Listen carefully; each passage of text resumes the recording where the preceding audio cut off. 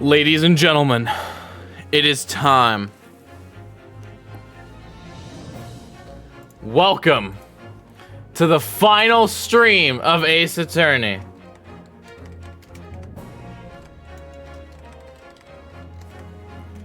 Ladies and gentlemen, I have to dress special for the occasion, as you all well know. It's time to begin. Oh shit, I've got that still up. Why is display capture not working? Hello? Bruh. Wrong screen. That kind of was anticlimactic a little bit, but anyways, welcome to the Great Ace Attorney Chronicles and the Great Ace Attorney 2 Resolve. This is time to finish it. So chat, I'm in the full suit today. Full suit with glasses, and I have a nice mug of coffee. In true style of an Ace Attorney. It's time to finish this. We're gonna do it, chat. The Resolve of Ryunosuke Naruhodo. Trial Part 2. Ladies and gentlemen, it's time. Is Walking wearing a clown costume? Chat, now you're making me wish I had done that. What?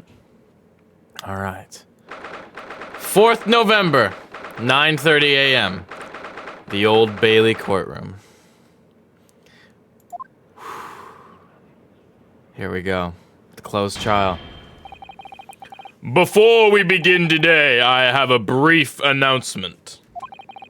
As with the closed trial 10 years ago, some astonishing facts have come to light in these proceedings. By the way, chat, do you have your swords, your korumas ready? Do you have them? I've got mine here, ready to slice down evil. And yes, that's perhaps the nerdiest thing I've ever done. But I don't care. Let's do this. Took me so long to get those achievements. I'm mood.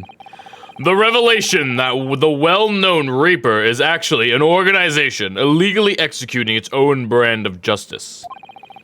And the discovery that a respected yard inspector was at its heart until he himself perished in an assassination plot. Well, I say to all members of the judiciary here present on this occasion, that we will stop at nothing to uncover the whole truth behind these disturbing findings.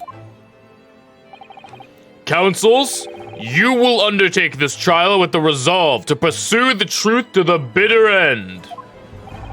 Resolve, yes. That's the name of this game. That's my intention. Why is there a different judge? This is a closed trial to all members of the public. The only people allowed here are government officials. And it's being handled by the top of the government. We're in the big boy shit now. My lord, if I may inquire. The defendant may speak. On what grounds is Kazuma Asogi permitted to continue in his role as prosecutor? He has admitted to colluding with the victim in a plot to assassinate an innocent man. He shouldn't be enjoying the privilege of freedom, let alone be leading the prosecution. I submitted a written petition to Lord Strongheart, requesting that judgment of my transgressions be delayed by 1 day. You did what? In today's proceedings, I intend to expose everything. My whole life for the last 10 years has all been leading up to this 1 day. Kazuma.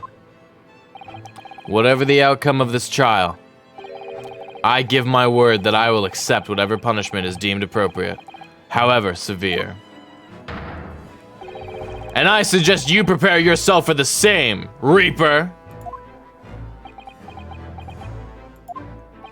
Kazuma's bristling with hostility today.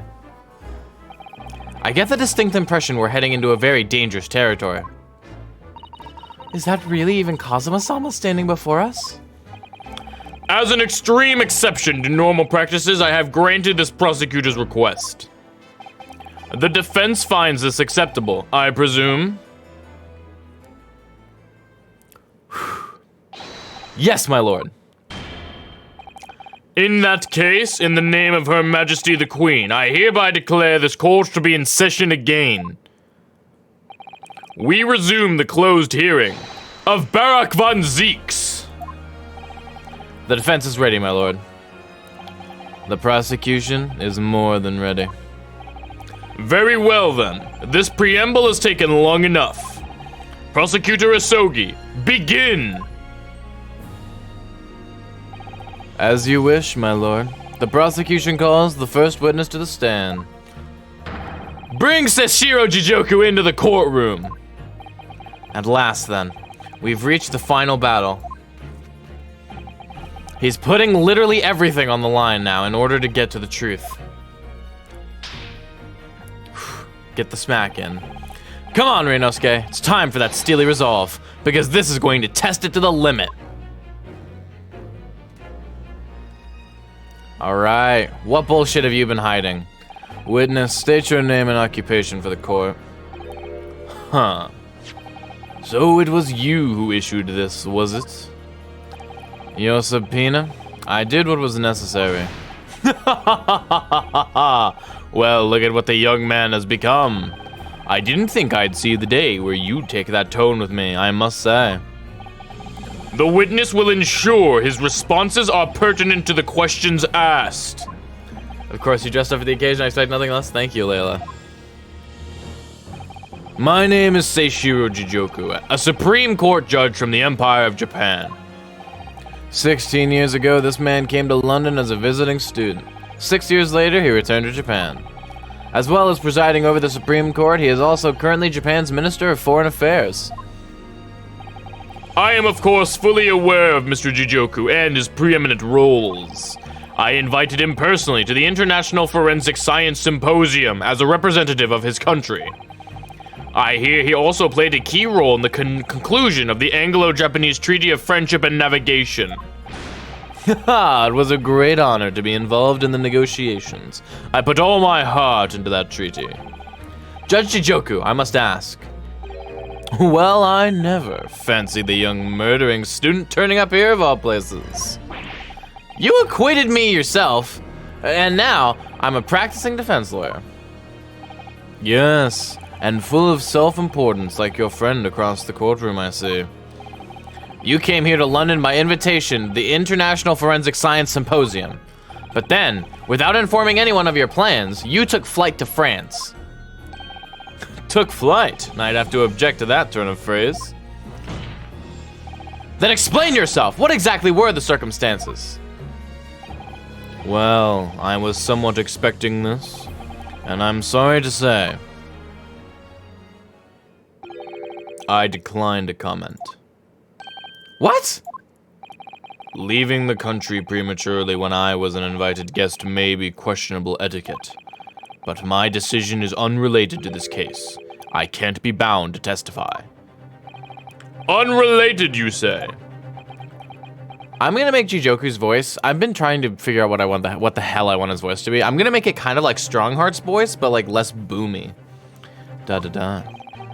I appreciate that a respected police inspector has been killed, for which I offer my condolences. However, being an alien, I'd obviously never met the man, nor do I know the first thing about him. As such, I'm in no position to testify. It's as simple as that. So you would run from all this? I beg your pardon? This case is more far-reaching than the murder of Inspector Gregson. It has ties to another murder, a case that was tried in Japan almost a year ago now. A year ago in Japan? The murder of Dr. John H. Wilson, you mean? That's right! And you, Judge Jijoku, are at the heart of both cases! The defense has evidence to prove it. Well, Reinosuke, I see from the look in your eyes that you're resolved to carry this through to the very end, too.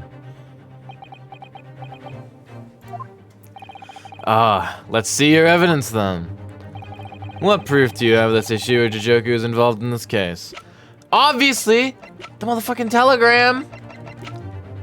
Telegram from Japan. Take that! We're just coming out with our big boy evidence right away. This is a telegram detailing a communication sent between Britain and Japan approximately 1 year ago. The communication contained 4 names: K. Asogi, A. Shin, T. Gregson, and J. Wilson. Hold it! Oh, You little... Where did you get that? in Tokyo. From your office, Judge Jijoku. What? How on earth did you... What's all this about? Why is my name on that list? This list of 4 names follows a certain pattern. T. Gregson and J. Wilson are the names of victims. K. Asogi and A. Shin are the names of assassins. No. A year ago in Tokyo, Dr. John H. Wilson's life was taken in a Western-style restaurant in the capital. The culprit was found to be a visiting student who went by the name of Josiah Brett, but her real name was Asa Shin, a professional killer sent on a mission to kill from Great Britain. A. Shin and her victim, J. Wilson. And the murder that just took place here in London was the counterpart to that crime. An assassin sent from Japan, also a visiting student, Kazuma Asogi, whose victim was the British police inspector, Tobias Gregson. K. Asogi and T. Gregson. 1 assassin from each country to kill a target residing in the other. What exactly is the defense suggesting? These 2 cases of murder, one that took place in Britain and one in Japan, were masterminded by a pair of individuals from each country as a form of assassin exchange. And the telegram the defense has acquired is proof of this international contract to kill. What? It feels like Kazuma doesn't know, but like, how could he not know? The telegram was found in your office, Judge Jijoku. In other words, the mastermind in Japan was you! Judge Jijoku, what's this all about? And you, Kazuma, you lied. During yesterday's proceedings, you acknowledged that you'd accepted the assassination mission. But the mark wasn't Judge Jijoku at all. It was T. Gregson, Detective Inspector of Scotland Yard, as shown by the name on the killing contract. Very impressive, Ryunosuke. But actually, I didn't lie. The name of the target I was ordered to kill never passed my lips yesterday. The idea that Seishiro Jijoku was the mark came entirely from you. You deliberately avoided saying a name? The defense claims these 4 names indicate some sort of international assassin exchange. I'm sure I speak for all present when I say that the very idea seems utterly absurd. Well, Mr. Jijoku, what do you have to say for yourself? I just got door 100 and doors wish me luck. Good luck, Wings. His silence? It only goes to prove his guilt.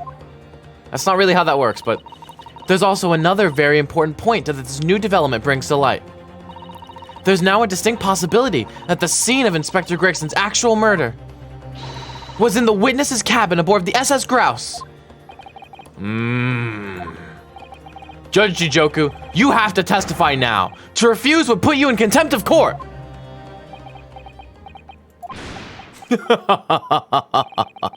There's no need for quite such a vicious stare, young man. Very well then. As a parting gift to you all, I'll tell you everything I know. It seems this Japanese gentleman has information that the court must hear about the alleged assassin exchange and the events of the night of 31st October. Present your formal testimony now. As you wish, my lord. ... Holy shit, we really just came out with it, huh? Holy god. Okay, the assassin exchange. It's true that Kazuma Asogi was assigned the assassination mission 1 year ago now. The target was Inspector T. Gregson. That was a condition of the British study tour. However, in the end, something happened that meant the young man was unable to carry out his mission. On the evening in question, a member of the crew was on duty outside my cabin at all times. If there had been a shot fired, the crewman would have heard it, so clearly I can't be involved. Okay. So you admit it then. As this communication suggests, there really was an assassination exchange arrangement between Britain and Japan. A political endeavor at the highest levels, not something I can discuss here. To use such a worthy practice as a foreign study to coerce someone to commit murder. It's the most appalling thing I've ever heard. Appalling? Well, it's easy to judge. Pardon? Asogi had a reason for taking his sword to that British inspector, you know. What? Which is why he accepted the mission in the first place. Isn't that right, Council? Kazuma-sama? Judge Chijoku, if you are the mastermind behind this operation in Japan, then tell the court the identity of your counterpart in Britain. I think it's Male Strongheart. I'm just saying. I'm not obliged to divulge that information. As I said yesterday, I've killed nobody. I freely admit that I accepted the mission, but on the night the plan was to be executed, I backed out. In short, this assassination exchange that the defense has identified is unrelated to the events of this case. The crucial point is this. Your police inspector can't have perished aboard that steamship in Dunkirk. Because if he'd been shot in the cabin, it's inconceivable that the member of the crew wouldn't have heard it. That's right. Gregson was killed after returning to London, in the room on Fresno Street. And the perpetrator of the crime was the Reaper, Barak von Zeeks! The prosecution's accusation remains unchanged. To think that a seemingly innocent foreign exchange program was a facade for such a Machiavellian dealings. Clearly it's a plot only a government minister and high-ranking judge such as the witness could hope to execute. Well, I seem to recall that it was someone on the British side who controlled everything. Be that as it may, shut the fuck up before you give me away. It is not the place of this court to pursue this villainous assassin exchange plot. We are concerned only with the tangible events pertaining to the murder of Tobias Gregson. Is the defense clear on that point, counsel? No. Bitch. Yes, my lord, is what I'll say, but not what I think. I'll keep that in mind as I cross-examine the witness. What did Tobias do? I don't know. I think Tobias was actually the Reaper. Like, there's no evidence to refute that. So we gotta go to the end now. What? Why are you doing exclamation mark bracket? There's no bracket today.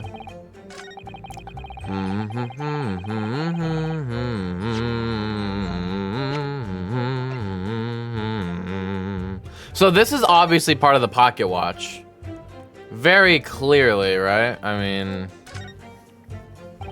let me inspect it though. You see these little things all over it? It's the part on top of a pocket watch that you twist to set the time, isn't it?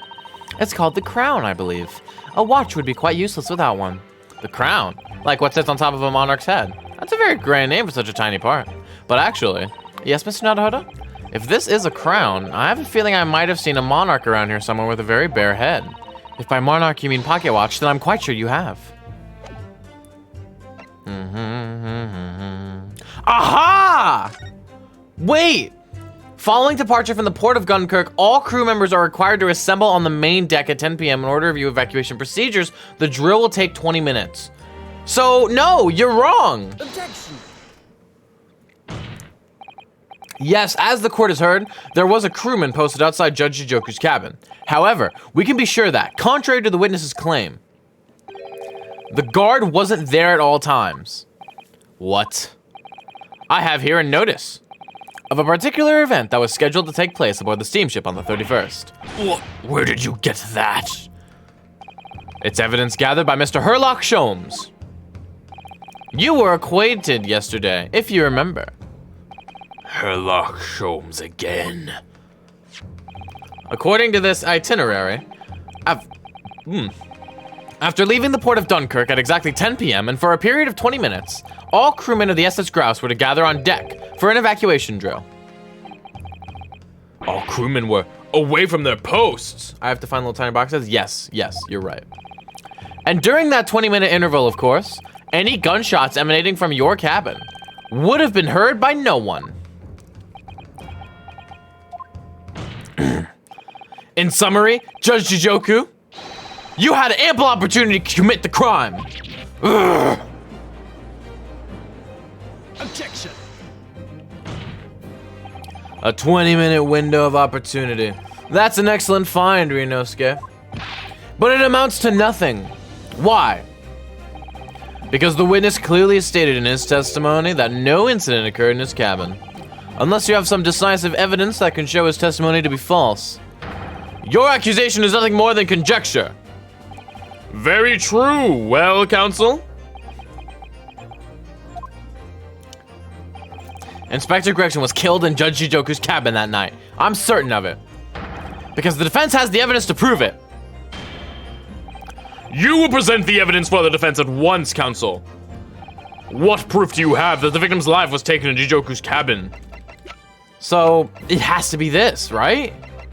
Take that. Judge Jijoku, this was found in your cabin yesterday. What is that? The crown of a pocket watch? A pocket watch? If you will observe, the victim's pocket watch, which we know he treasured, is missing precisely that part. It can't be. Moreover, this crown is a perfect fit on the spindle protruding from the victim's watch. Ugh. Now, the fact that this was retrieved from Judge Jijoku's cabin tells us that the victim's watch almost certainly broke there. In other words, the victim was killed on the 31st during the 20-minute evacuation drill. In the cabin occupied by you, Judge Jijoku! Well, you're razor sharp, aren't you, you young murderer? You acquitted me, alright? So shut up. Expertly maneuvered, Ryunosuke. And your argument sounds entirely plausible, at first. But rather like this pocket watch, it's full of cracks. What? And I believe Judge Jijoku feels the same way. I was wrong to acquit you earlier in the year. Damn!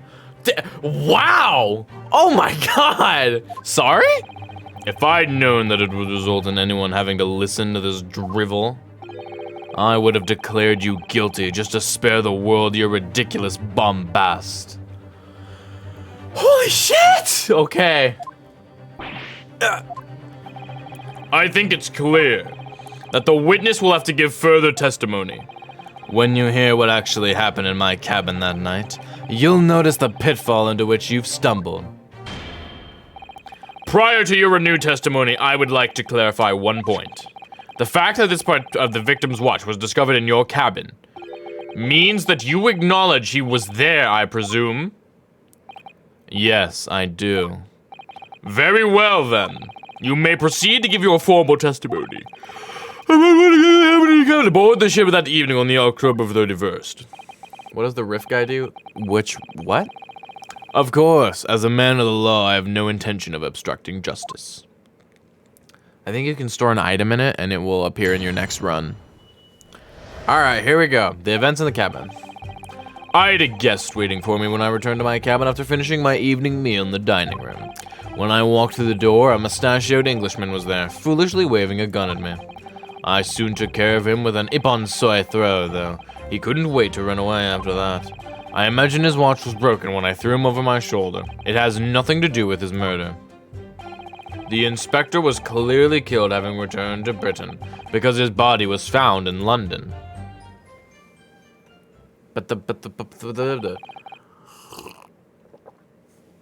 Ippon Soi? A common jujutsu martial arts technique in my country. I was careful not to use too much force, but the man obviously landed too heavily for his watch to take. So, Ryunosuke Naruhodo, I imagine you can see the flaw in your logic now, can't you? What? The fact that the pocket watch was broken in the witness's cabin in no way proves that the victim's murder took place there. I'm gonna flop on my desk. I have no doubt the inspector intended to kill me, but he didn't manage to pull the trigger. Yes, because he was merely the tactician, not the reaper's hand of death. Well, the testimony appears to make perfect sense as far as I can tell. Let me express my deep gratitude for your understanding, my lord. But if this testimony holds, Judge Jijoku would deem to have no involvement in the case. Well, counsel, I really see no reason for wasting precious court time here on a cross-examination. Sorry, my lord. The defense has a right to cross-examine, and I don't intend to squander that. You're an embarrassment to your countrymen, not knowing when you're beaten. In that case, proceed, Mr. Naruhodo. Holy shit, dude. Judge Jijoku's scary. I can't believe I thought he was hot. All right, the events in the cabin. I'm gonna press on everything, I think. No, I just want to press on the last two. I don't want to waste any time here.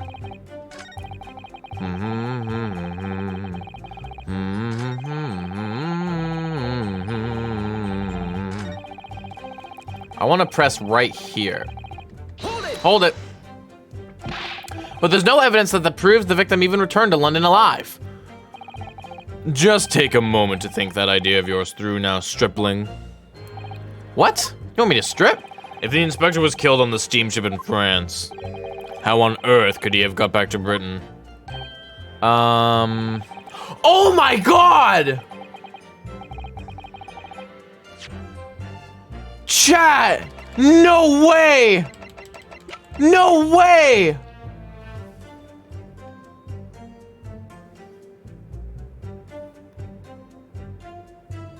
Was his body in here during this photo? Oh my god! Oh my god!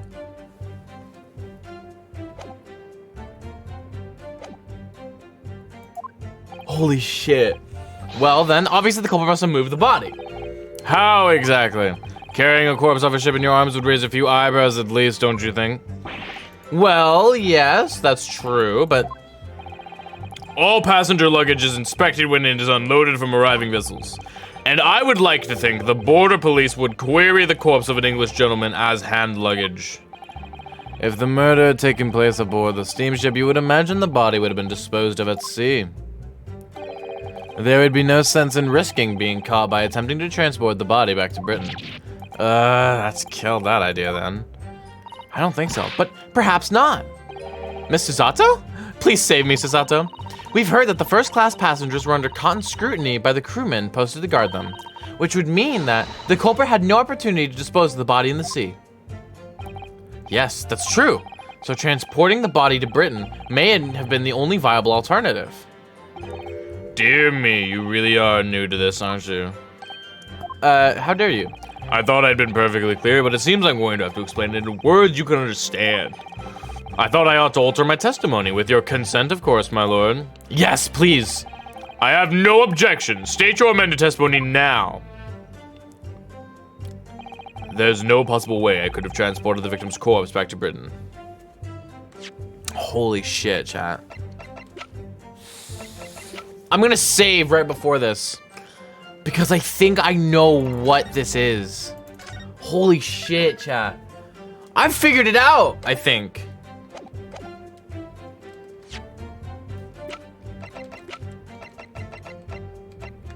Yes! Oh my god, I'm on a roll today! There's no possible way you could have moved Inspector Gregson's body, you say? I would say the opposite is true. There's no fucking way. And what's that supposed to mean? Far from being impossible for you to do. The transporting of Inspector Gregson's body back to Britain is something only you could do. What are you talking about, Ryunosuke? As well as being a judge, Mr. Jijoku is also Japan's Minister of Foreign Affairs. which means he's exempt from having his luggage searched when he enters the country. We learned that when we first met you upon your arrival in London. Back when you were smiling and not evil. Well, all those passport checks and luggage searches at the border took rather a lot of time. I must say I'm very envious of your ministerial status. You didn't have to go through any of that, did you? Ah, I knew you were jealous. You have a fucking body in your bag. I presume you recall this, Judge Jijoku? It's a photograph we took in the foyer of the hotel to mark the occasion. As the Corps will know, you have with you your large travel trunk. Large enough, in fact, to have a corpse inside. Miss Naruhodo, surely you're not suggesting... I'm afraid I am, yes.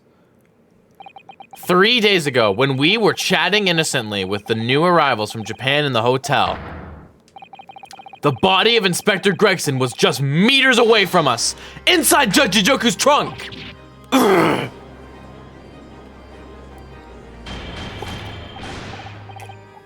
Order! Order! Order in the court! I'm skeptical, counsel, that a grown man's body could fit inside even the largest travel trunk. It could. Bitch. Because I happen to know that the witness himself, a man of considerable size, fits inside his trunk. And verifying that would be extremely simple. Wouldn't it, Judge Jijoku? But inside his trunk? How horrifying.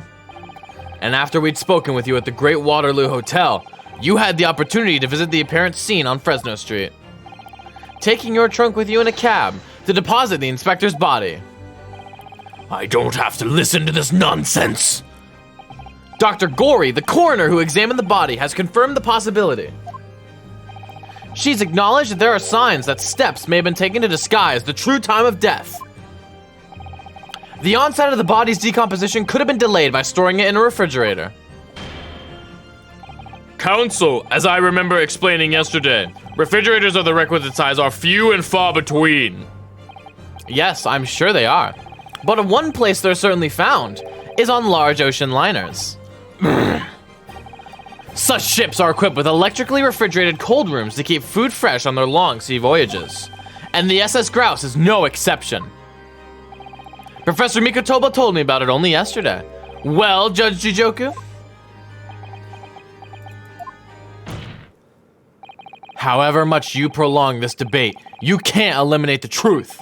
All the evidence points to you being the killer.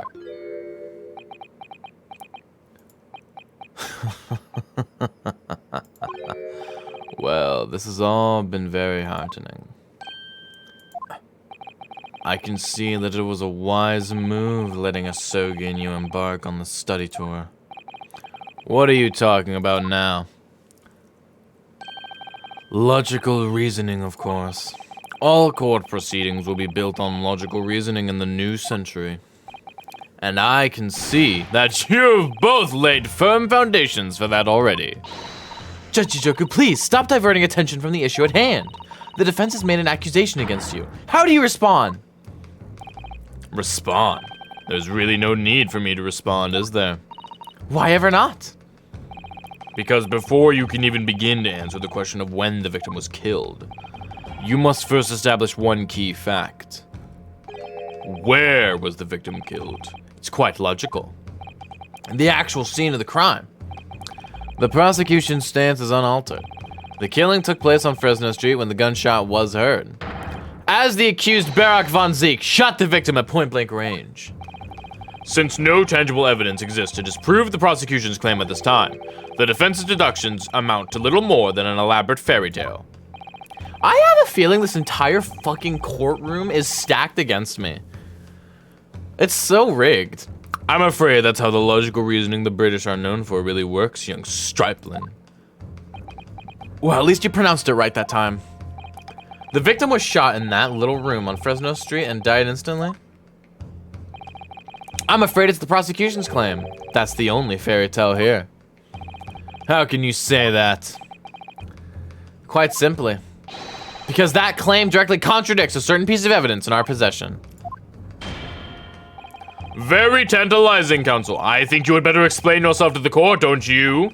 The prosecution claims that Inspector Grayson died instantly. What did we show the theory for the But this evidence clearly contradicts that claim. Okay, so claim that he died instantly. Huh. Bum bum bum bum bum bum bum bum bum bum bum bum bum bum bum bum bum. Dude, I don't know. Gosh. Poor Gregson. What a guy, honestly. I feel like it's something we haven't used before. You know what I'm saying? By the way, did I ever read this?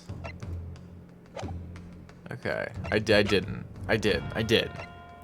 I don't know. It's okay, wait, evidence that disproves... I'm gonna save. Evidence that disproves that Gregson was killed instantly. Or is it... Do we have any? The victim was shot in that little room on Fresno Street and died instantly. I need evidence to disprove that. Oh God, I don't know. Oh God, what proves he was not shot there? I mean, I've helped you with evidence before. Let me help you again. Crisis to the rescue! Dude, I don't know, dude. I don't know, brah. The big firecrackers? I know they sounded like a gunshot, but we already talked about that. We already talked about that. I want to tug its ears. You know what I want to say? I want to talk about the fucking... I want to talk about the gunshot that we found in the cabin. But, like, we haven't been able to. You know what I'm saying? We can't examine it. We can't have that evidence. It's crazy. It proves it wasn't a shot, no? I'll try to present it, I guess. Take that! I don't know. The Japanese really are accurate. Damn it. It could be, I could be wrong. I don't know, dude. First try? Nice. Take that / your mom. I tried. I know, Crisis. It's okay. It's okay. Fuck. I don't know. Like, because chat, okay. Something that proves he wasn't shot. He wasn't killed in that room.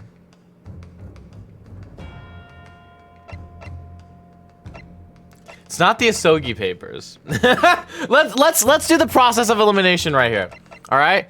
Not this, not this, not this, not this, not this. No, actually. Now, well, hold on. Let's look at the revolver. Let's look at the revolver. Let's look at that. Let's look at the revolver. There's nothing like that on this gun. It must have been issued longer ago than that. Is that the only thing we can look at? It doesn't look like it has any shots in it. Okay, so not that. Presumably not this, right? Like, that ring at the bottom, there's no thing for it. There's no thing for it. Oh God, chat. Chat, are we gonna cheat? Are we gonna do it? Are we gonna do it, chat? Are we gonna do it? Fuck, cause here's the thing, right? That's right, we're gonna cheat. Here's the thing, like, I don't quite understand this. Let's just look at her. Okay, that's right, we're gonna cheat. I've been thinking about this and I can't figure this one out. This one's a rough one. This one's a rough one. This one's crazy. Sure.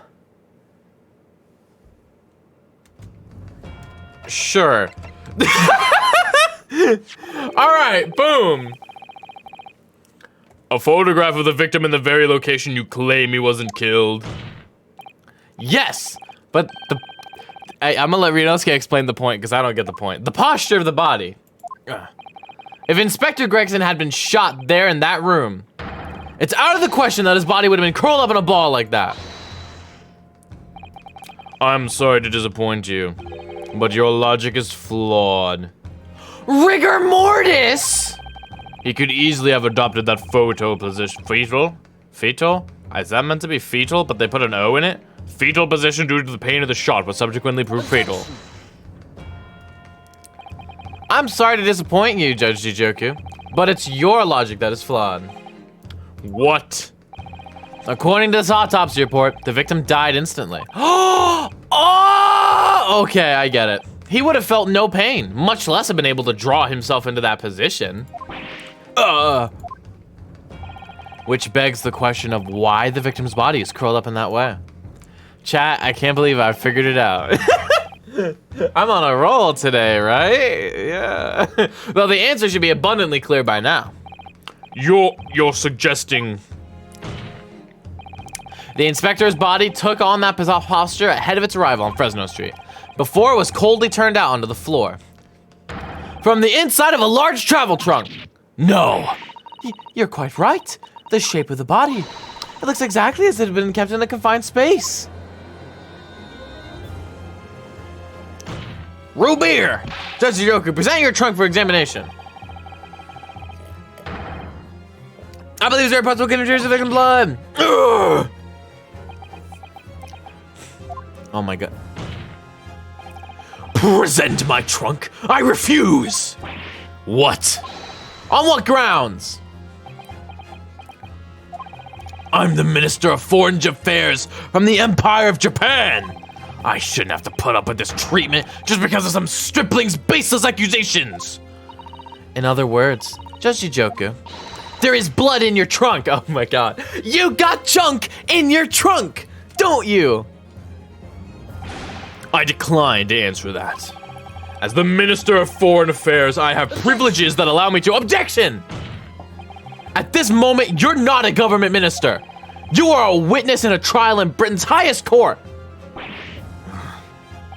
I don't care who you are or what your status outside this courtroom might be. You will not withhold information. Nothing is more important than the truth. My god, Ryunosuke, get his ass! Order in the court. Well, Mr. Jijoku, what's it to be? You can't be serious. You did it? Have you no shame at all, Kazuma Sogi? What? Oh my god. Very well, I admit it. I did bring the inspector's body into the country. Inside my trunk, exactly as postulated by the defense. What? You? Dear God! Outrageous! So it was you. You admit to Inspector Gregson's murder. No! I admit to nothing more than what I've said. Of killing the man, I certainly have no recollection. What on earth is that cryptic statement supposed to mean? I merely disposed of the inspector's body, which was left in my cabin, in order to avoid unwanted attention. As the judicial assistant over there pointed out, I had no chance to throw it into the ocean. So I decided my only option was to bring it into Britain with me and dispose of it somewhere else. You can't still deny it. If you didn't do it, then who on earth did kill the man? As you know, there was one other person in my cabin that night. He had the opportunity.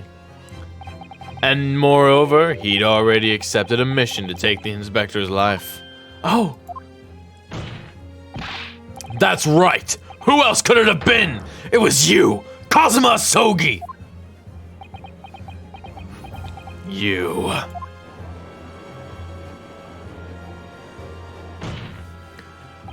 I never thought you'd stoop to this, Seishiro Jijoku. You've taken the words straight out of my mouth, Prosecutor Kazuma Sogi. You thought by leaving the body in my cabin you could pin the crime on me, did you? Well, the prosecution counsel has already admitted to visiting the witness's cabin on the night in question. Yes, on an assassination mission, no less. You wouldn't. So, what do you make of that, young stripling? You've heard my testimony now, and that's all I have to say on the matter. I'll admit to nothing more. I don't believe this. Counsel for the defense, what is your position now? The court awaits your response to this witness's assertion. The assertion that on the night in question, the victim's assailant was in fact Mr. Kazuma Asogi. This isn't the dead end it seems to be. The answer is right in front of me. It comes down to Jijoku or Kazuma. Both of them had the opportunity to kill Gregson, but only one of them did it. And I'm just a step away from proving who. Very well. The defense is ready to respond to the assertion put forward by Judge Jijoku. The idea that the victim's murder could have been committed by Prosecutor Sogi is impossible. I'm confident. Judge Jijoku, let me remind you of something you said only a few minutes ago. You claim that logical reasoning is the future of the judicial process. It is, no question. Well, logical reasoning can prove something here. Namely, that it would have been impossible for Prosecutor Sogi to commit the crime. Oh, chat. The music. What? The court will only accept an argument that is supported by compelling evidence. So present what you have, counsel. What proof is there that allegedly demonstrates the impossibility of Prosecutor Sogi's involvement?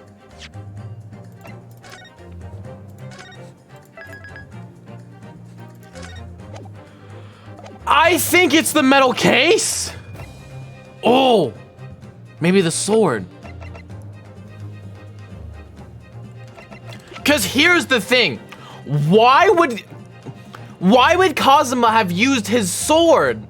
Because Gregson was killed by a gunshot. Take that! Oh, god damn it. Fuck. I'm sorry. I'm sorry. I killed the music, dude. I killed the music. I killed the music. Fuck. My bad, chat. My bad. I know what I want to say. I can't upset Susada-san, or I'll end up being upset too. A member of the crew was on sentry duty at all times, so as long as the guard was there, it would have to have been impossible to fire a shot without it being heard. And that very much narrows down when the crime could have been committed. Oh, it's about the time. It's about time, then. Well, fuck.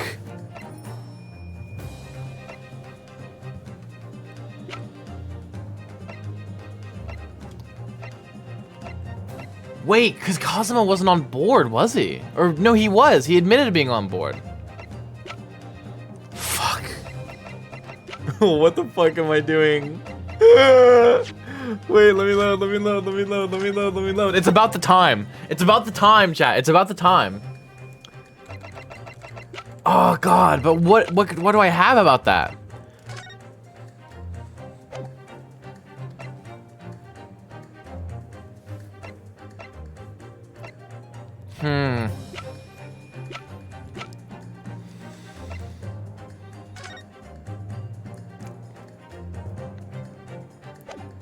I don't know, chat.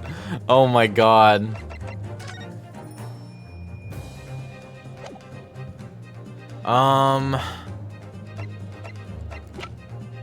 This is such a hard case already.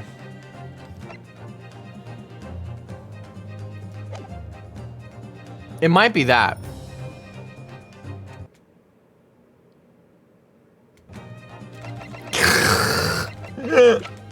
Alright, take that!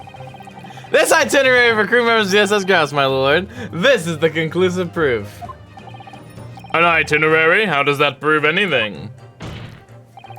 Judge Jijoku, the moment you acknowledged that you found the victim's body in your cabin, this itinerary suddenly became much more significant.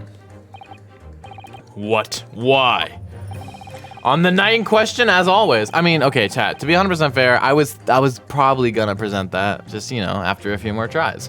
On the night in question, as always, a crewman sentry was on guard outside your cabin door. As long as he was there, nobody could have fired a shot inside the cabin. Absolutely, because it's inconceivable that the guard wouldn't have heard it and come to investigate. So that tells us that the crime must have taken place when the guard was elsewhere. And that narrows it down to 20 minutes, just after 10 o'clock, as indicated on the itinerary. Yes, I see no flaw in your reasoning so far. But the crucial point is this. When the evacuation drill took place, the steamship had already put to sea from the port of Dunkirk. Now, clearly the murder could only have been committed by somebody who was aboard the vessel at the time. But Prosecutor Sogi stated in yesterday's proceedings, I didn't come to Great Britain to take anyone's life, so I left Gregson and disembarked the ship. I spent that night at a boarding house in the town and returned to England the following morning. Which I'm sure the court will agree is conclusive proof that Kazuma Sogi couldn't have possibly carried out the killing. Gah! Hold it. No, absolutely not. I don't accept that at all. What do you mean? The boy's just saying that to exonerate himself. We can't trust that he really disembarked the vessel. Obviously, after he left my cabin, he hid himself somewhere nearby on the ship. Just waiting for his chance to come back and finish the... Objection. No, that's out of the question. Isn't it, Kazuma? As the defense rightly recalls, I disembarked the vessel and spent the night in a boarding house in Dunkirk. And as I said yesterday, I signed my name in the accommodations register book. All extremely easy to verify and undeniable proof. No, There's no escape this time. You can forget that you're a judge or a government minister. It's time you gave the court an honest answer as a common man. You killed Inspector Tobias Gregson and transported his corpse back to Britain. Then you dumped the body in the room on Fresno Street and made it look as if the murder had happened there. That's what really happened, isn't it? Shishiro Jijoku! It was that damned trial 10 years ago. That's when all this began. Looking back now, my fate was decided that day. I was doomed already.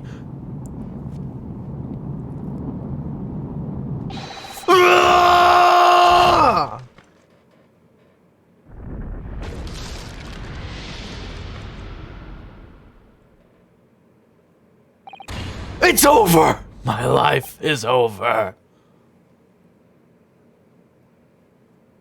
Whoa. Holy fuck. A British assassin to eliminate a professor in Japan. A Japanese assassin to eliminate a detective in Britain. Both assassins will use diplomatic immunity to evade conviction and return safely to their homelands.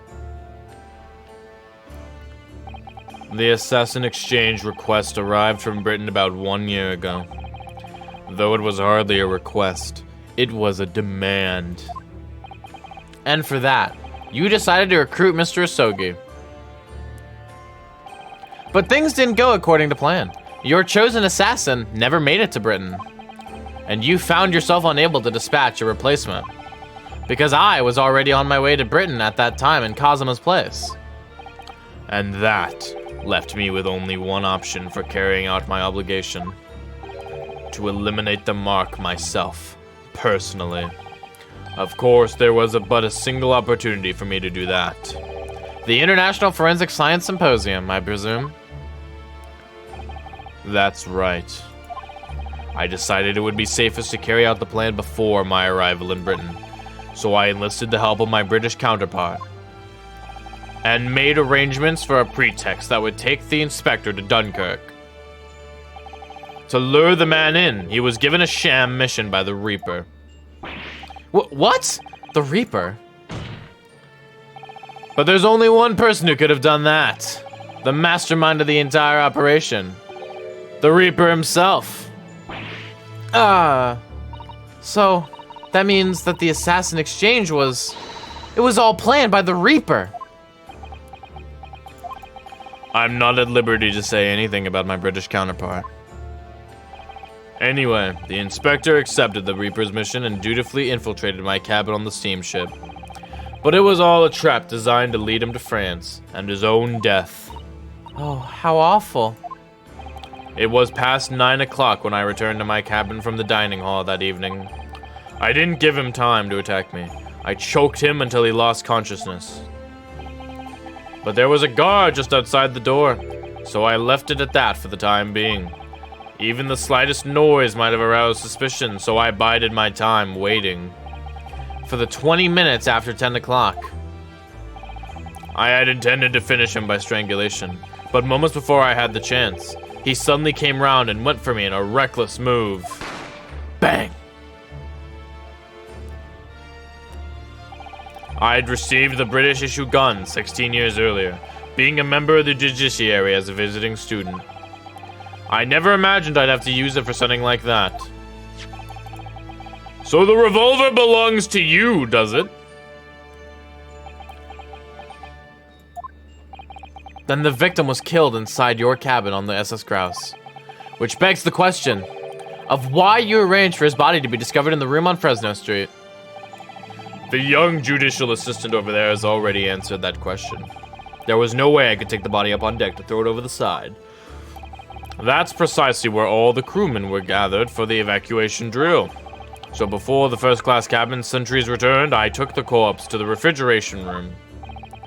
And then on arriving in Dover, you concealed the body in your trunk in order to smuggle it past the border police. Dude, could you imagine, like, the cook going in for breakfast that morning, like, where is the ham?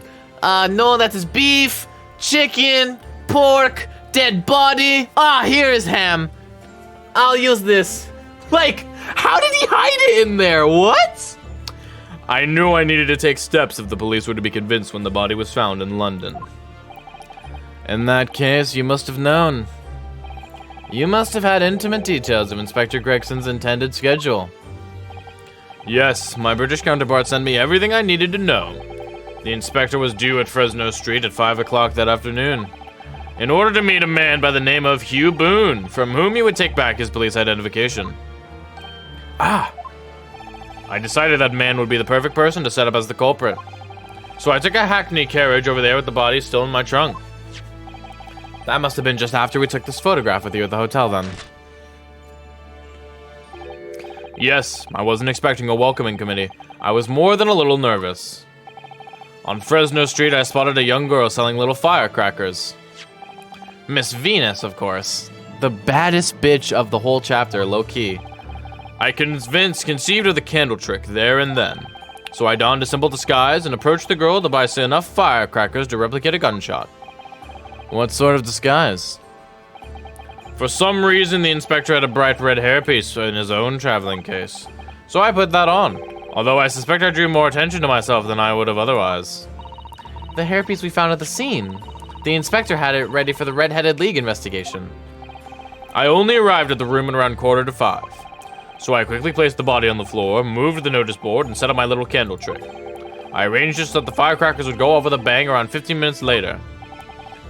So that Mr. Boone, who was due to arrive at 5, would walk straight into a trap? Except, at the last moment, I made a careless blunder. What was that? I imagine it was the bag of fish and chips. I didn't notice that it had fallen out of his overcoat pocket when I moved the body to the refrigeration room. I put it back into his pocket the following morning, but... well, it seems the warmth of the heated cabin had accelerated the decay of the fish. And that's what led us to know that the time of death was obscured. Anyway, that's everything. All the sordid details of what I did. Holy shit. I still feel bad for him, because he's obviously being pressured into it by someone in the British government.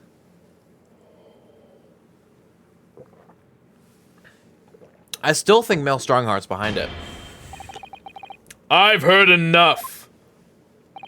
We've arrived at the truth about the murder of one of the country's most capable and respected police inspectors.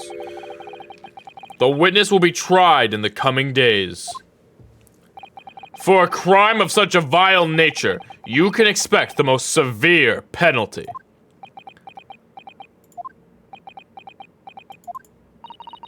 An exchange of assassins. What a foolhardy idea. Mr. Jijoku, one last detail. Who was your counterpart in Britain? Who was the mastermind behind the assassin exchange? Nothing you say now can make matters any worse for you. Just tell us. You're gonna be sentenced to death. Just tell us. Enough! I've already told you that I cannot say. Even though, as things stand, you may very well never set foot in your homeland again. What are you waiting for? Can't we get this over with now? It's finished. All of it. I'm finished.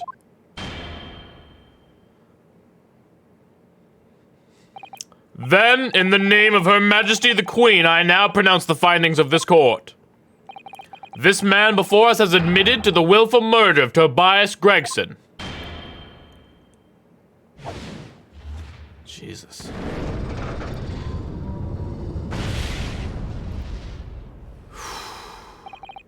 Seishiro Jijoku, it is the opinion of this court that you should be found Guilty. I don't feel right about this. And may I remind all those present of the strict confidentiality demanded by this closed court. Can I raise an objection?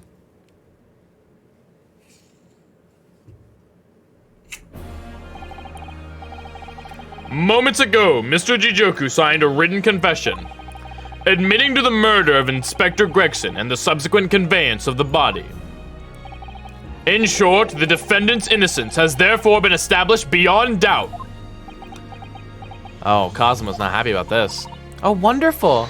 Well done, Miss Naruhodo. Yes, thank you. Is something wrong? I'm just a little troubled by his silence. The true identity of the Reaper of the Bailey and this extraordinary assassin exchange. We do remain in the dark about these mysteries. However, and so far as the indictment brought against the defendant in this trial, we have reached a conclusion. I have every intention of pursuing both mysteries. As a prosecutor. As you wish. Now for the formal adjudication. I hereby declare the defendant, Barak von Zeeks. Objection. I knew Cosmo would do that.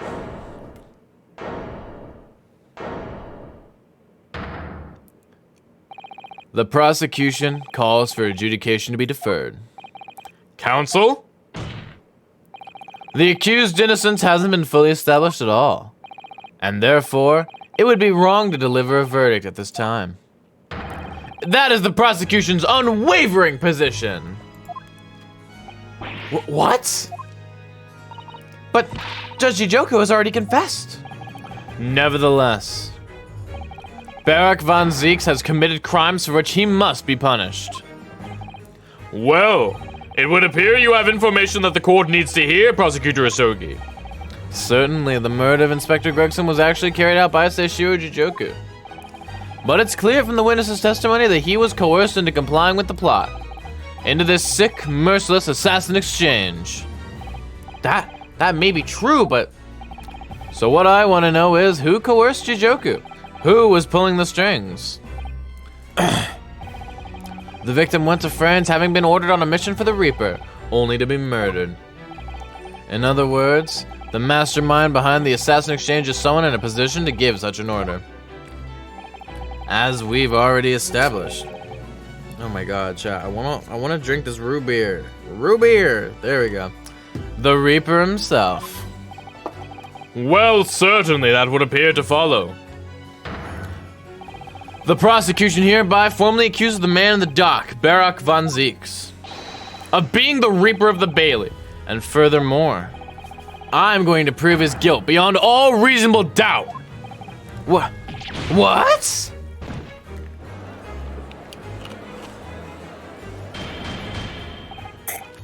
Order, order, order! The Reaper of the Bailey is a long-standing mystery, Council. Are you suggesting you have some new information with which to build a case? Scotland Yard has already investigated Lord Van Zieks very thoroughly in that regard. And they found no evidence whatsoever to substantiate the claim that he is the Reaper. Perhaps, but circumstances have now changed. What do you mean? It's already been established that the Assassin Exchange was negotiated with Jijoku by the Reaper himself, which means we now have a new line of questioning by which to identify definitively the man's identity. That is the prosecution's intention here. I must say I'm surprised by quite how tenacious you appear to want to besmirch my name.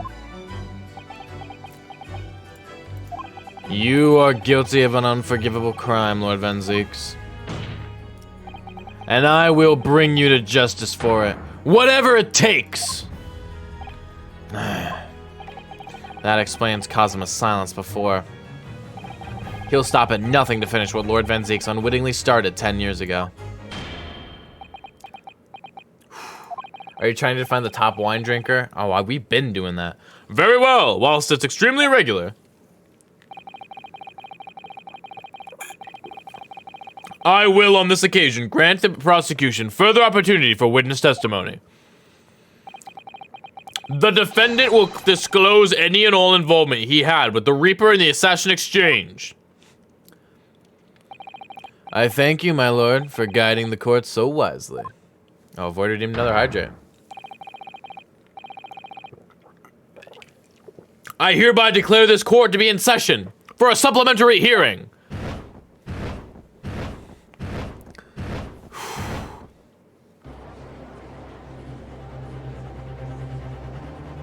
Boom, baby!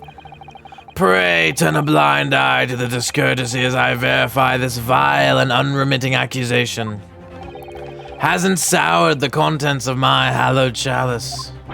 Lord Van Zieks! I first had to suffer the pseudonym of the Reaper 10 years ago now. And ever since that time, I've endured the weight of implied guilt that's gone with it. So I welcome the chance to testify now and crush those allegations once and for all. He's releasing a twit longer. Good. Then let justice decide, Lord Van Zieks. The prosecution seeks to begin building its case by calling the accuser to stand as the primary witness, in order that he may answer the accusation brought by the prosecution that he is the Reaper of the Bailey. And what says the defense? Putting the defendant in the witness stand can be extremely dangerous. And Kazuma-sama is so emotional at the moment, he's not thinking logically. You're right that he's not himself, but I knew it would be like this, and I came here today determined to face him through whatever might arise, as a lawyer and as his friend. Then that's what we must do. The defense has no objection, my lord. Very well. Defendant, you will take the witness stand and give formal testimony on the subject of your involvement with the Reaper and the Assassin Exchange. As you wish, my lord. Alright, let's do this shit. The Reaper and the Assassin Exchange. I've never taken the life of another, nor have I instructed another to kill. I've been investigating the truth behind the Reaper for years, and I was aware of Gregson's involvement. That's the reason why I went to Fresno Street that day, and how I came to discover the body. The point is, no common thread exists between myself, Gregson, and Dr. Wilson. Oh my god, I'm gonna present Clint Van Zieks' autopsy report right there. Clearly, therefore, there's no reason to suspect me of being behind the Assassin Exchange. So you deny all accusations by the prosecution, both that you are the Reaper of the Bailey and that you masterminded the Assassin Exchange? I acknowledge that the public at large believe me to be the Reaper. However, that's a fallacy, which I alone am in a position to forswear. Naturally, the prosecution believes that the testimony just given by the accused to be untrue. Ryunosuke Naruhodo. Yes? Let me ask you, why are you here? What really brings you to this courtroom? A desire to uncover the truth. Even if the truth proves your client to be guilty? From all my experience in this courtroom, I've come to realize something. The truth can't be hidden. Sooner or later, it will come out. So it's always my intention to work with my client in pursuit of the truth. I want you to remember what you just said. Enough dilatory chatter. Counsel for the defense, proceed to cross-examine the witness. Yes, my lord. I know exactly what you're thinking, Cosima. I know that you're just waiting to point it out. The contradiction, you're convinced, lies somewhere within this man's testimony. All right, here we go. I know what the contradiction is, though. The Reaper and the Assassin Exchange.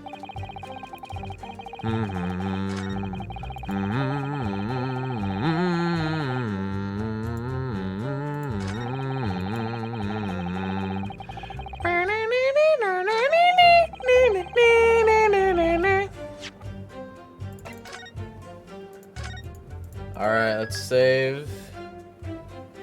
What chocolate is the best? Dark chocolate, milk chocolate, or white chocolate? I prefer milk chocolate. I prefer milk chocolate the most. I really do.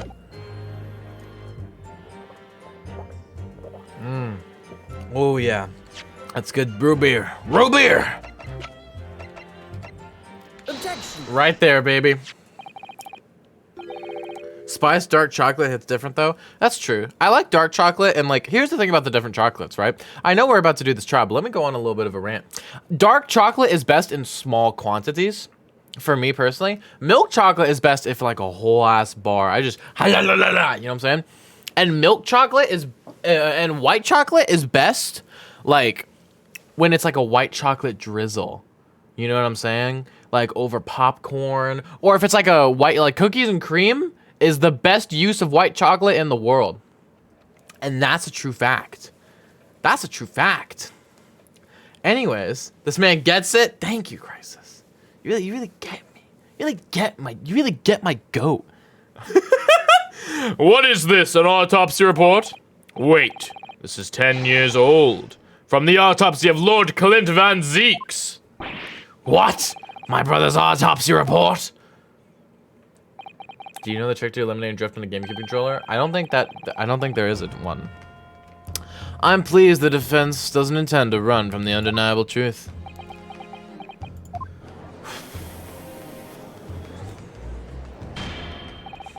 Order in the court.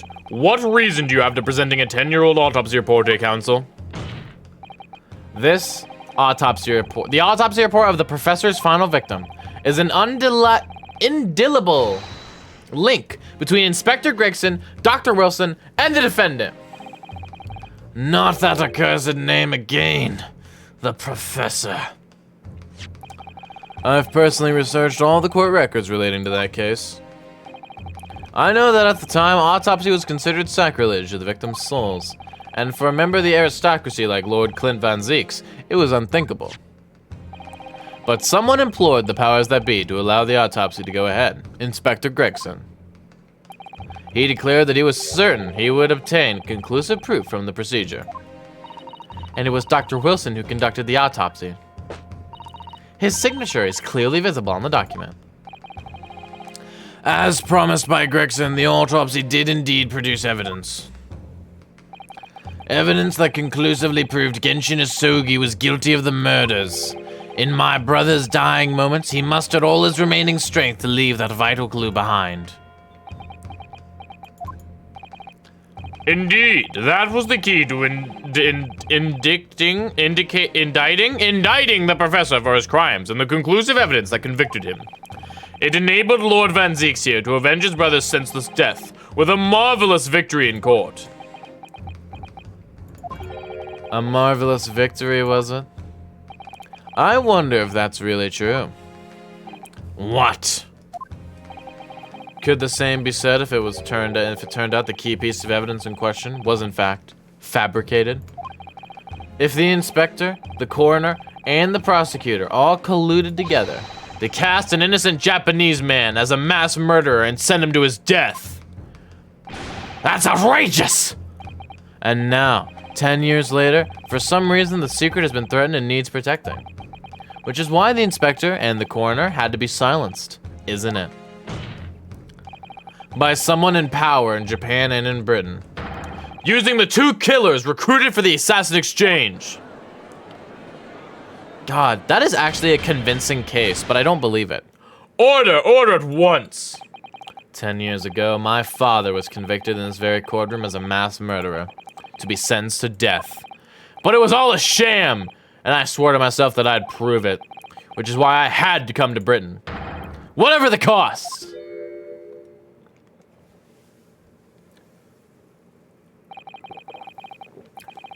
You'll have to forgive me if I feel compelled to toast this vengeful Nipponese's tenacity of purpose here. However, he who fails to quash his emotions in the courtroom has failed as a lawyer. Come on, Kazuma, you know this won't wash. You're claiming your father was misrepresented in a trial that took place a whole decade ago. You must see that without evidence, that's nothing more than a wild accusation. As it happens, I have evidence. What? As the court has heard, I crossed the Channel to France with Gregson on the 31st. I went with him on the pretext of being the assassin recruited to kill Seishiro Jijoku. But my true intentions were to make the inspector tell me the truth. What truth? The truth about the evidence. And he acknowledged what I had already deduced. There's a closely guarded secret about what went on in that autopsy 10 years ago. What? A secret? I know nothing of any secret! While we waited for my supposed mark in Jijoku's cabin, I drew my clan's illustrious sword, Kaduma, before the inspector's eyes. He very quickly understood what my true motive was. Oh, Gregson! Right, I see. You're that Sogi's young lad, are you? And what? You're gonna cut me down with that thing, is that it? That will very much depend on the answers you give to my questions. I want to know what really happened 10 years ago. The truth, that's all. Before we get into it, let me make one thing clear. I still believe your father was the professor. There's no doubt in my mind. But unfortunately back then, we didn't have the evidence we needed to make the crime stick. So, you admit it then? The evidence used in my father's trial was fabricated? It was for the good of the country. Anyway, I was just following orders. Orders? What exactly did you do? Speak! I'm not saying another word. Even if your life depends on it? That's right. Even then. Shing.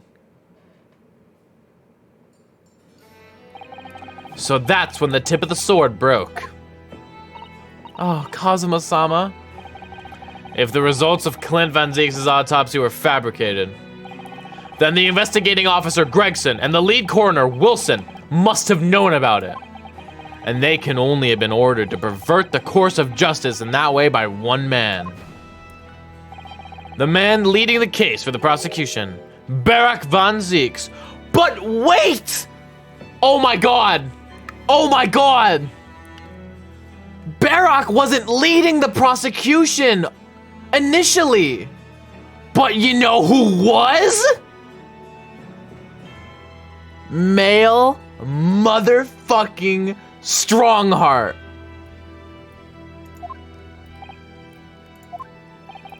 In other words, the defendant did have cause to organize this exchange of assassins.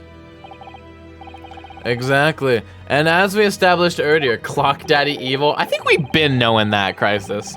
It has to have been the Reaper himself what the fuck? Chat, what is that? What is that word? Liaised? What? That's gotta be some British, okay. How do you say that? Oh my god. Who liaised. Liaison? Liaised with the Jijoku in Japan to arrange the exchange. Liaise, okay. Like a liaison, got it. So it follows that the Reaper's true identity can only be that of the man who stands accused in this courtroom today, Barak Van Zieks. So my first thought is, first of all, I trust Kazuma when he's recounting that, but I know Barak's gonna call that into question. Barak's gonna be like, why should we believe you on that? Kazuma Sogi. What? What you've just told the court, are you absolutely certain of your facts? Did Gregson really fabricate evidence for that trial 10 years ago? I heard it with my own ears. His shameful admission. I think Van Ziek didn't know. Cassie Studios killed Cassie Studios and Among Us. Sus. There we go, Void. In that case, I know. The name of the Reaper. Oh! Zeeks! Oh my god, Daddy Zeeks. What? Lord Van Zeeks. Posture check, thank you. I gave no such orders. I know that for certain. Which narrows down the remaining possibilities to one. If Lord Van Zeeks isn't the one behind all this, then yes, there is only one other person who could have done something like that. I believe I know who it is too. You. I just had a feeling this name was going to come up. The true identity of the infamous Reaper of the Bailey is... Mel Strongheart! The only person who could have arranged the assassin exchange and manipulated the autopsy results is the Lord Chief Justice himself, Lord Mel Strongheart! What? Lord Strongheart? Barak is like, that's not what I was going to say, but I'll roll with it anyways. Yes, it's true that 10 years ago, the defendant handled the prosecution of the professor in court. But he only took over the case after his brother, Lord Clint Van Zeeks, had been killed. Oh my god. I can only assume that this is the most inappropriate joke in British judicial history. Well, Lord Van Zeeks. 10 years ago, I was very new to my profession, but I had a burning desire to avenge my brother's death, so I pleaded for control of the case. The investigation to that point, the supplication of the lords to allow my brother's corpse to be examined, all the evidence I was given, the autopsy reports, it all came from you. I've spent my life since then believing I was in your debt for the way you stood aside and let me handle the trial. But I see now that I was very much mistaken. It was a hugely influential force that caused the inspector and the coroner to break the law 10 years ago. And that same force was still felt a decade later on the other side of the world by Seishiro Jijoku. Lord Strongheart, everything falls into place when we recognize that you are the Reaper of the Bailey!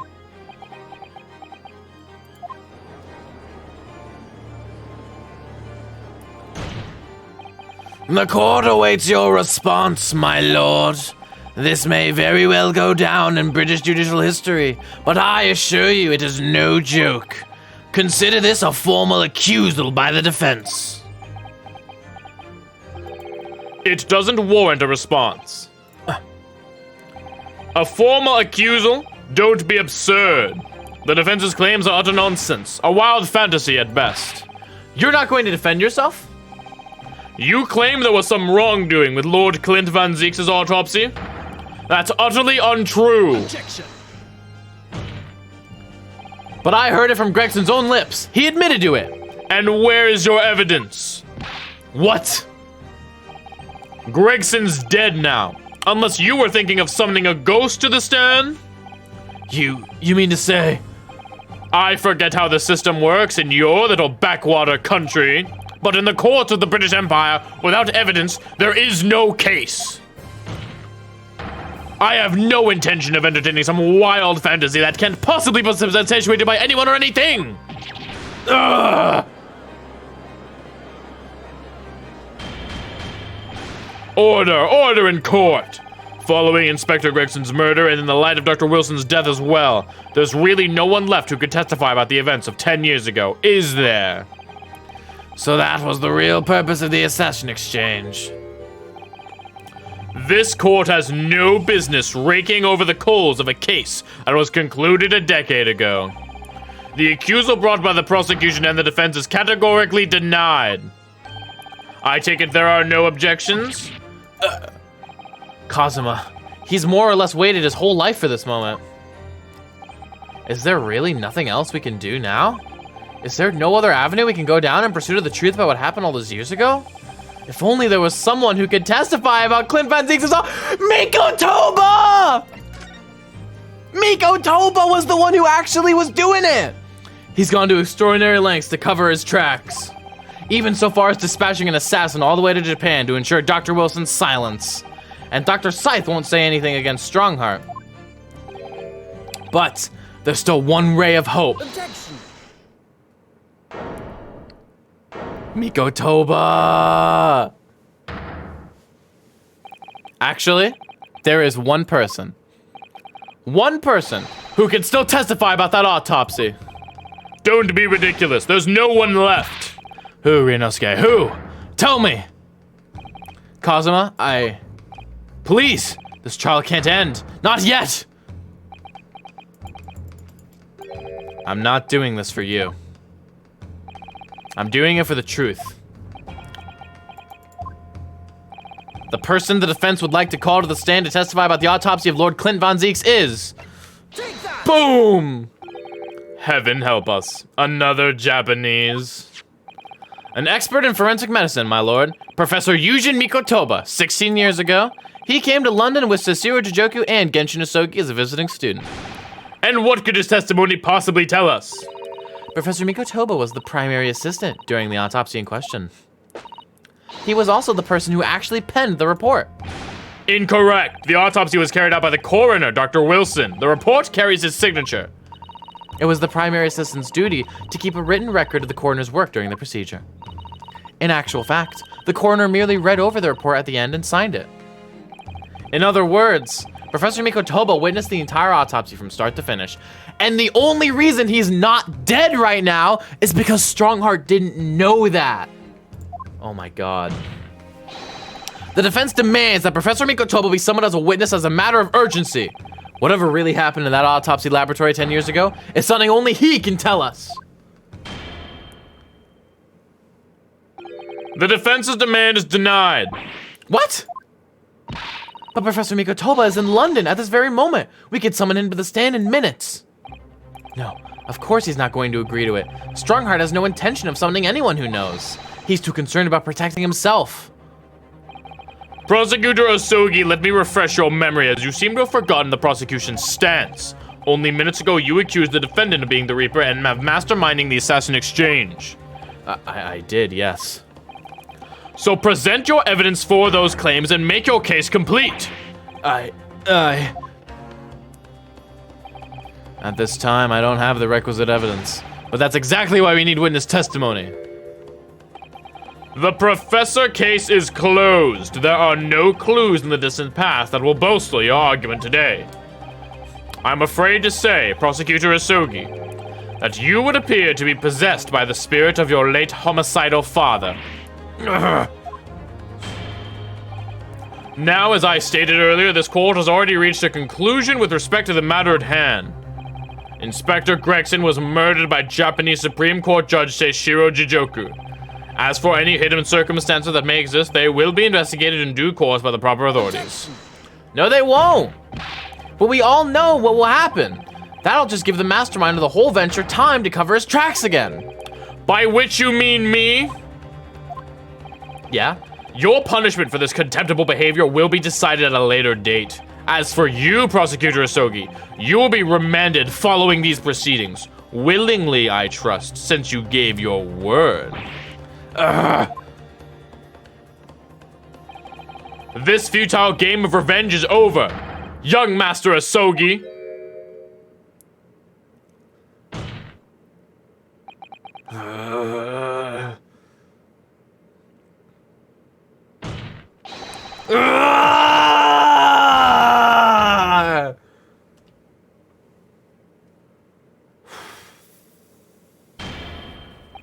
That will be all. I hereby declare this trial to be over. Court is... Hold it! I knew someone would happen. Mr. Sholmes! Mr. Sholmes! This is no place for an amateur detection, Mr. Sholmes. May I remind you that these proceedings are closed to the general public? You will leave this courtroom at once. Mr. Sholmes was instrumental in the apprehension of Seisuro Jijoku before he fled from Europe. The court should hear what he has to say. Lord Mail Strongheart, it's imperative that you refrain from bringing this trial to an end at this stage. Is it really? And why would that be? You need only recall your own words from the opening of the trial to answer that question, if I may. We will stop at nothing to uncover the whole truth behind these disturbing findings. Surely it can't be. That's the shock of being accused of being the Reaper yourself has erased that from your memory, can it? The whole truth, sir, has already been uncovered. It would seem that we have a great many important members of the judiciary present here today. I put it to you, my dear fellows, should the trial end at this juncture? After all, why have you been invited to attend? To nod along to the provocations of your superiors?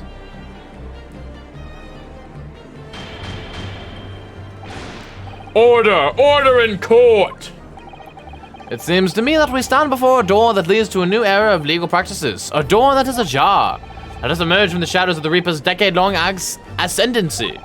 For you and you alone, my dear fellows, have the power to push this door open now. The auditors in this gallery have no rights to express an opinion on court proceedings. Silence! He's right. The judge has absolute authority here. Yes, if he calls the trial to an end, it must end. But will that really do? I sense dark things occurring behind the scenes. Dark things indeed. Is there a single person present here who can't say the same? What? The trial should go on. Summon the witness. That's right. We need to clear this up before that young Japanese fellows remain in custody. Oh, Cosmo! My lord, you assured those present that you would uncover the whole truth here. Vindicate yourself in the Southland accusation. The truth, the whole truth, and nothing but the truth. That's the very foundation of British law. A toast to my dependable colleagues in the gallery. On with the trial.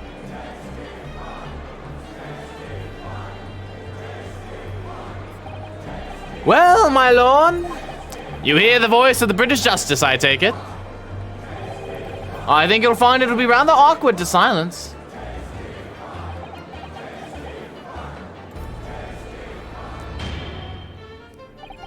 The court will recess briefly. I have no intention of shrinking from these allegations. Bailiff, arrange for the subpoena of the witnesses at once. As soon as the gentleman arrives at the courthouse, we shall reconvene.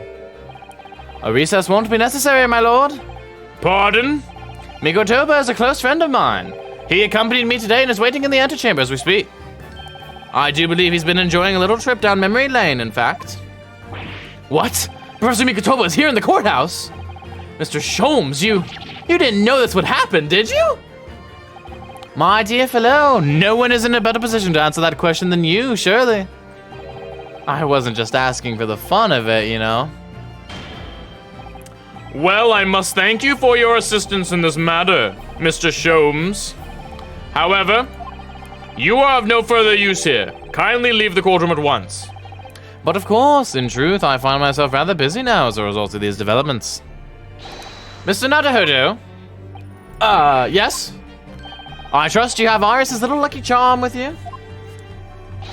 Absolutely. It's still in my pocket. She sends her regards and a reminder. If you find yourself at a dead end, the ears are at your disposal.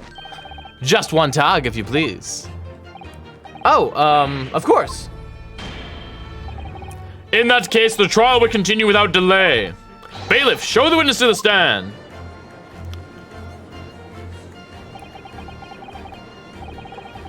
So it's Lord Strongheart.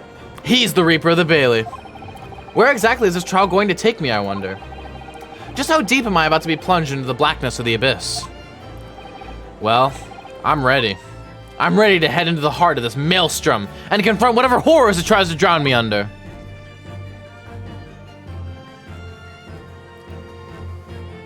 To be continued! God, wow.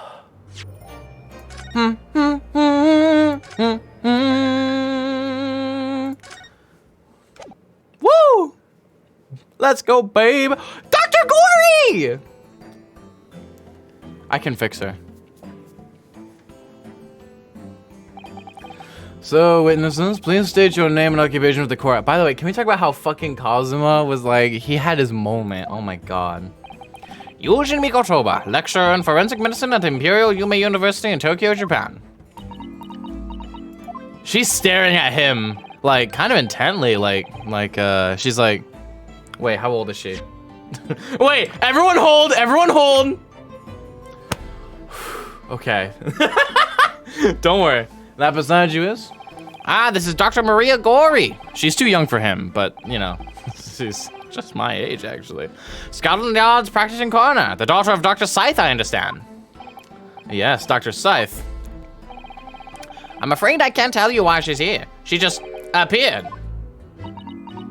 I love her. She's great. You summon this strange Japanese man as a witness to that autopsy.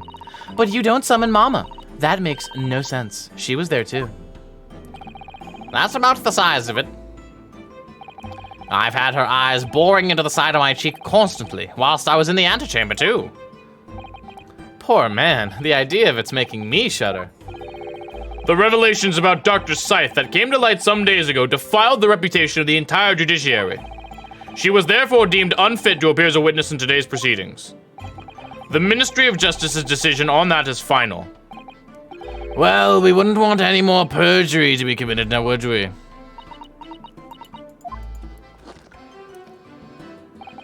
The Ministry of Justice? Some questionable strings are being pulled, I think. I remember you, Dr. Mikotoba, but I certainly never expected to be meeting you under these circumstances. Yes, it's been a long while, Lord Strongheart.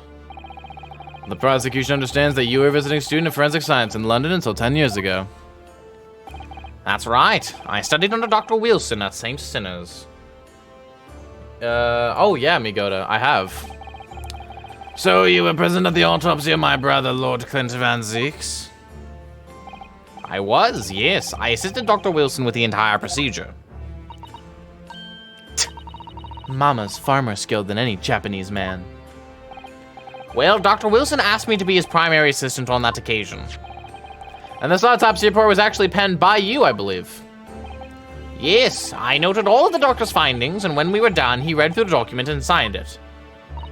Poor Mama. As secondary assistant, she wouldn't have had such a good view of all the innards. So, Professor, I like your Aegis, they're clean. I'm trying to focus on solo Aegis, basically. Do you remember Inspector Gregson? Yes, of course. If it wasn't for his insistence, Lord Van Zeeks' autopsy would have never have happened. But he was absolutely convinced that it would reveal decisive evidence against Genshin, you see. So Lord Strongheart had to entreat the nobility to allow it to take place. Do correct me if I'm wrong, my lord. It was as a result of that autopsy that a mass murder was apprehended and justice was done. But Gregson admitted it before he was killed. He admitted that the results of the autopsy were fabricated. You should see my most recent tweet, Migota. You should see my most recent tweet. Or, I don't know if it's my most recent, but one of my recent tweets. I talked about soloing Aegis and what I would do for squad strike brackets. You were there at the time, so you must testify. You have an obligation to tell the truth about what really went on. Absolutely. That's precisely why I'm here. And that's why I'm here too. Very well then, you will give your formal testimony now, witness. But before you begin, a word of warning. Oh?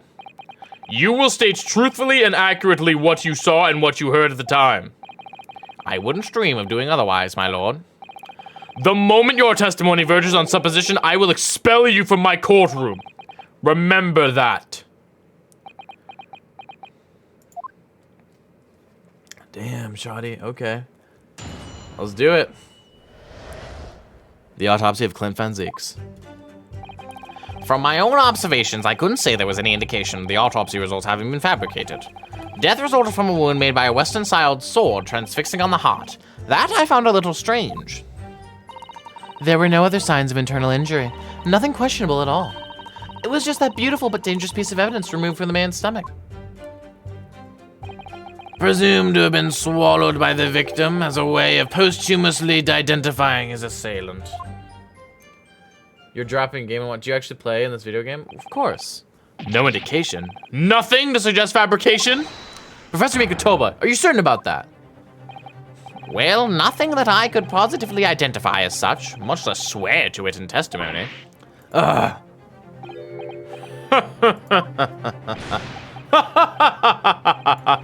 Well, that cleared things up nicely. The only fabrication here, Asogi, has come from you. What? You claim the inspector confessed just before his death, but that is the fabrication. No, he freely acknowledged it. I swear he did. Freely, with the tip of a sword at his throat, the man was clearly at his wit's end. The court will give no credence to this confession that was uttered in obvious desperation. Quite simply, there was nothing questionable about the investigation of local Lord Clint Van Zieks' death. And with this testimony we have, without question, uncovered the whole truth of the matter. I'm still gonna cross-examine them, if I may, my lord.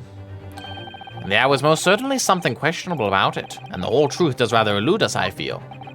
I beg your pardon. Well, you're obviously aware of the facts of the case. All four of the professor's previous victims died when an enormous beast was set upon them that ripped out their throats. This is a movie? No, we do play. There's cross-examinations and investigations. It's just that trials are like this. Oh, such horrifying crimes. But curiously, the killer's last victim, Lord Clint Van Zieks, suffered a different fate. Yes, you're right. He was stabbed through the heart with a sword. Good night, Migota. Good night. That's enough. Yeah. I believe I warned you about this, witness. I promised to curtail your testimony as soon as it entered the realms of supposition or speculation.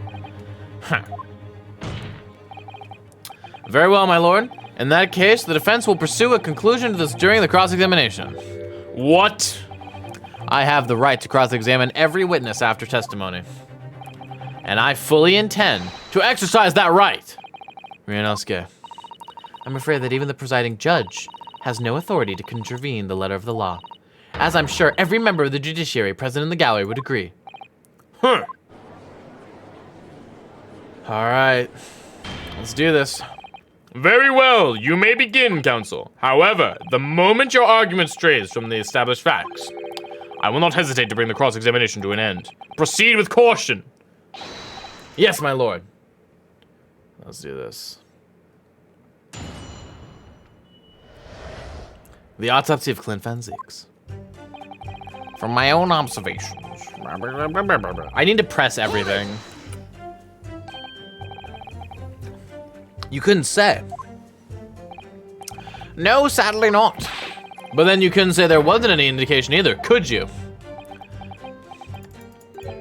No, true, I couldn't. I was at Dr. Wilson's side as he performed the procedure, recording what he did. But at times, of course, he instructed me to fetch implements and such like. Whilst I was away from the operating table, obviously I could have missed something. And at those times, what was the secondary assistant doing? Mama, following this Japanese man's orders to adjust the lighting or pass him implements. But that doesn't mean Mama wasn't a vital part of the team. Quite, yes. So would you kindly refrain from staring at my cheeks like that? I'm sorry. I'm sorry. I couldn't help it. It just slipped out. Those cheeks. Mikotoba got them cheeks. Okay, anyways. Those cheeks belong to Shomes, all right? Professor Mikotoba, think. Was there nothing at all that seemed out of place to you? Well, yes, there was, as a matter of fact.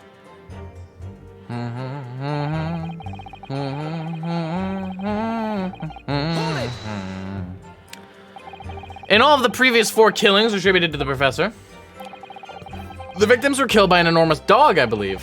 Their throats were, well, mauled. Correct. And yet Lord Van Zieks was stabbed. Ah, do you mean to say you think Lord Clint Van Zieks may not have in fact been one of the professor's victims? Yeah, that, yeah, Strongheart's gonna come in on us. Yeah, okay.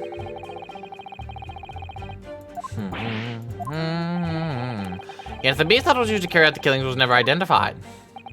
No evidence was found to suggest that Genshin had ever kept a dog. A true hound of hell. You mean the Hound of the Baskervilles? No fucking shot. Anyways. Oh my god. There were no other signs of internal injury. Nothing questionable at all. But, you weren't actually present at the autopsy yourself, were you, Dr. Gory? Does that matter?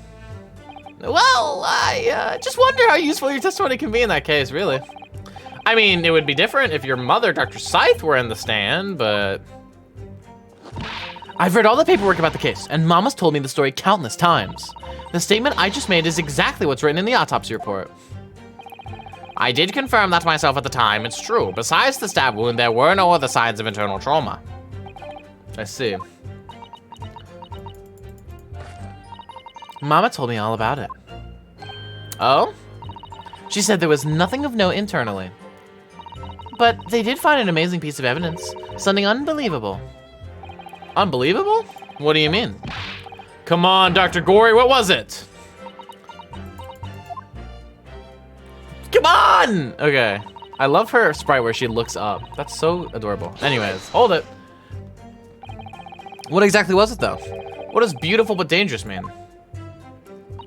Well, it was sparkly and round with a hole, as if it might slip over a finger, perhaps. A ring? It was a ring, belonging to Genshin Asogi. My father's ring was inside the victim's stomach? At the time, Genshin wore a large ring on the digitious quarters of his left hand, the fourth or ring finger. I understood it was some sort of keepsake. When my father left Japan for London 16 years ago, I was 8 years old. But I remember that ring. You do? My father's possessions were sent to our family home in Japan after his death, but the ring wasn't among them. Obviously not. It was a key piece of evidence. It remains under lock and key at the stores of Scotland Yard to this day. After the autopsy, Genshin was summoned by the police to check for the presence of his ring. It wasn't on his hand, of course. Moreover, there were deep abrasions on his finger where it had been pulled off. They arrested the man there and then, right before my eyes. How could they? I brought the ring along with me today. You did? Let's go, Gory. Let's go. What? Let's freaking go, Gory. Damn. Bro, okay. Genshin was kind of a baller. Here it is, a bit dusty from years in the stores. Good gracious, yes, that's it. I haven't seen that in 10 long years. And that was found inside the victim's stomach? Yes, I'm afraid so. You hesitated there, Professor Mikotoba. Should we read something into that? Well, it's just that thinking back now, I didn't actually witness the moment it was extracted from the victim's body. Oh my, really? At that precise moment, Dr. Wilson had asked me to fetch him a new scalpel, you see. Dr. Gory, the removal of historic evidence from the stores requires my consent, does it not? Yeah, but like, I'm not like other girls. I'm a girl boss. Fuck you. I love how she just like puts the mask on to avoid people. She's so relatable. It came to be here. The court cannot deny this is crucial evidence for today's proceedings. Very well, you may submit it.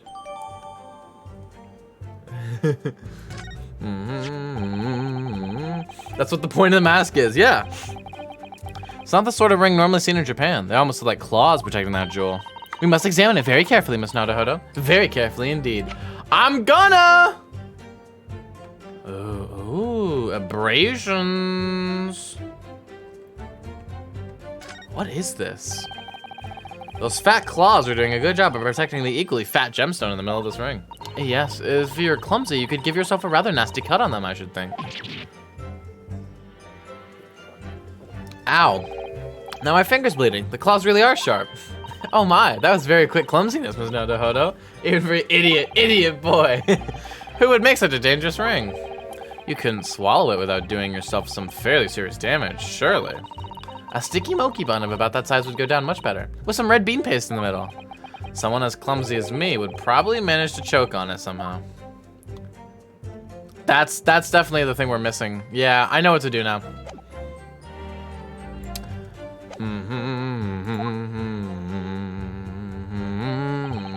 Presumed to have been swallowed by the victim as a way of posthumously identifying his assailant.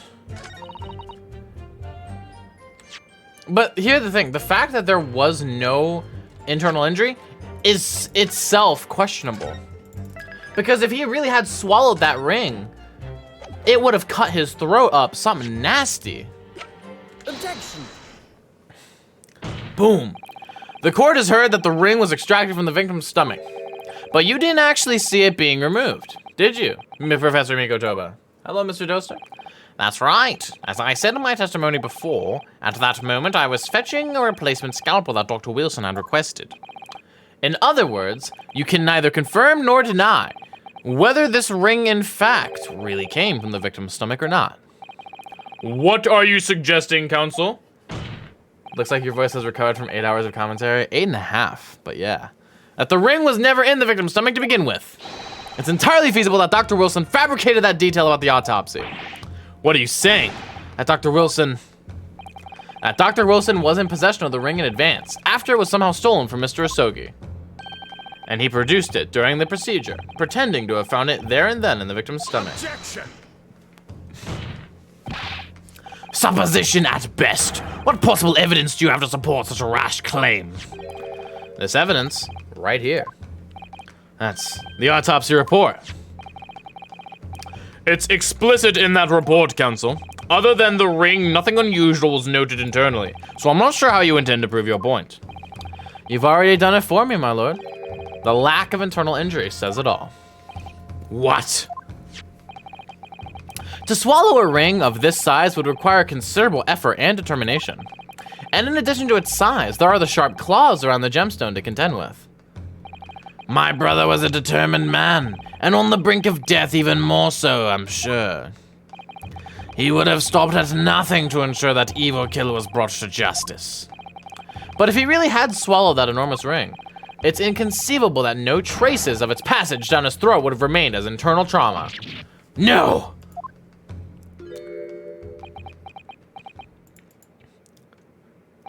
And there you've arrived at the sticking point.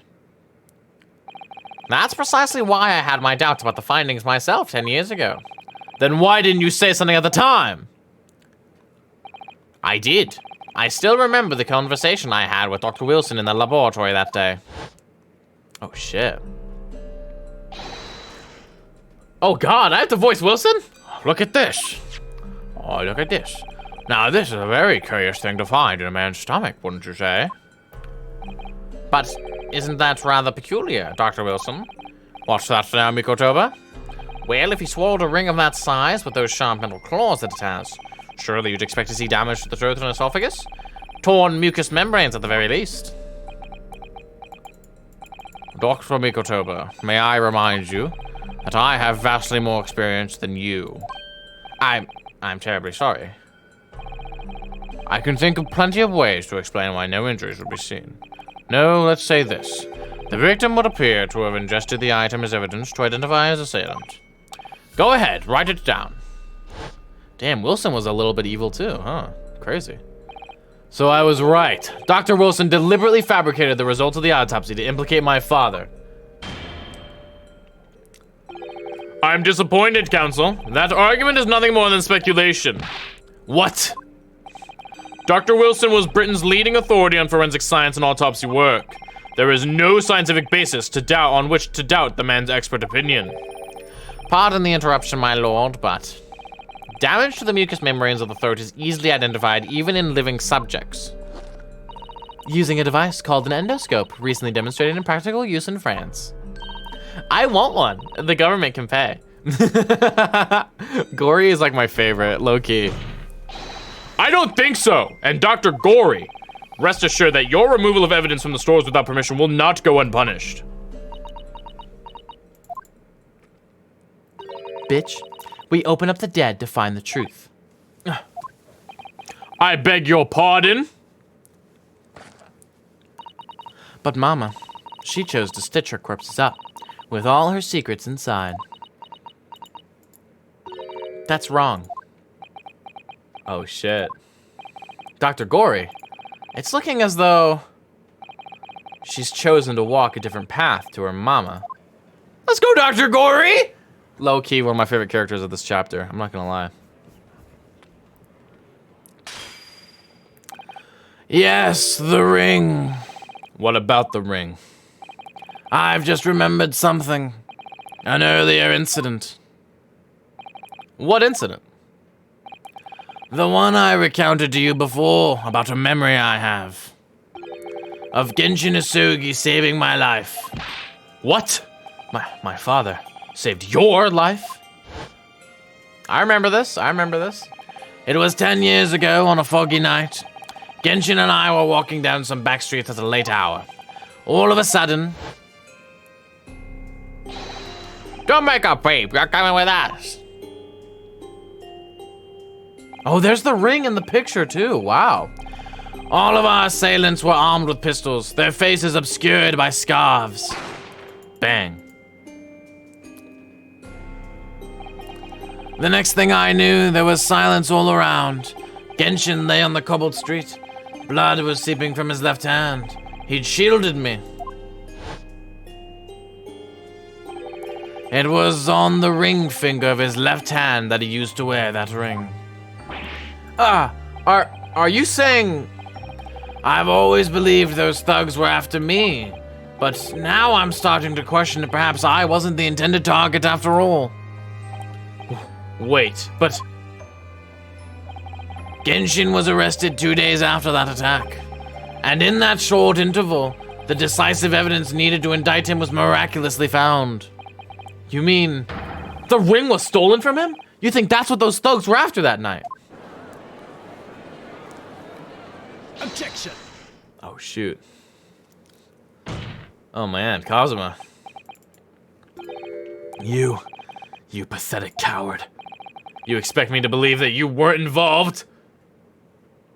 What do you mean by that? It was you, wasn't it? You are the one who took it. You stole my father's ring. You set the whole thing up so you could paint him as a mass murderer and have him arrested. Objection. Sorry, Kazuma. Kazuma, open your eyes. Oh, shit. Ryunosuke? You must know deep down. The truth can be completely obscured, even when your judgment is only slightly clouded. But at the moment, you seem to be floundering through a dense fog. Is that why you were so insistent I should be present in this trial? To see you like this?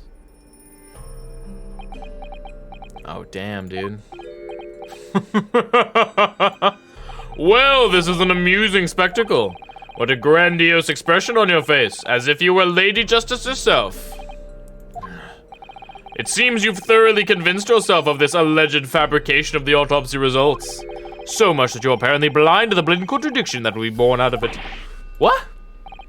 Though it's extremely hard to believe, let us imagine that there was some misconduct during the autopsy. If that were the case, why would Isugi not have disputed the findings in his trial? Oh. In the closed court hearing 10 years ago, the defendant never once denied the claims against him. Isn't that right, Lord Van Zieks?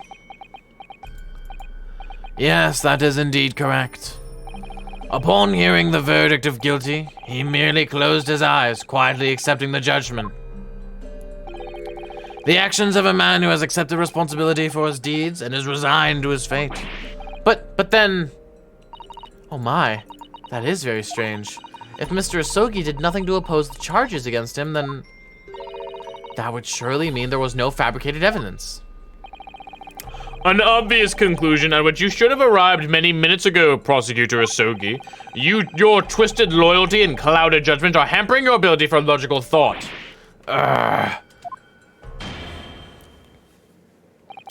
Genshin Asogi's silence at his hearing can mean only one thing.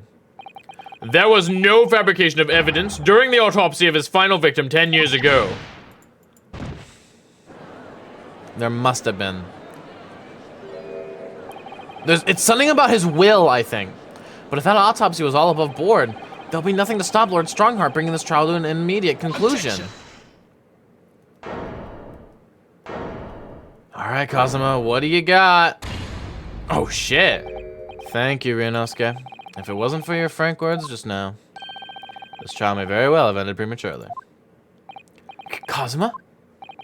What's this latest absurdity, Counsel? My lord, your reasoning is perfectly sound. But for one giant hole! I beg your pardon? You claim my father's silence was due to the fact that there was no fabricated evidence. But there's another possible explanation. You've overlooked the possibility that he had a reason for maintaining that silence. Objection! Silence that would lead him to being convicted and sent to his death? If the autopsy results were an invention, there's no conceivable reason why the man wouldn't have protested. I have not seen that animation before. Okay. Oh, those results were an invention, all right. There's no question of that. Or are you forgetting that 2 people with a connection to the autopsy have been assassinated? If I force the grievances I feel from my mind, I start to see you in a very different light. I think perhaps it's you who's been living in delusion these 10 years. Me. Kazuma-sama's created one last chance for us here, Mr. Naruhodo. If only we can show there was a reason for his father's silence in his trial. A reason why the man would have said nothing, even though he was innocent. Could it have been part of some negotiation, perhaps?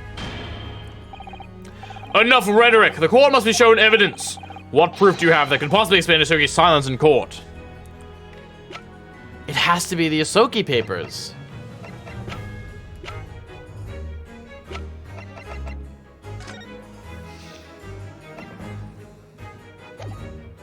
It has to be.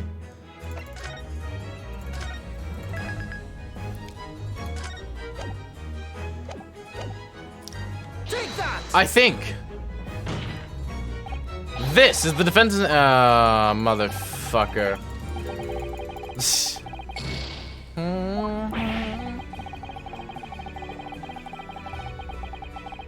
Okay. It was fabricated.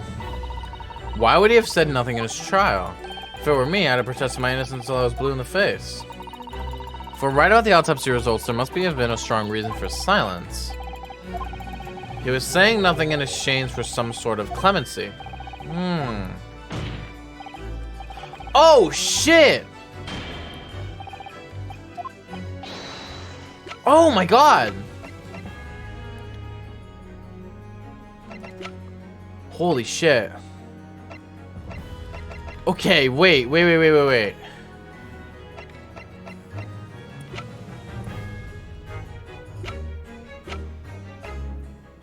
Oh god. There's not a lot of evidence we could present. Take that! Oh god damn it. I don't know, chat. I know what I want to say. I think it's because if he did that, he would have been allowed to, like, have shit in prison. I think.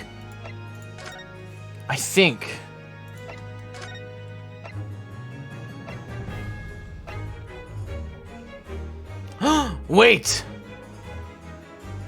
Take that! No, maybe? God, I don't know. I don't know. That's right, we're gonna cheat. Oh my God. Jesus. Oh, what? Wait. Huh? I have no clue. Take that! The dismiss- Yay, cheating! Let's go, cheaters. Let's go. It's true that Genshin Isogi's silence during his trial resulted in his conviction. But that didn't actually lead to his execution. On the contrary, it led to his escape. An escape that was only possible because he'd been sentenced to death. This is what I wanted to say. I just didn't know what I was trying to present like his will or his sword that he was allowed to keep. But no, I should have done this one. Although I find it hard to believe my father would have negotiated in that way, the defense is correct. A fake execution, falsification of a death certificate, and a jailbreak inside a coffin. Clearly such an elaborate plan couldn't have been carried out by my father alone. He must have had the help of a collaborator from the judiciary. I have here the dismissal notice of the chief warder who was working in the prison at the time. The notes read, there are indications that the jailbreak was in planning prior to the inmate's incarceration. In other words, there were suggestions of some sort of negotiation between Mr. Isogi and the British government. In exchange for his silence in court, he was given an assurance that he would be broken out of prison. Yes, with that sort of clandestine agreement in place, I can imagine he would have kept very quiet. I would go further than that, in fact. I would say that the elaborate jailbreak of Mr. Isogi can be explained in no other way.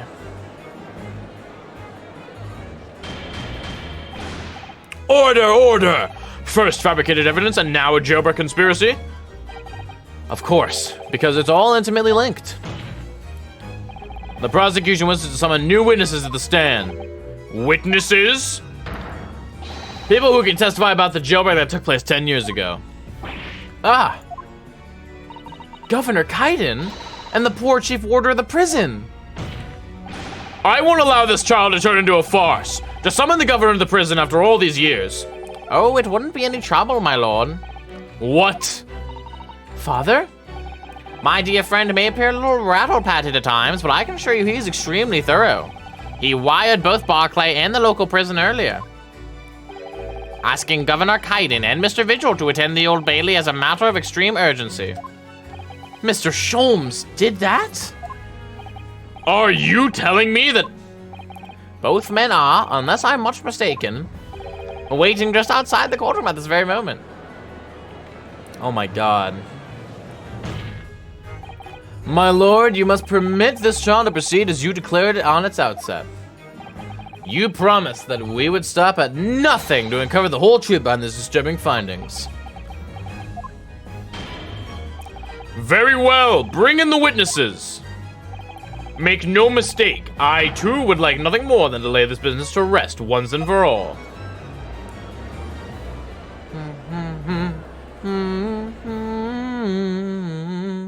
Governor Kaiden and Mr. Vigil. Welcome back to the stand, Mr. Vigil. And Zeeks is still here. Would the new witnesses state their names and occupations for the court, please? I, Barry Kaiden, Governor of Barclay Prison. Everyone calls me Gossip. I sell jaunty little tidbits to passerby. Your other persona, if you don't mind. Oh, I do beg your pardon. Of course. Gosh. My name is Daily Vigil. I used to be the chief warder at Barclay Prison. The reasons you've been summoned here to court today is to testify about the jailbreak of the so-called professor 10 years ago. Gosh, the professor? We've already been through all this before, a decade ago. And the conclusion was that there was anything untoward happened. A convict escaped from your prison, Governor. Hardly what you'd call nothing untoward. Oh, well. I'm Australian.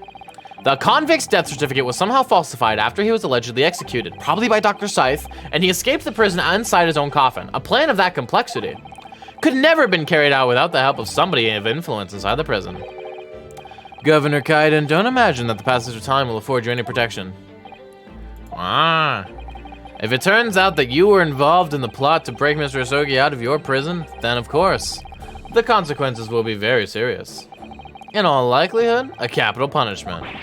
Guards, hold on there, laddie. All I did was... Witness, Governor Kaiden. Shut the fuck up. I say. You have a critical role to play in the public safety of our country. A great responsibility to shoulder. The significance of your testimony in court cannot be understated. Therefore, think carefully before you speak. Okay, we're gonna get, I think Kaiden is a cool guy. Cause he was very forthcoming with all the evidence he's given us. I don't think he wants to hide anything. Again, I just think Strongheart's twisting his ass. And Prosecutor Asogi, if you threaten the witness again, you'll be held in contempt of court. Huh. All right, bitch. My apologies, my lord. There's no disputing the fact that an intricate jailbreak plot was enacted 10 years ago. Clearly, you were both involved in some way. So you will testify before the court now and explain exactly what took place. My throat is starting to hurt. Very well, let the witnesses give their formal testimony. Tell the court everything you know in the plot to break Asogi out of Barclay 10 years ago. All right, let's do this. Witness testimony. The jailbreak plot. It was the day the Japanese rock was found guilty. A directive came from the prosecutor's office. I assigned the convict to the chief water vigil here and put the plan into action behind the scenes. I was responsible for Asogi right up until the night of his execution, but I knew nothing of any plot. I did not care if there was some negotiation between the convict and the prosecutor's office. All I did was carry out my duty for Her Majesty's Great British Empire. Okay. A directive from the prosecutor's office? Are you saying that was the jailbreak plot? Aye, that's right. Who sent it? Who authorized that plan? I didn't care in that. You're saying you don't know? Yeah, you don't know Australian. Listen, there was nothing about the professor case that was unusual in some way. I didn't ask any questions. I just did what I was told to do. More than that, I cannot tell you. I see. But if the jailbreak plan originated from the prosecutor's office, then one thing is very clear. As suspected, there were clandestine dealings going on between Mr. Asogi and that office. The jailbreak was promised in exchange for Mr. Asogi admitting to the crimes he didn't commit.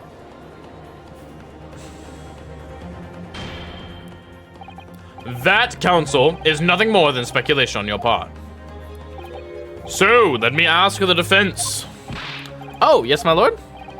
I fail to see how these witnesses have any more pertinent information here. Do you intend to assert your right to a cross-examination? Of course, absolutely. I have no intention of squandering a single opportunity, my lord. It seems all you Japanese are fiercely tenacious. Very well, proceed, counsel. All right, let's do this. We're gonna cheat. Except we're not gonna cheat this time. This time we're gonna do it right.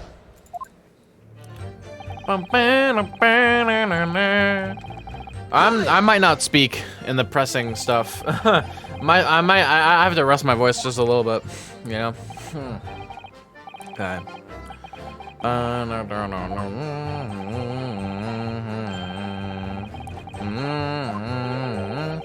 Okay, it wasn't Zeke's.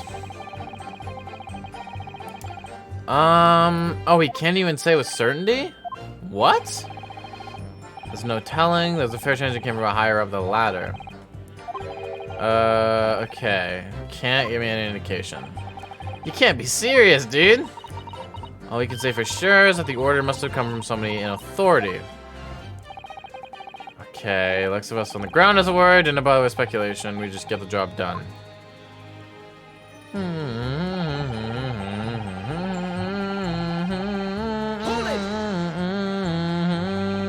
So, Mr. Vigil, you didn't know anything about it at all? That's right.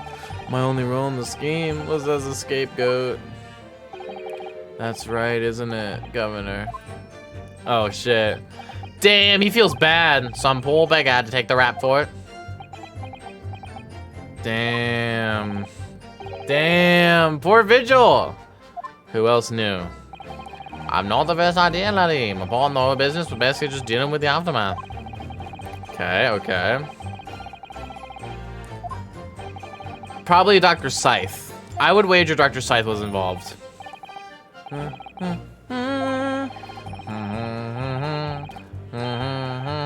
Dr. Stevens. Yeah, Dr. Scythe. Okay. Dr. Courtney Stevens, or Dr. Scythe as she's known now. Who did she end up marrying? Her poor husband. This has been a terrible month for him, huh? Why'd I have to get caught up in such a terrible business?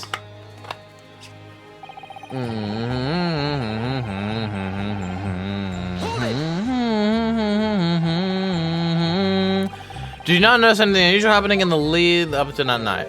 Oh, everything was unusual. Exception after exception. After all, was the professor. The man had terrorized the country as never before with his crimes.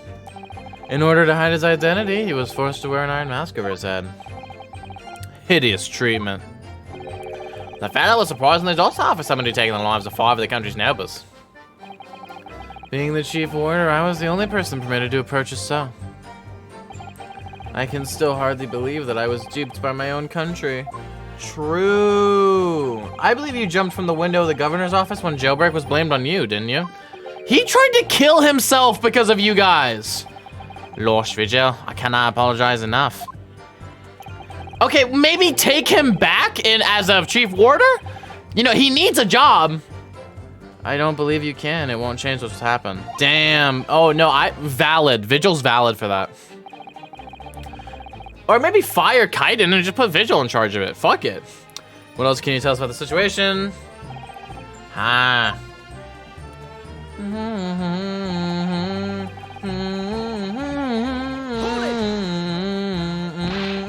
You've already acknowledged orders came from the prosecutor's office to arrange the man's escape. Must have been some sort of negotiation is the only explanation. Aye, well, be that as it may, I didn't care nothing about that. The witness stand is a new place for telling what you don't know for sure. I can that much, I do. Then I presume you also know this. Not telling what you do know is a criminal offense. What? I didn't know that. So you were just following orders, is that it? I'm afraid that won't absolve you of guilt here. A man who was still killed illegally, even if he was a condemned criminal. You may very well be found complicit of murder, Governor. Oh shit, dude. So that's what it's to be, is it? Even with the threat of conviction, you won't break your silence. What is it with people in this game and just not snitching? God. Like, don't be afraid of stitches. Don't be afraid of stitches. Oh, chat. What if the true mastermind behind everything is the queen? Chat, that'd be crazy, wouldn't it? Anyways, did you carry out the plan in its entirety? Oh, I did everything I could at the time. As you know, Genshin Isogi was shot dead in Logia Cemetery after the escape. Tell me, was that part of the plan too? My instructions were to do we get in the Joku in the jail and nothing more. I cannot tell you anything about what happened after that. Only, personally, I believe his death was the last part of the plan. Oh shit, dude. Excuse me. Excuse me. Mr. Vigil, is something wrong? Yeah, something is obviously wrong. Yes, sir. What can I do for you, sir? Okay, he's saluting now? What is it? Some sort of Barclay convention? What Governor Kaiden was just saying seemed to upset you. Did it bring something to mind, perhaps?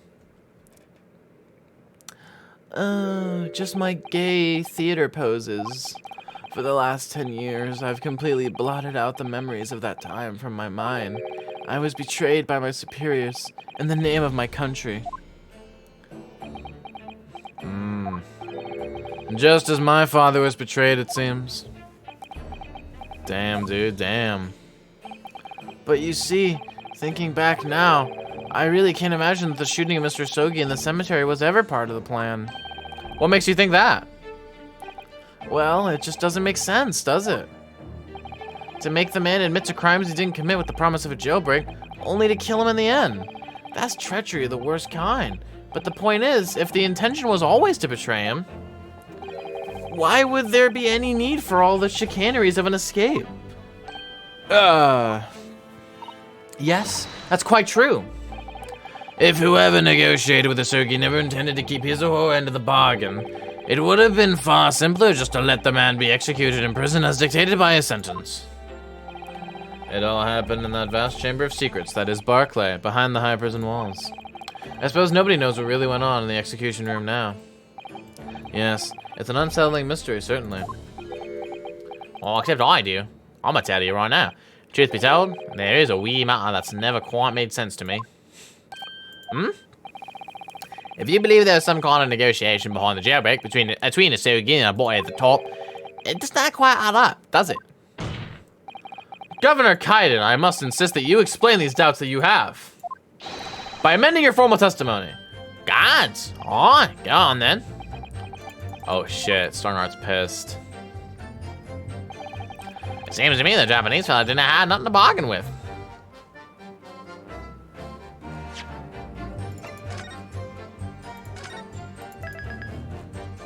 Huh.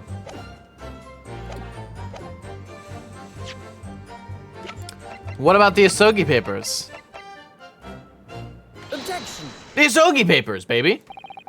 Confessing under oath to murders he didn't commit on a verbal assurance of later being broken out of prison. Genjin Asogi was taking an incredibly risky gamble. Very true.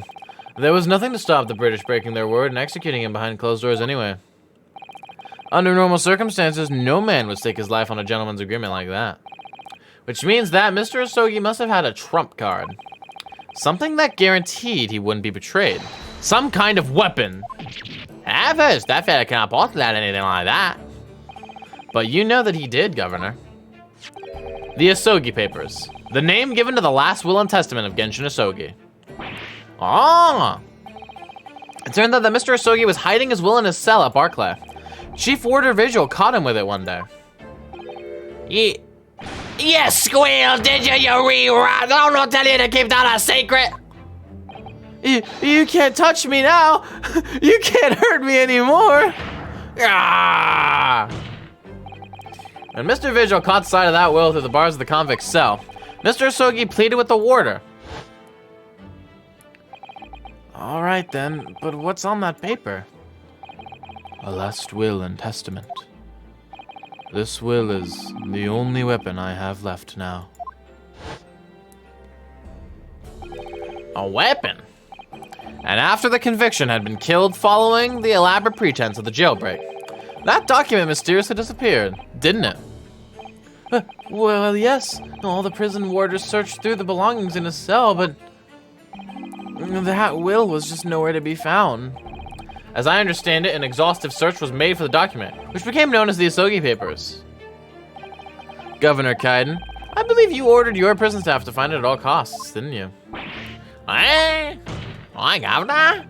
Would I be right in saying that you knew? You knew that the so-called Asogi Papers had the potential to make great waves somehow. Jinx, what the blazes you blew in the boot? The will was found right and proper. And the fella cell, right where I said it would be. But how can that be? We're in his cell. We all searched the place from top to bottom. I'm smacking my little gay hands and they hurt.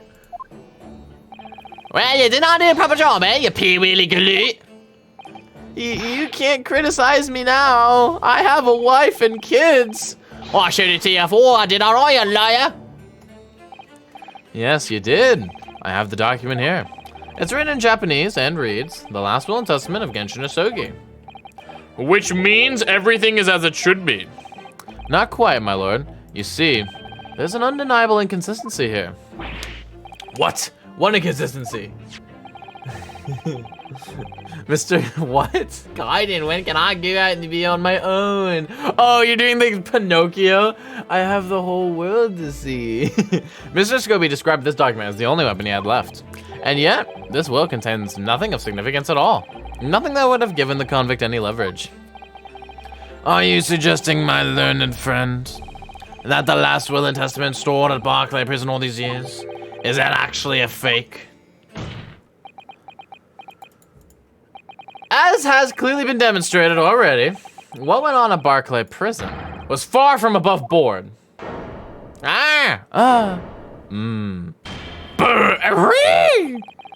That was the horse being, like, painfully slammed into the desk for the 30th time today.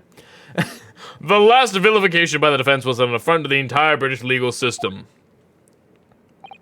This absurd notion of a weapon is something for which we have only the former Chief Warder's word.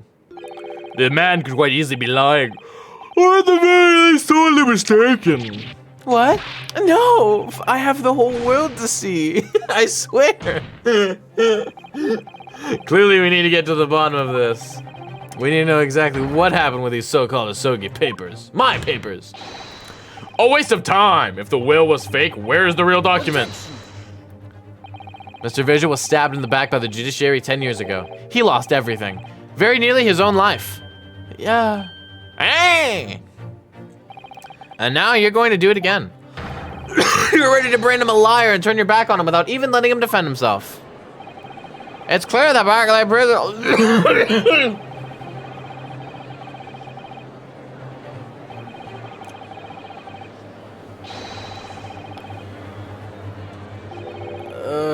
What did you say? I need water. That's my lava lamp. Where's my water? There's my water. What did you say?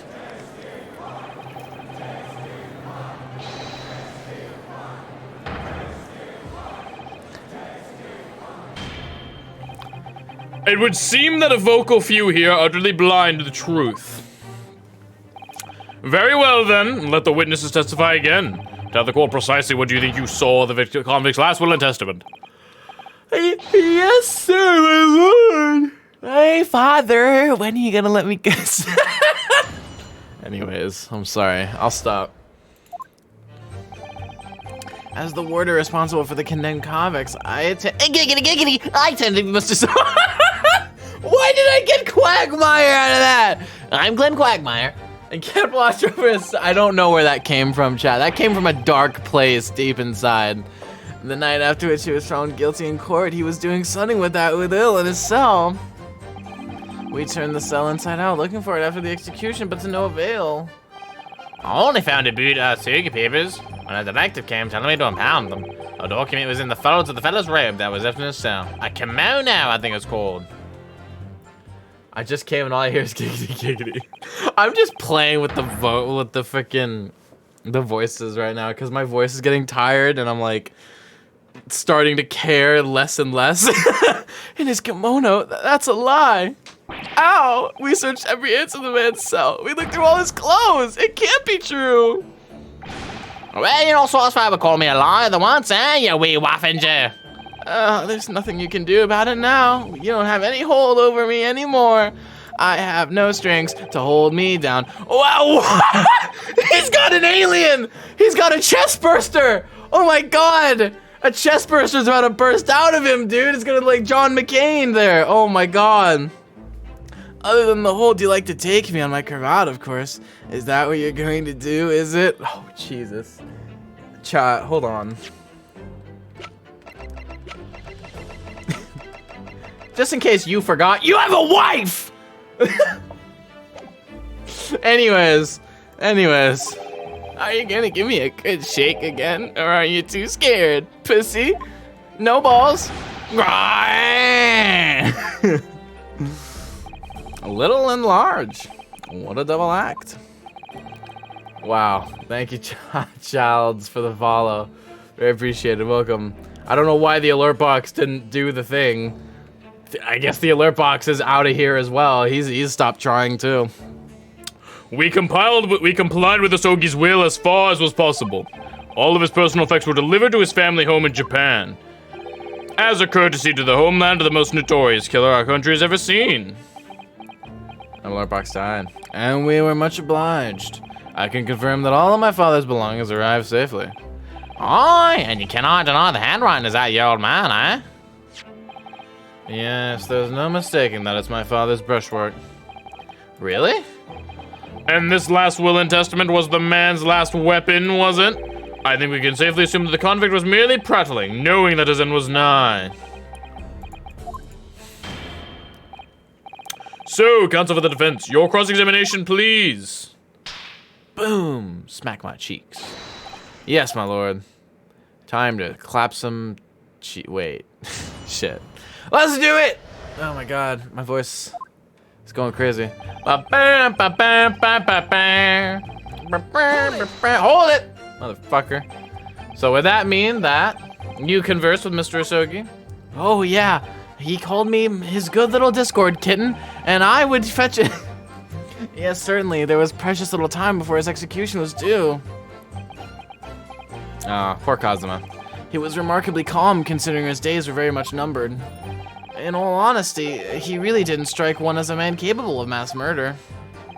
Yet he confessed it in full to the crimes. I know. That's why I felt compelled to ask him one day. I can still recall his reply. I'm guilty of the unforgivable crime of ending another human's life, yes. But he was so tranquil and intelligent. It put me in the mind of an Eastern holy man. And what about the will you saw him with? What can you tell us about that?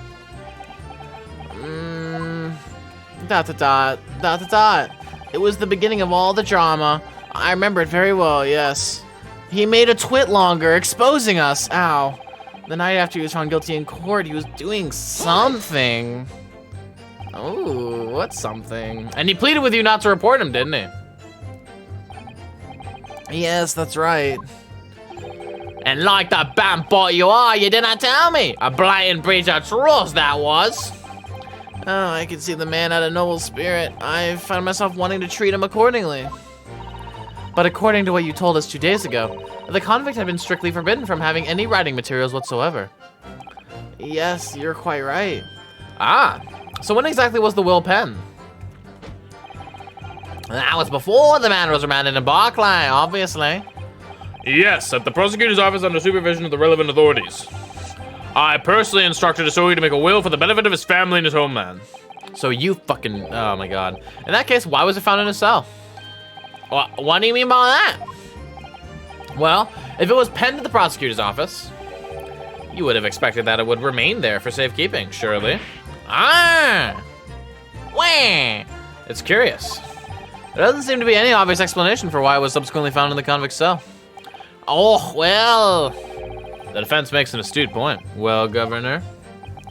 I am like the voice of Horizon from Apex Legends. A prison governor, can I be expected to ken the inner workings of the prosecutor's office? In that case, Lord Strongheart, perhaps you can shed some light on the matter? No! Moving on. I'm unable to offer an explanation here and now. Motherfucker. I would have to consult with the notary responsible for the will at the time. That's some bullshit. The fact that my father's will was discovered in his cell clearly is clearly inconsistent with what was expected. I want to know why. Another inexplicable mystery then. Strong heart, more like strong fart. You're right, Crisis. Well, the thing is about that will.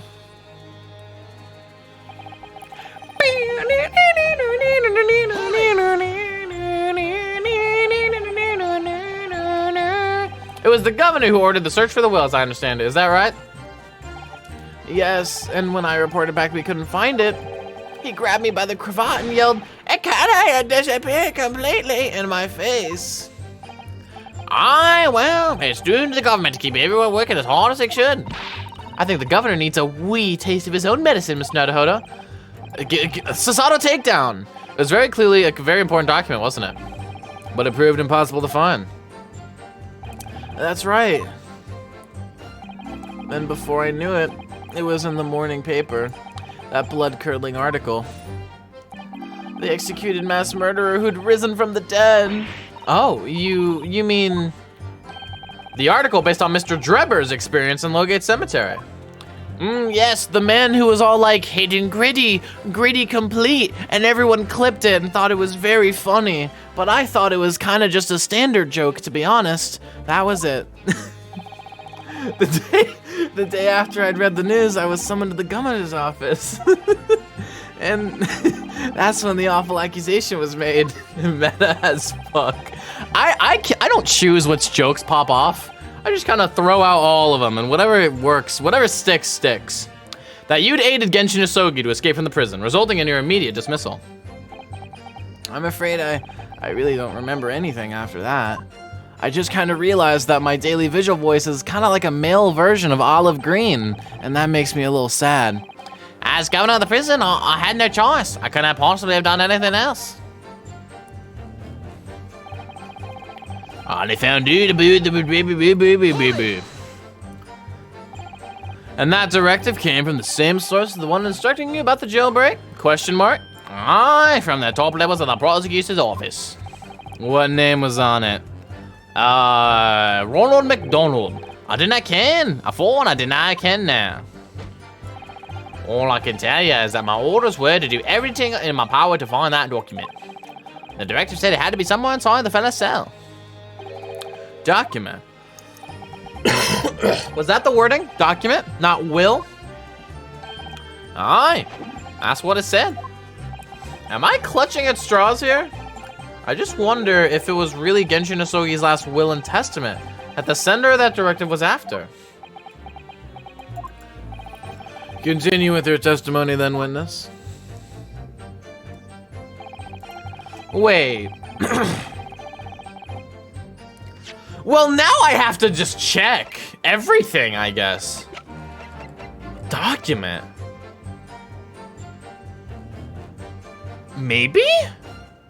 No, that's from Gregson's. That's, no, Clint, I meant to look at this one. Maybe?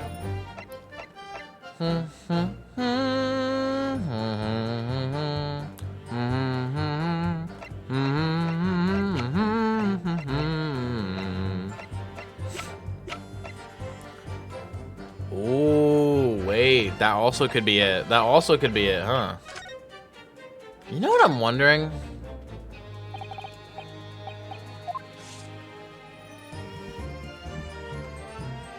Like, is there... The tip? Yeah. Okay, just making sure. Hold it. And Mr. Sogi's kimono. Ah, the one he brought with him when he was locked up. Yes, he was permitted to have his personal effects with him during his incarceration, I understand. That's right. He was granted as much freedom as possible during the few days before his execution. Indeed, he had a number of items of personal significance, I remember. He was very reluctant to part with them. Some books, that kimono, and his sword. His sword? Kodama, the famous sword of the Asogi clan. It bears the soul of my family. I don't doubt it, but I wasn't really getting at that. Forget it being the soul of the clan. Could the man have had a more obvious weapon? Have some respect, Ryunosuke. Respectful silence? The warders carry firearms at all times, and the inmates have shackles around their ankles. Hey, can I have hurt anybody with that thing? Still, he was allowed a sword, but no writing materials? Aye. He wrote that will before he came to stay with us at Barclay, you see. Dr. Mikotoba was asked to bring the necessary Japanese writing implements to the prosecutor's office. A Suzette inkstone, black semi ink, and some Hanshi rice paper, no doubt. I was present when he wrote it. But I'm sorry to say, the letters just look like a squirming mass of jet black earthworms to me. Excuse me. Daily, you're low-key also one of my favorite characters of this chapter. Are you feeling faint, Mr. Vigil? No, I'm just feeling a little woozy. Feel a little woozy, man! Sir, it was Scarlet, sir. Chat! Chat! Chat! Red scarlet ink stains visible on the little and ring fingers of the right hand, but no document and corresponding ink was found. On Clint Van Zeeks! You want to know what position you have to be in for ink to get on your ring and your little finger? You have to be writing! Oh my god, I'm a fucking genius, except when I need to cheat. Oh, I'm terribly sorry. I didn't mean to blurt it out like that.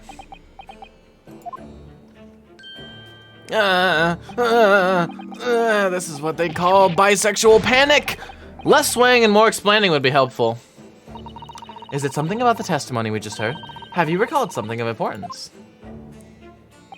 Something of importance? Possibly or possibly not. I'm unable to tell which way he's leaning, I'm afraid. My lord, the defense asked that Mr. Vigil be permitted to supplement his testimony with this possibly or possibly not important detail. Permission granted, you fuckhead. Go ahead, Mr. Vigil. Yes, it was Scarlet.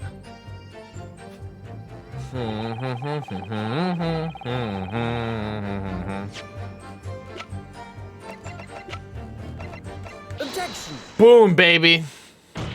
I knew it. I had a feeling. Scarlet-colored writing is what you thought. You said you thought you saw, Mr. Vigil. And I believe that's exactly what you did see. What? Hey, there's again. You know evidence to say that. Witness number 276 to prove the judge is a criminal. True. Have a look at this report. That's my brother's autopsy report. Yes, and there's something in here that's bothered me since I first read it. It states that scarlet-colored ink stains were noted on the fingers of the victim's right hand. Yes, so it does. Scarlet ink? Now, I'm not familiar with the habits of the British aristocracy, I freely admit, but I would hazard a guess they don't all go around with ink stains on their fingertips, do they? Your wit is not appreciated. That's my fucking brother. My brother was a well-bred and fastidious man. Should ink have sullied his fingertips, he would have cleaned them immediately. What is your point, counsel? My point is this. Whatever Lord Van Zeeks was writing in that unusual colored ink, I don't know why I went southern, it must have been directly before his death. Because he died before he had the opportunity to clean his hand. What? I remember something troubled me at the time. At the scene, the lid of my brother's inkwell was open. But Clint was punctilious about such things. It seemed unusual, and no document penned in the color of the ink that was in the inkwell was ever found. So the document had disappeared. Are you suggesting that the document my father had in his hand that night in his cell was the same document that Lord Clint Van Zeeks was writing moments before his death? Then it was... If Mr. Vigil's testimony is to be believed, it can only mean that, yes. Mr. Vigil! Sir! When you spotted Mr. Asogi with the document in his cell, his precise words were as follows, were they not? All right then, well, what's on that paper? A last will and testament. Not his! This will is the only weapon I have left now. He never said it was his last will. A last will and testament? Ah! If the conversation really did go as Mr. Vigil says, then what we now know is completely changes the meaning of what Mr. Asogi said. You really think?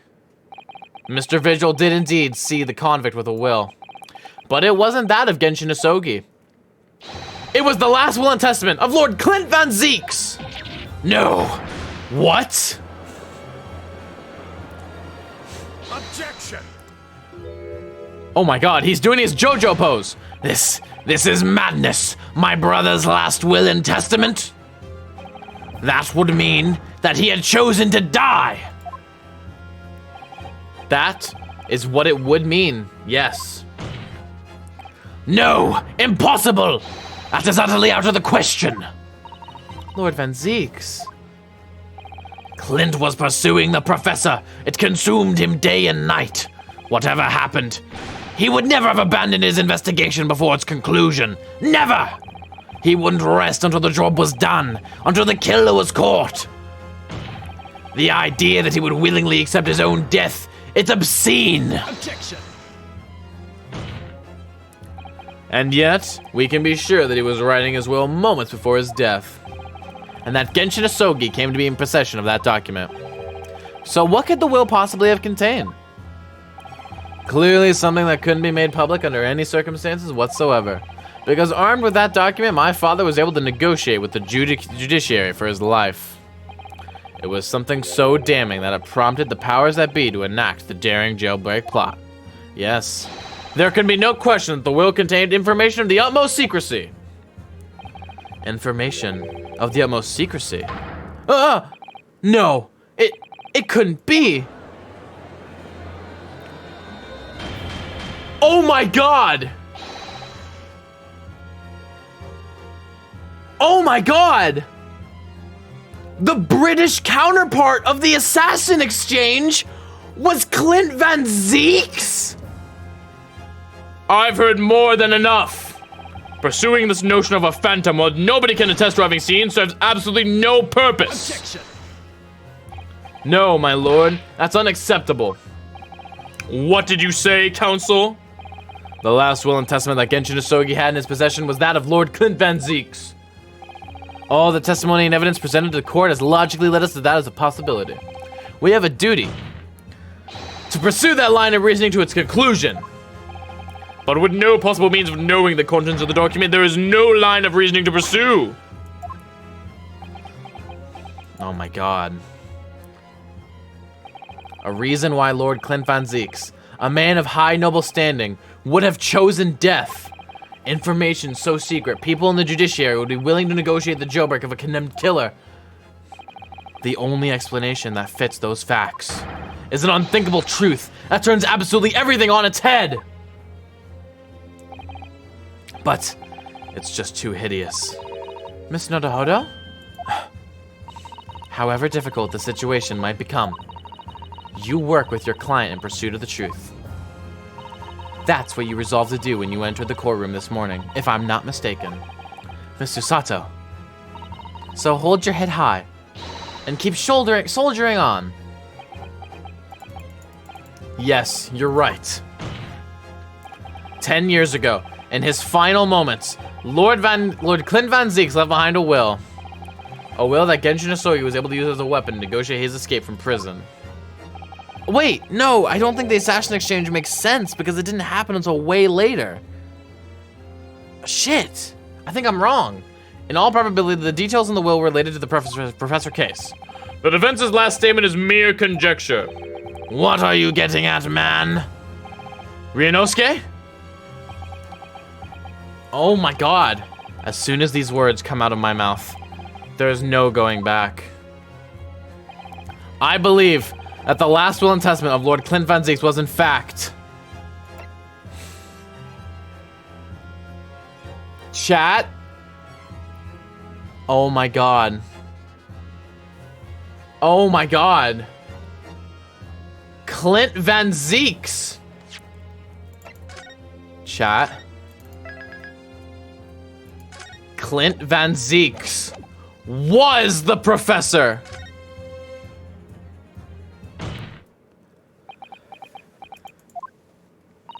You can do this, Mr. Nodohodo. I believe that what Lord Clint Van Zieks actually penned that day was a confession. A confession? Regarding the mass murderer known as the Professor and his true identity. Objection! Enough, Counsel. What are you saying? Do you even realize? A confession about the true identity of the Professor. That would mean... Lord Van Zieks, I appreciate this must be hard to take in.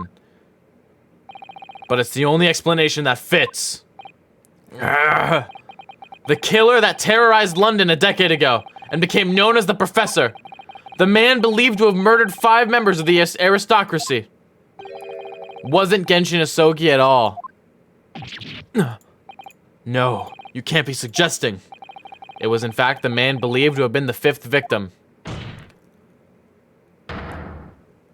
Lord Clint Van Zieks himself!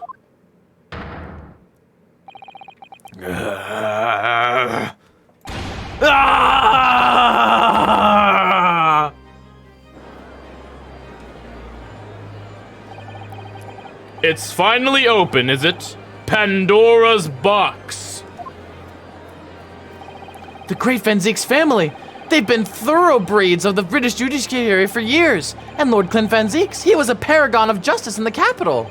But he was actually a mass murderer, a perpetrator of atrocities of the vilest nature. If the general public ever found out, law and order in this country would be finished. My brother. Oh, this is too awful. Poor Lord Van Zieks. I wonder, though, did he never suspect? Miss Nodohodo? Lord Barak Van Zieks is a brilliant prosecutor. Is it conceivable that he didn't realize what his older brother really was? Hydrate, I'm gonna hydrate. Order in court. Lord Van Zieks? The Professor made use of an enormous hound as his murder weapon. Tell me, did your brother own a dog? Yes, he did. Balmung. Oh my god! Chat! At the end of chapter 2, when we found the dog collar in the hideout of Selden that was covered in blood, the letter B was on it!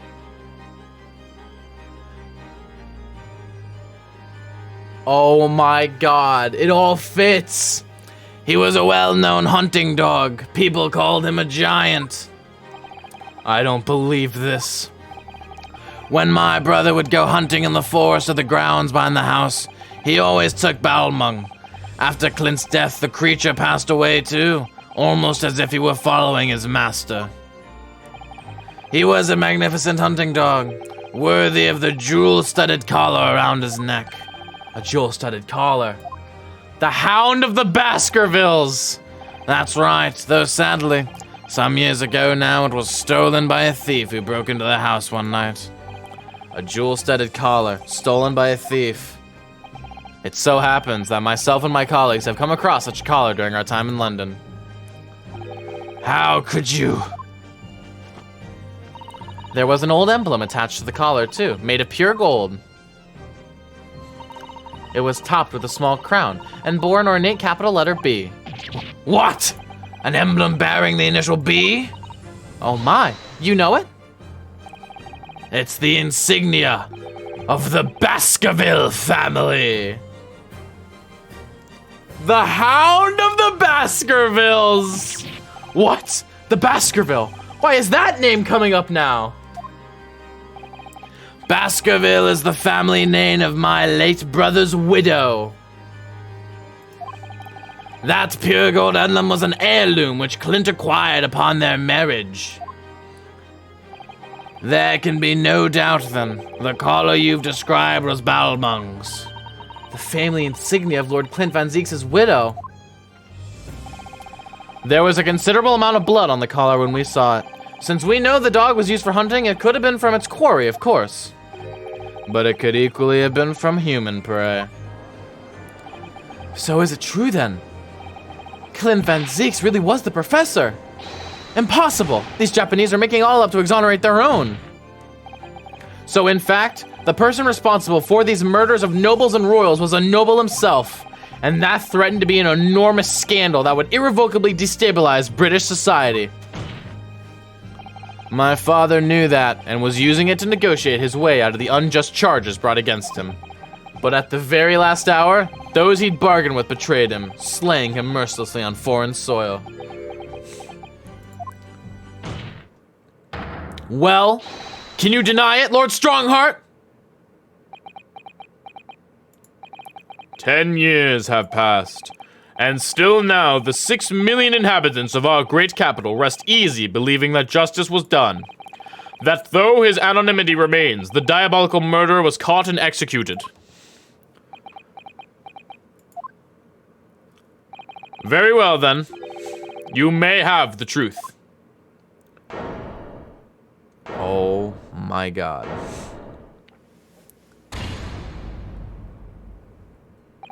Tell me then.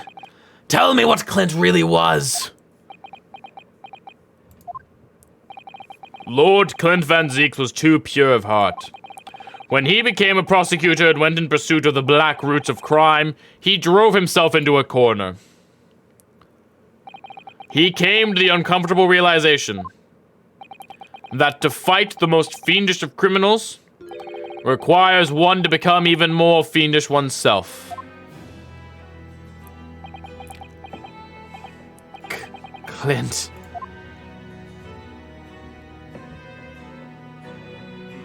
Oh my god. Hey, Windibanks, how's it going? The 19th century was a truly miraculous 100 years for Great Britain, and indeed the whole world.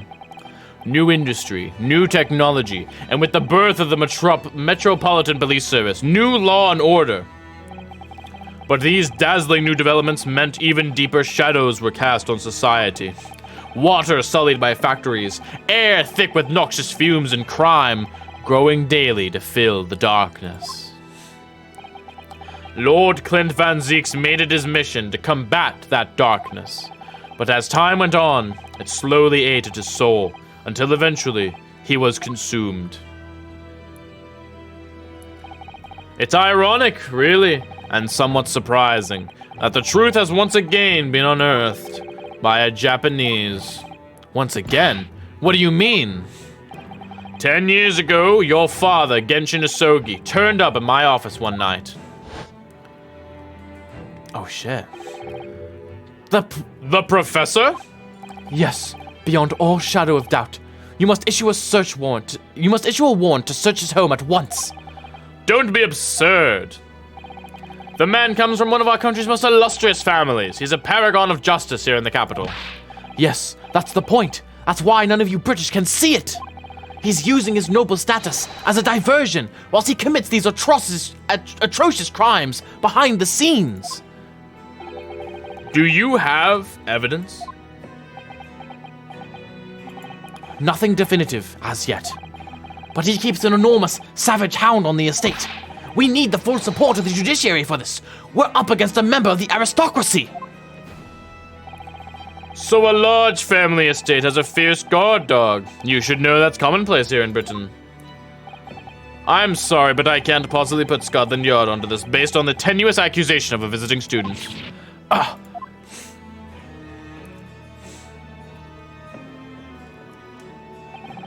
So I turned down Isogi's plea, and as a result, he took it upon himself to visit the Van Zieks mansion on his own. We can only imagine now what happened between the two men. Though we know the outcome, of course, Lord Clint Van Zieks perished. I don't believe this. So, in actual fact, Kazuma-sama's father did... He made the late Lord Van Zieks meet the same fate. He put a permanent end to the professor killings by taking the drastic measure of ending the perpetrator's life. As soon as I heard, I hurried to the mansion. When I arrived, it was easy to grasp what had happened. And what about the will? Isogi must have already taken it. Nothing of that nature was found at the scene. We had no idea of the existence of such a document at that time. I think that because a will exists in the first place, Genshin didn't just go in there and murder him. He forced him or coerced him to confess, and maybe even kill himself. I was the only person who knew of the true identity of the professor. So, I resolved to keep it a secret, and to guard the secret to the bitter end. So you're admitting to it? That you were behind it all? It was you, then, who pinned the crimes on my father! I did what needed to be done in order to protect the law and order of the British Empire. Even if that meant employing an unforgivable ruse. Then it was you who arranged this fabricated evidence. I ordered that detective to take care of it, whilst keeping the truth from him, naturally. Gregson. Obviously, he opposed me at first. Are you off your rocker? We can't do something like that. There's no question that it was Isogi who murdered Lord Van Zieks.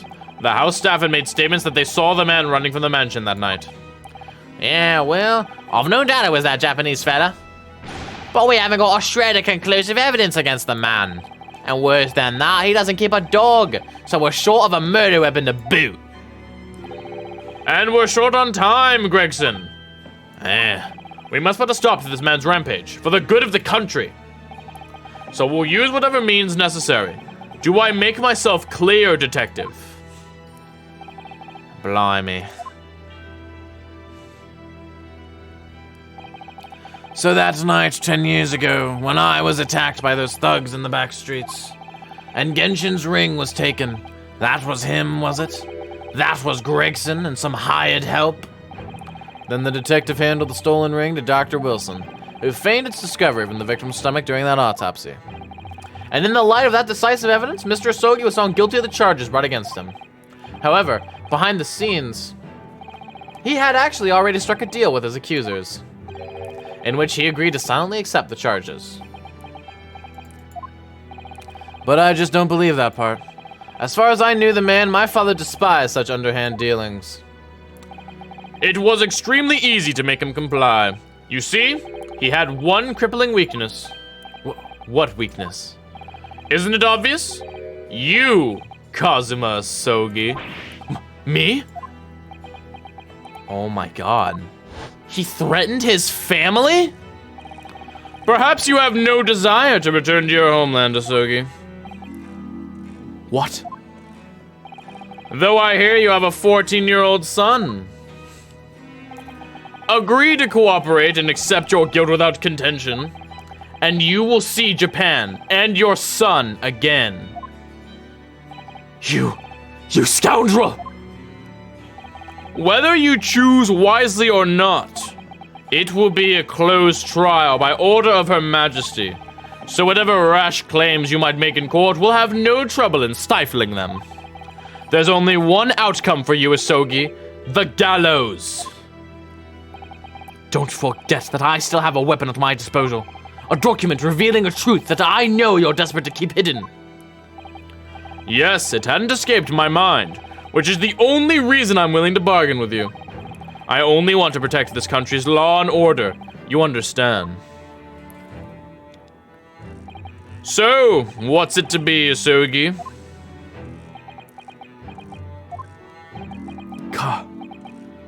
It's Kazuma. Oh my god. He did it for me. And as I told him at the time, my motive was simply to protect Britain from the damage the truth would do. To protect this country's law and order at any cost. Objection! Objection! Boom! I've never dared let myself even consider this possibility until now. But in the light of all this treachery, I have to ask. The mastermind behind the Reaper of the Bailey. Was it you, Lord Mel Strongheart?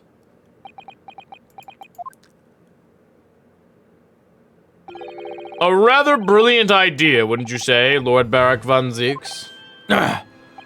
That the spirit of your late brother, that paragon of justice, should return to reap justice for his sibling. Could there be a more appetizing tale for London's masses, I ask you? What? What brazen... I knew that you'd play the part to perfection.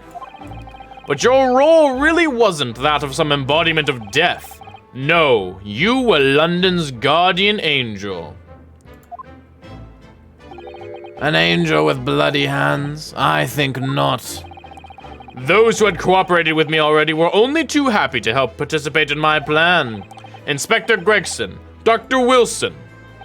My minions worked tirelessly to ensure that the finger of guilt could never come to rest on you. It's all thanks to them that you were exalted as the demigod the Reaper became. But Dr. Wilson left Britain 4 years ago when he was invited to work in Japan. That's right. So I had to employ the services of his young protege after that, Dr. Courtney Scythe. Dr. Scythe. So what will the execution of the professor and the subsequent reign of the Reaper of the Bailey? I've successfully safeguarded law and order in our mighty capital for the past decade. That is everything.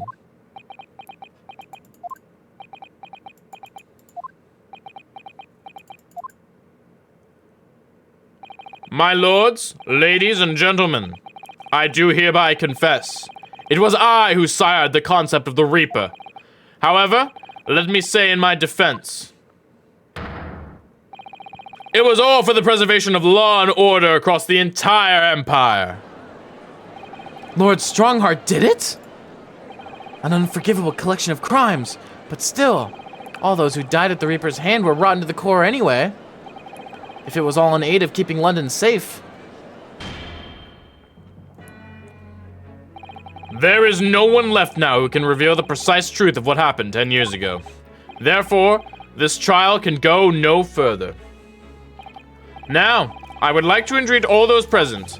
Beyond these four walls, nobody need know the truth. Even Her Majesty must be protected from this. I trust you all appreciate the importance of my request. It is, of course, for the good of the country. No. Can he do this? Can the trial really end now?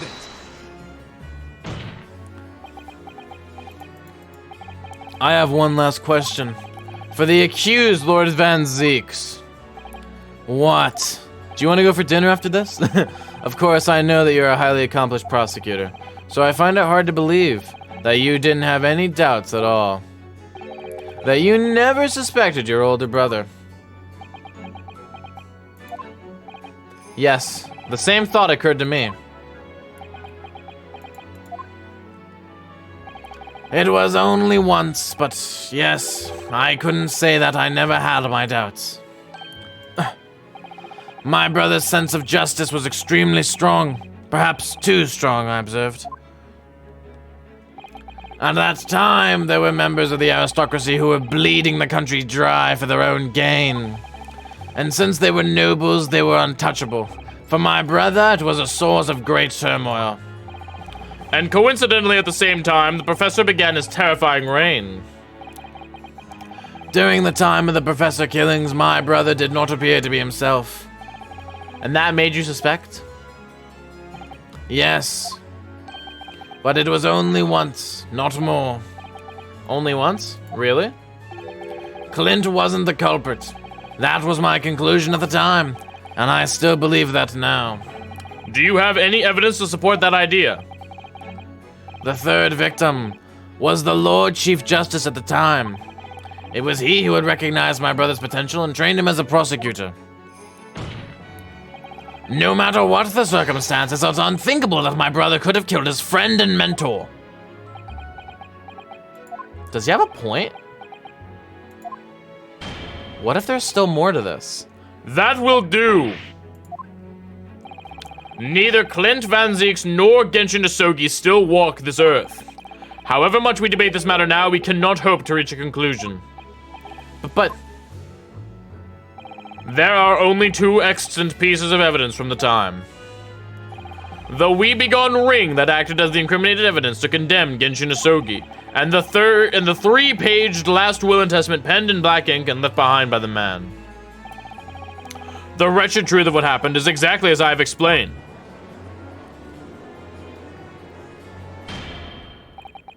Later today, I will present myself at the Ministry of Justice for whatever sanction is deemed appropriate.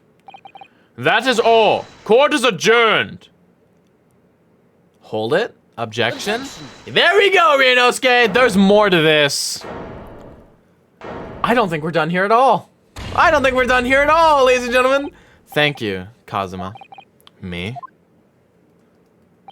If it wasn't for you, I wouldn't have made this 11th hour discovery. What discovery? My lord, I'm afraid I must insist the trial continues. I beg your pardon? As the court has been reminded today already, we must stop at nothing to uncover the whole truth. And to that end, one particular statement made by somebody in this courtroom moments ago revealed a very subtle contradiction. What contradiction? But all I did was ask the accused one simple question. Well, it began with Lord Van Zeeks and his recollection about his brother. But Lord Strongheart didn't permit the defendant to speak at length. I merely pointed out that we can draw no further useful conclusions here. So where on earth is this contradiction? One of them definitely just said something contradictory. It's time to identify who. Ah! Save! Save! Save! I think it was Van Zeeks, actually. Low key, low key. Nope, probably not. Come on, Ryunosuke, go over it again. Find it. Clint wasn't the culprit. That was my conclusion at the time. The third victim was the Lord Chief Justice at the time. It was he who had recognized my brother's potential and trained him as a prosecutor.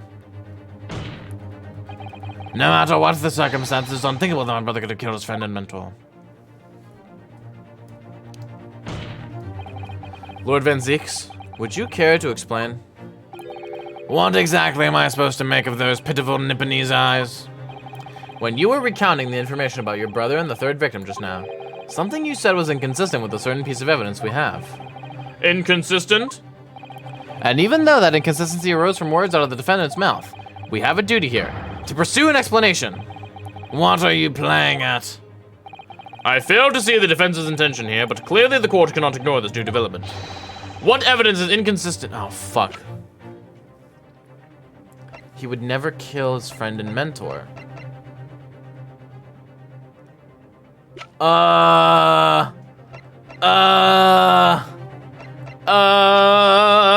I pick the wrong one? Wait, chat, I just have to check.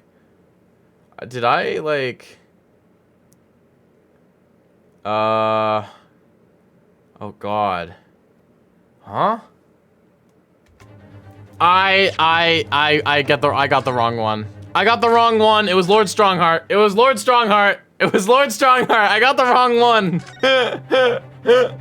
I got the wrong one, chat. I'm sorry. It was Lord Strongheart. I'm sure of it. Something you said was slightly off. All right, come on, Rinosuke. Here we go. Neither Clint Van Leeks nor Genshin Izuki still walk this earth. However much we debate this matter now, we cannot hope to reach a conclusion. There are only two excellent pieces of evidence from the time. The Weebegone ring that acted as the incriminating evidence to condemn Genshin Izuki, and the 3-page last will and testament penned. Oh my God, there's another piece of evidence that he left behind. The will, the actual will. Explain what, counsel? Among the statements you made just a few moments ago, something you said was inconsistent with a certain piece of evidence we have. Inconsistent? And whilst an inconsistency remains, the defense has the right to pursue an explanation. Rinosuke, what? Let me warn you about the statements you are making, counsel. They may very well prove fatal. You claim my words contain a contradiction. Okay, wait, so Suning Genshin left behind. The only things we have from him are the Asogi papers and the sword. I guess the ring too, but... Take that!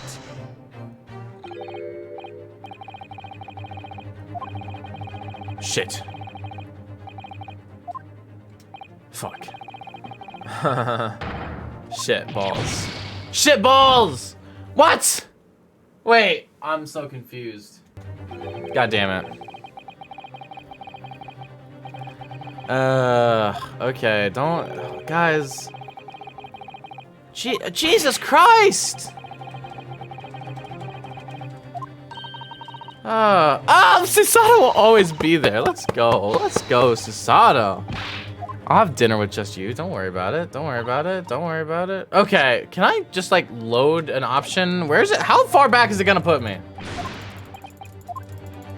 Jesus Christ. Yeah, it was Lawrence Strongheart. Oh God, I gotta get through this whole thing again. Oh my God.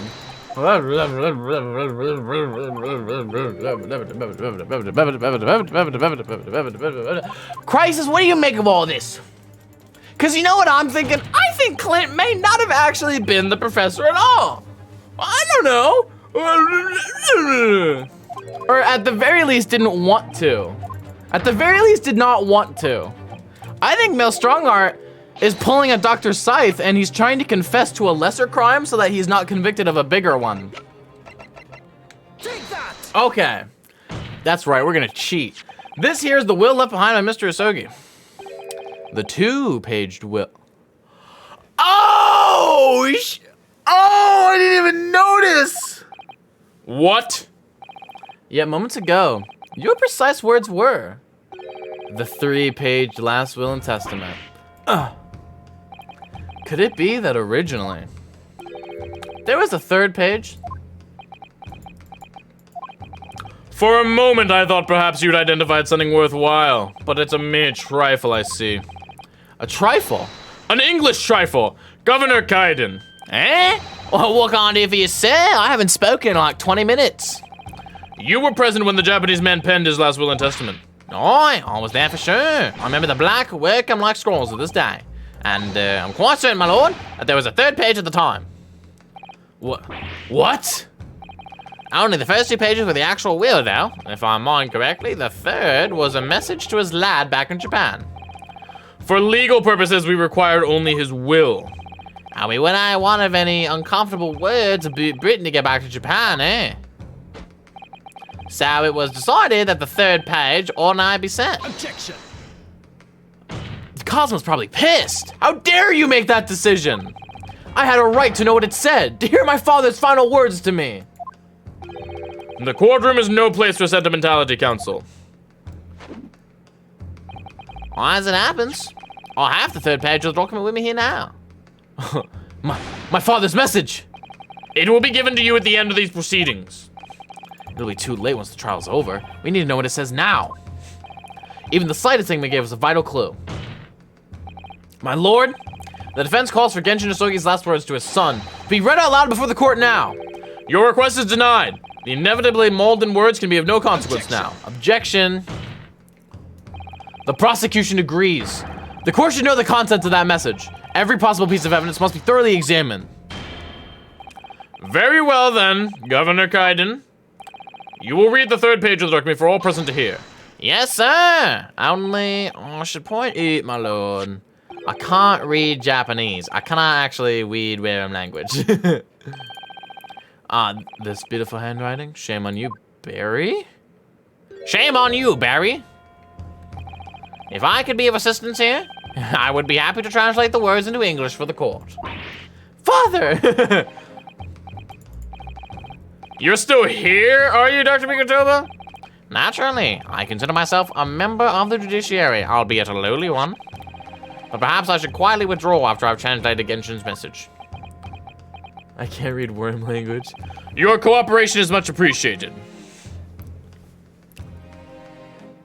Okay. Kazuma, the truth is shrouded in darkness. A darkness only our clan's great sword can pierce. Mighty Karuma, twist thy head and watch them fall, all thy mortal foes. That's the end of the message, it would seem. A haiku poem. Twist thy head. The hilt! The hilt of the sword! There's a compartment! What is Koduma? The name of the Isogi clan's famous sword. A razor-sharp blade known to all, passed down for generations, and embodies the Japanese spirit. It's not known to me. It's the katana sword that was submitted as evidence early in these proceedings. The one worn by the prosecution counsel when he confronted Inspector Gregson. Boom, boom, boom, boom, boom, boom. All these procrastinations are beginning to try my patience. Adjournment of this court is long overdue. As the presiding judge, I have been accommodating as possible the will of the courtroom. However, despite all that, no new information has come to light. In pursuit of justice, Lord Clint Van Zieks tragically lost all sense of morality. When he murdered his former mentor, clearly he was already devoid of his normal faculties. How dare you! I refuse to believe that of my brother. Too much time has passed. We cannot ever hope to know more than we do now. Especially since the alleged will that he's penned in his final moments appears to have been lost forever. Lord Strongheart, you appear to be in something of a hurry to wrap things up. I wonder why. Dude, Mikotoba is a baller. We've heard you state time and again during these proceedings that everything you did was in the interests of protecting British law and order. And I stand by that. Without the Reaper, we could never have achieved the reduction in crime the capital has seen. What about Inspector Gregson then?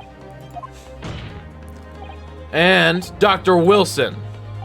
They were no criminals. You used them to achieve your ends, and then you had them killed. However you dress it up, there was nothing fair or just about that. Lord Strongheart, what exactly is it that you're hiding? Dr. Mikotoba, were you not to quietly withdraw after the translation of your former associate's will? In this courtroom, no argument carries weight unless it is supported by evidence. And it would seem that the defense has no more evidence to present. In which case, I hereby order all discourse from these proceedings to be struck from the record. Oh my fucking god. All right. The hilt! hilt! Oh my god! Mighty Karma, twist thy head and watch them fall, all thy mortal foes. That's the proper way to use the sword, is it? Maybe I should try it. It hurts my neck, that's the trouble. Miss Naruhodo, if I might make a suggestion, I think perhaps it doesn't mean your head. Oh, I once studied the history and development of the katana some time ago, and as I'm sure you're probably aware, the sword's head is the part at the very end of the hilt. It's written as head in Japanese, but it's pronounced as kashida, I believe. Kashida? So Mr. Asugi's words really mean twist the butt of this hilt. You don't think... Ah! Ah! Look what's inside it! Is that a tightly wound sheet of parchment? Scarlet ink. It's written in scarlet ink. I penned this, my last will and testament, in the final moments before my inevitable and willing death. This is it, isn't it? Miss Naruhodo, look at the signature at the end. Clint Van Zeeks, at the date 10 years ago on that fateful night. So for 10 years, it's been silently concealed inside Karuma and nobody knew. The last will and testament of Lord Clint Van Zeeks. Wait. Oh my goodness. Look at this. This is unbelievable. I'm gonna read it right now! Right now! I can't read it! Why won't they let me read it? Ah! You bastards! Oh my god. This is my last chance. That's not Naruhodo. I have to present some decisive evidence now, or it's all over. But can I? Present the fucking evidence! Wait, my lord. As it happens, the defense does have evidence to present. Don't be absurd! There is nothing of relevance remaining from the time. Objection! It's high time that you realize something, my lord. This gentleman has an uncanny habit of producing evidence at the final hour that had escaped everyone else's attention. Nonsense! What is it, Ryunosuke? What do you have? I dare say, the final, decisive piece of evidence that will reveal the whole truth about this rotten tale. How can you? Decisive? Well, it would appear there's no escaping it now, my lord. Let it be so then. Present whatever you think you have that can settle this decade-old enigma, if you're capable. What exactly is this evidence that his defense claims to be so decisive? Take that! Oh my god. There is a single piece of evidence that can clarify what really happened 10 years ago. The last will and testament of Lord Clint Van Zeeks. Ha! A wonderfully astute observation, I'm sure. But in case it had escaped your notice, that document was lost long ago. That's right, it was. Only, I have it right here. Discovered just moments ago. Oh my god, I can't wait to press this spacebar and see the color drain from Strongheart's face as he realizes he's fucked. Oh yeah! Impossible! That can't be! Everything that's happened comes back to this will.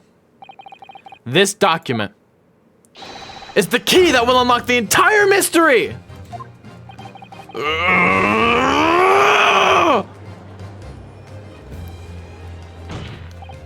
My brother's last will and testament. Where did you find that? It was rolled up inside this.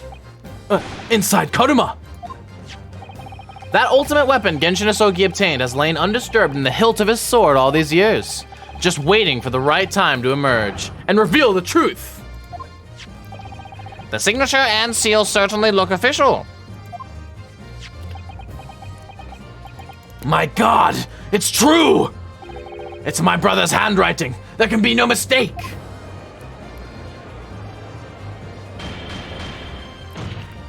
I forbid the contents of that document from being read out. Do you hear me? I strictly forbid it. Objection!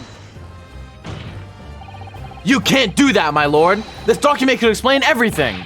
That document could literally destroy the meaning of justice in this country. I demand that you hand it to me at once. Why? What are you trying to hide? Could it be that you already know what's written on this page? What are you implying? Court is adjourned with immediate effect. Clear the courtroom. Objection. Do that, my lord, and you'll suffer a fatal blow as Lord Chief Justice. I beg your pardon? Forcibly ending a trial without good reason? And not any trial, a closed trial by order of Her Majesty the Queen. To defy the monarch's will is treason!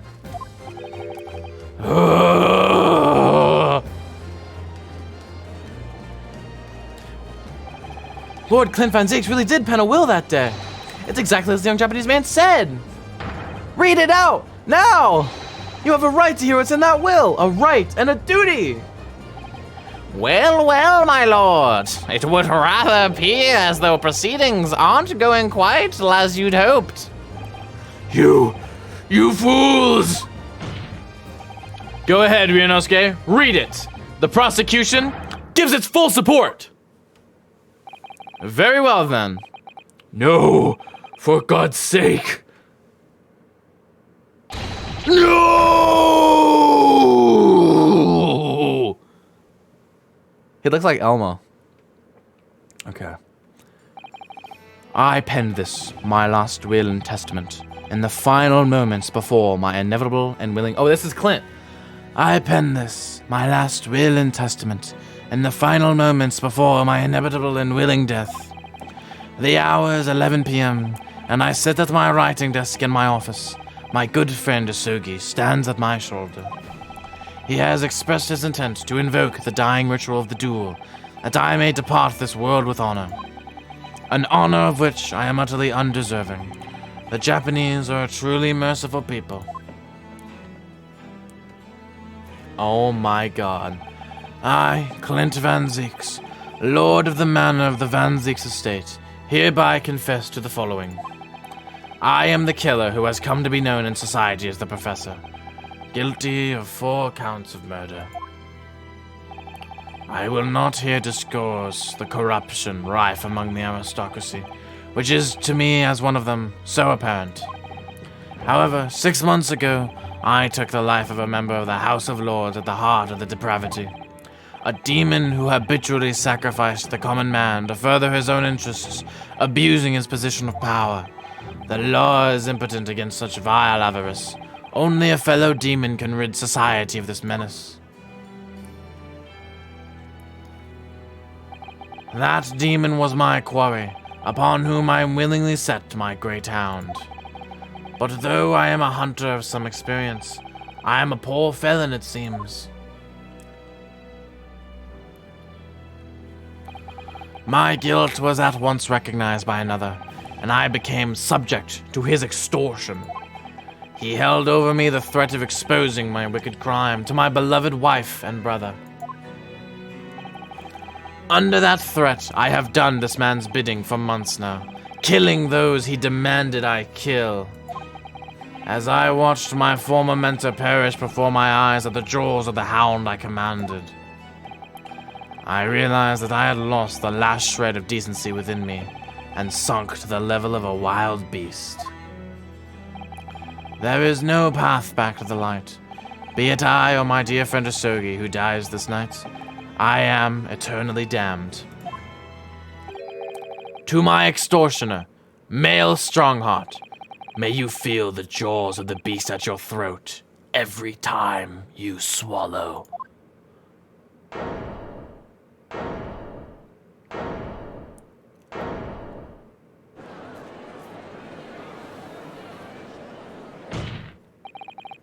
So now we know. Yes, Clint Van Zieks was a murderer, but somebody was directing him and naming his victims. His extortioner, Lord Male Strongheart. It was you! Oh my god, Crisis. Everything's out now. It's the truth. Lord Strongheart, a moment ago, You claimed that what the court just heard could destroy justice in this country. But you weren't trying to protect justice at all. All you were trying to do was conceal the secret of your true nature and the countless lives you've sacrificed up until now. It just didn't make sense to me that the third victim, the former Lord Chief Justice, was my brother's benefactor and a man of lofty principles. As I said, Clint had no possible reason to kill the man. But you did, didn't you, Lord? But you didn't you, Lord Strongheart? To eliminate the man who stood between you and the office you'd set your sights on. So you used your own hunting dog, Lord Clint Van Zeeks, to take him down. It had to be done. London's unsavory shadows are deep, and the arm of the law fails to reach their depths. Crime must be cut off at the roots, but the Lord Chief Justice at the time couldn't see that. He was weak. Lofty principles, you say? Tantamount to cowardice, if you ask me. Which is why I took his place, in order to fight the crime he was allowing to spread like wildfire. By murdering the man? The Reaper, the Professor, the name makes no difference. As I've explained countless times already, was all done for the furtherance of law and order in London. Objection. Are you going to legitimize the murder of my father now, too? Ah, Genshin Asogi. Well, that was unfortunate. I had fully intended to send him back to Japan as we'd agreed. I don't believe you. It was you, wasn't it? You killed him. No, it wasn't me who took your father's life. Then who? On the night following his mock execution, I went to Lowgate Cemetery at 3 in the morning with Chijoku. Judge Chijoku? There had to be a collaborator on the Japanese side to manage Asogi's treatment after his repatriation, whatever the fuck. Chijoku had fierce ambition. It made him easy to manipulate. 10 years ago, after he'd stood trial for the destruction of the witness stand, I had words with him. When I told him the position of Minister of Foreign Affairs could be his, he couldn't agree fast enough. Seishiro, you fool. As you know, Asogi escaped the prison in a closed casket and was subsequently interred. We intended to dig him out of his grave before he ran out of air. But sadly, all did not go to plan. Because Enoch Drebber! There was an unexpected visitor to the cemetery with his own ideas about digging up graves. A man who witnessed what nobody was supposed to see. Enoch Drebber. Of course, I knew grave robbers frequented London cemeteries. But that grave on that particular night? Blast! If people find out the convict wasn't really executed, the scandal will rock the very foundations of the Empire. Then what do we do? Shoot him, Mr. Chijoku! Shoot Asogi at once! He can't live now that this has happened. He has to go! What are you talking about? You had an agreement. You promised he can return to Japan. Everything has changed now. If the truth got out because of this, both of us would be finished. Forever! Come on, Chijoku, do it! Pull the trigger! Shoot!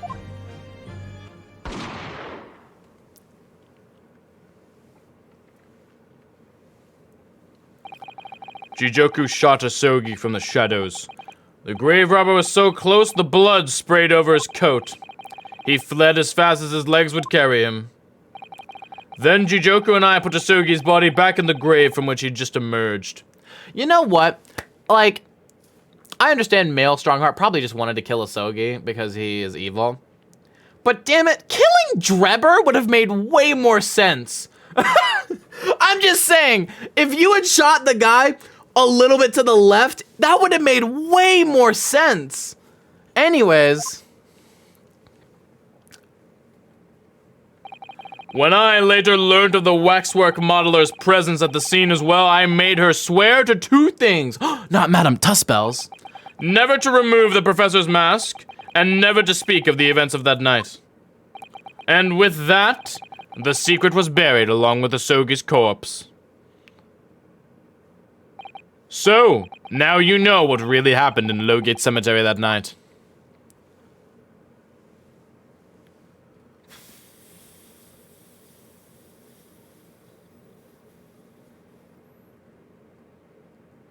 All the mysteries have been answered.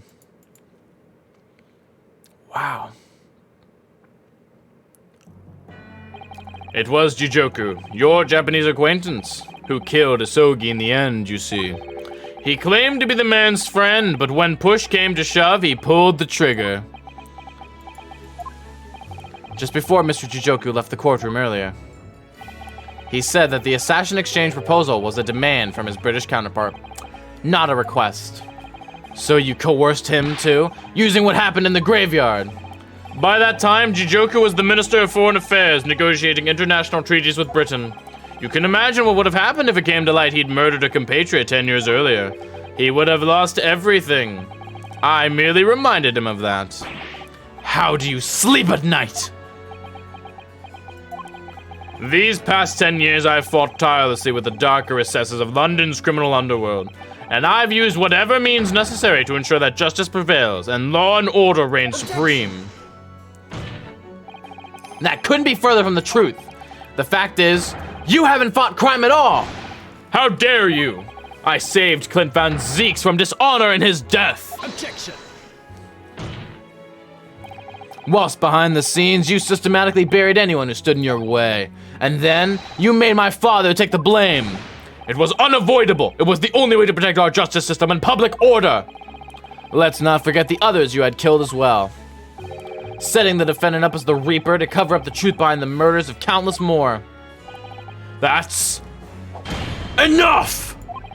Do you have any idea of the conniving that led to the acquittals of those wretched criminals? We have to fight fire with fire. Our courts can't function without a Reaper. Can't you see all I've done for this country? This has been my struggle. Objection! You've done nothing. It's Lord Van Zeeks here who has worked tirelessly and justly in court, whilst enduring the disgrace of the Reaper name.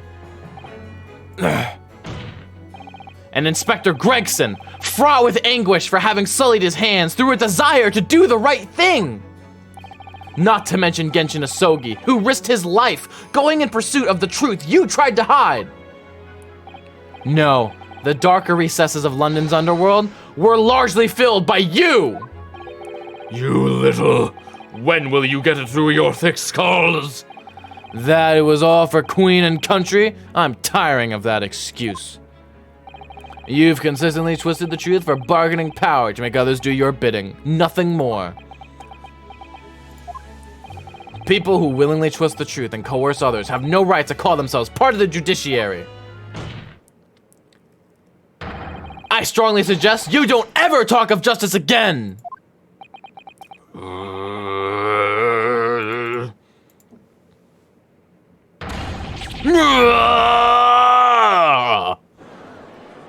Look at him vibrating. Holy shit.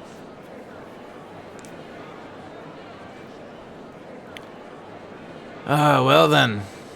You're just like, this shit again. He's kind of frozen up, huh? Oh. Okay, cool. Well, dear me, my good fellows, dear me. He's literally pulling the Daemon Gant. Do it faster. Daemon Gant, go. A well-deserved round of applause, I think, for a quite marvelous performance. What are you talking about? Those delightfully grave expressions, that beautifully pronounced Queen's English. Really, our friends from the Far East are quite the picture of industriousness. You fraud. Keep your mockery.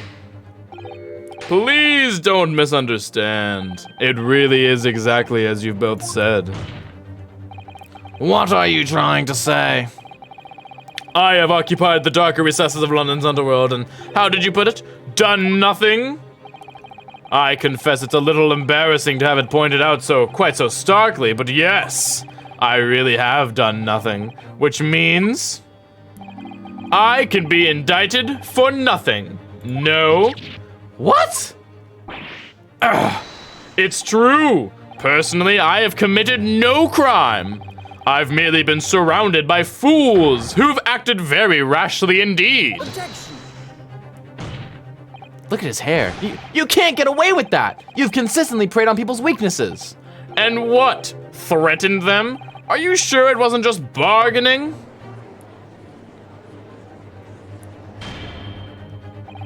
I would like to address all the good lords, ladies, and gentlemen of the judiciary here present. You all know of these darker recesses in our great capital, and deep down I believe you also know that to fight those who dwell there requires at least some of us to occupy the darkness ourselves. There's no way you're getting away with this. So let me appeal to your good sense now. Consider the situation with me. If this catalog of horrifying revelations were to become common knowledge among the 6 million inhabitants of London, what might happen? To learn that the infamous murderer of royals and nobles was a respected member of the aristocracy himself? That evidence was fabricated in the scapegoat's trial amid secret negotiations with prosecutors to eject a jailbreak? That the Reaper of the Bailey was an organized group of assassins managed by a Scotland Yard inspector? And finally, that it was all masterminded by the Lord Chief Justice himself. If the general public of Britain knew the truth, all faith in the police and the prosecutor's office would be completely lost, without doubt. Public order in the capital would completely break down. We'd be cast back to the lawless days of the last century. Precisely. It was as it was 100 years ago when 1 in 10 of the population were criminals. Think what we've accomplished since then. A public policing force, a comprehensive set of laws. And if we want to continue to protect this new era of law and order, I say again, we must at times occupy the darkness ourselves. We have successfully identified and apprehended the man responsible for taking Inspector Gregson's life. That is all that was expected of this trial. All these other matters that have been discussed will be eliminated from the minutes of these proceedings in the interest of preserving law and order, and to protect Her Majesty the Queen, of course. Well, my lords, ladies, and gentlemen, what say you? Holy shit. He has a point. The things Lord Strongheart has done are quite unforgivable. But on the other hand, isn't it our duty to maintain law and order in the capital? You can't deny that the threat of the Reaper over the years has done wonders for the crime rate.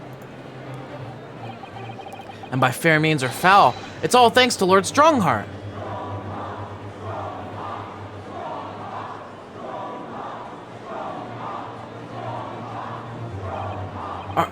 Are you hearing this? This is the will of the British judiciary?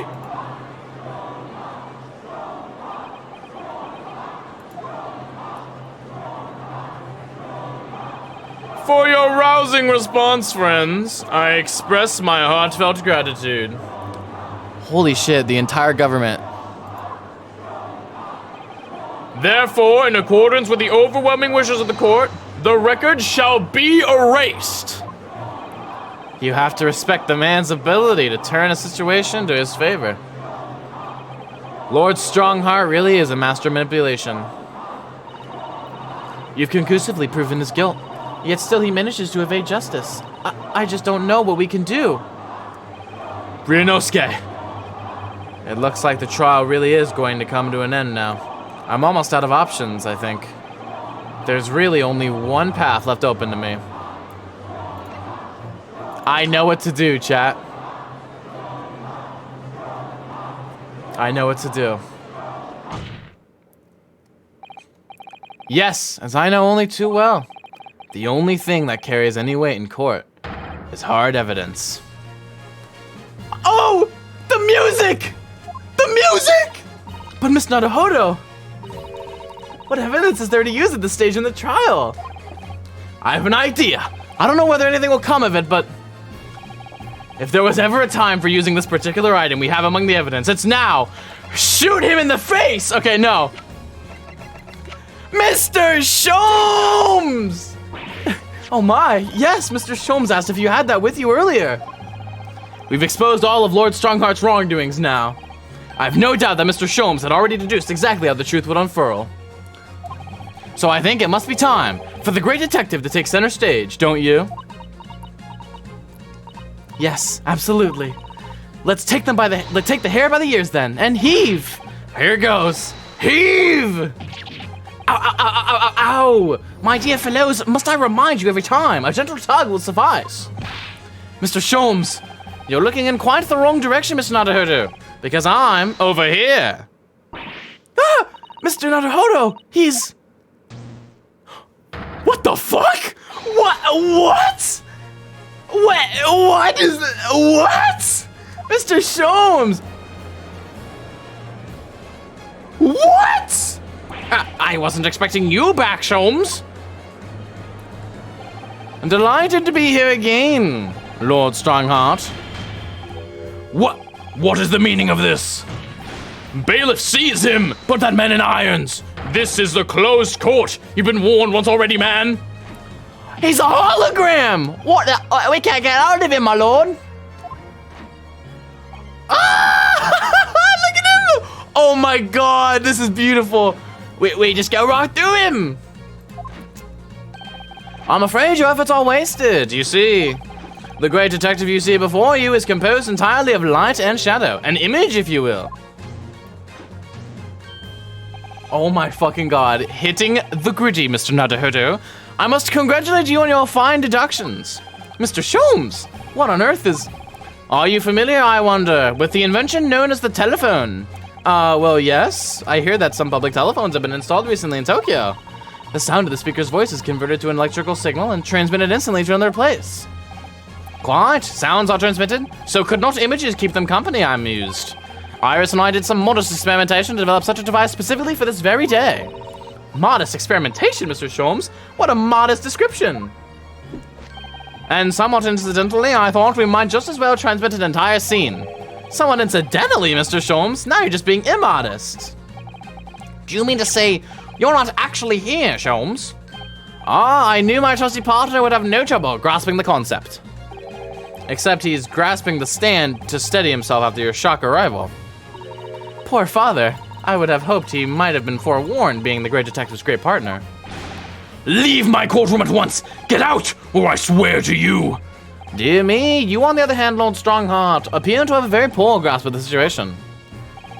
Allow me to reiterate, I am not here, which would, I hope, lead naturally to one asking, where exactly are you?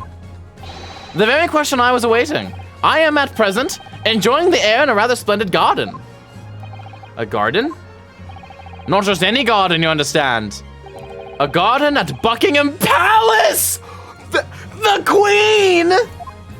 What? You can't be! Buckingham Palace? What's Buckingham Palace, Mrs. Sato? I've never heard of it. Do you ever read the news, Miss Naruhodo? Mr. Sholmes, is Iris with you there? Oh, well now. Iris is currently enjoying some tea. With Her Majesty. Her Majesty? Not just any Her Majesty, you understand. Her Majesty, the Queen of the British Empire. What?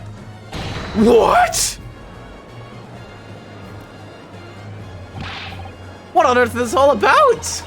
Buckingham Palace is Her Majesty the Queen's residence in London, Miss Naruhodo. Order in court! I demand immediate silence! Her Majesty the Queen, you can't be! I mean, no! This is some sort of unforgivably distasteful trickery by a third-rate detective, that's all! Unforgivably distasteful trickery. What an apt description. A closed court session attended by elite members of the judiciary is a rare event. I presumed that Her Majesty would be more than a little curious about the proceedings. So I decided to show her. Everything from start to finish. Huh? You showed her? Indeed. By dint of the Herlock Sholmes' remote cinematograph. You meddling... This is some kind of nightmare. Just as I appear to be standing before you, regaling you a talk of my latest invention, no doubt you've inferred that the reverse is also true. You don't mean... Her Majesty has seen and heard every moment of the proceedings. I assumed there would be no objection. After all, every trial in this country is conducted under the auspices of Her Majesty, as you know. You! I confess I'm quite impatient to hear Her Majesty's opinion about the unforgivably distasteful trickery in which you've been engaged over the past 10 years. No, I was merely... Oh, so sorry to keep y'all waiting. Vicky and I had so much to talk. Queen Victoria is Vicky? Oh my god. Iris, there you are. Oh! In fact, I have a little message here from Her Majesty. A message! Well then, if everyone is sitting comfortably, ahem.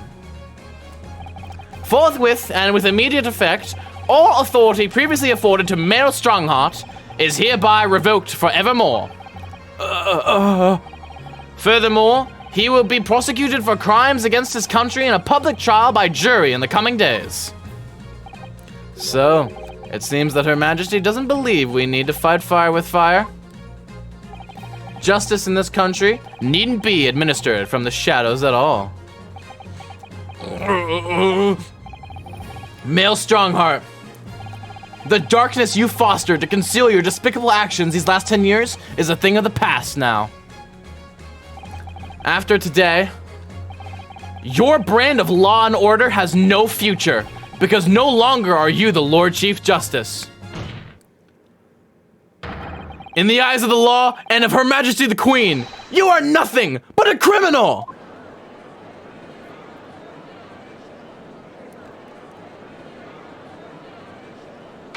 Adjourned!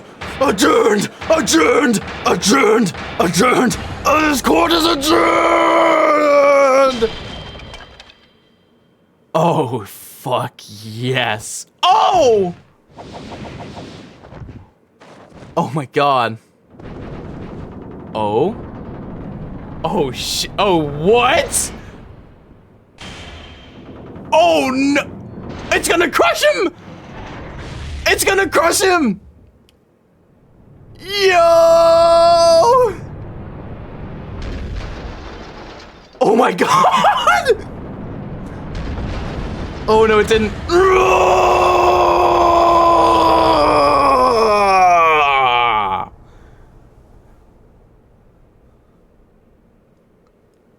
Oh my god.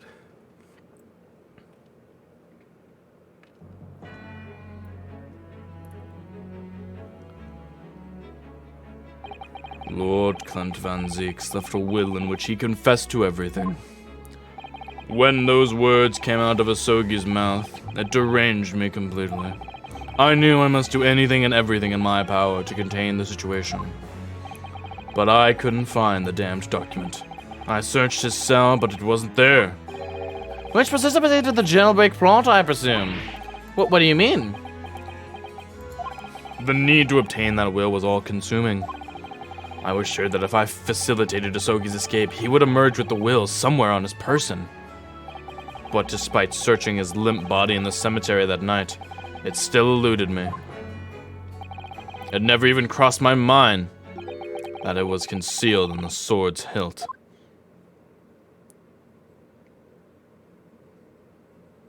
Barak is like, get the fuck away from me before I destroy you. Take it off, or just hold it.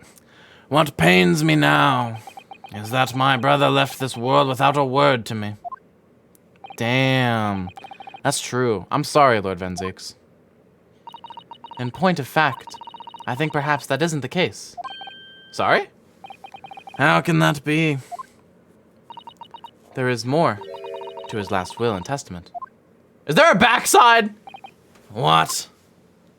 There better not be a backside. Fuck. Okay, here we go.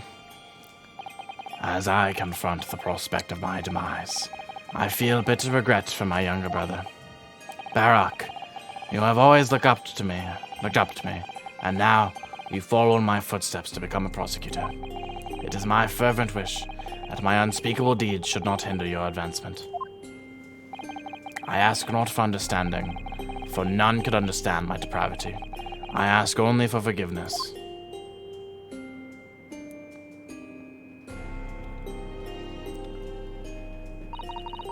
Asogi is a fine detective and a hunter worthy of respect. He has agreed to honor my final 2 wishes. The first is that this document survives. The second, I cannot commit to paper. I have confessed my sins to my wife. May she find resolution in my death.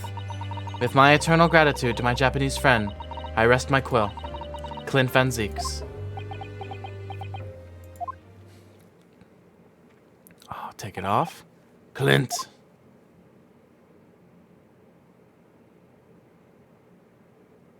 Man, dude.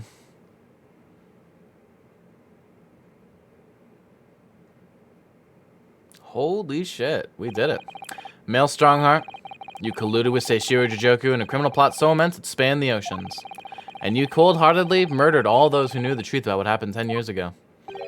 But why did you set about that now, a whole decade later? To ascend the very peak.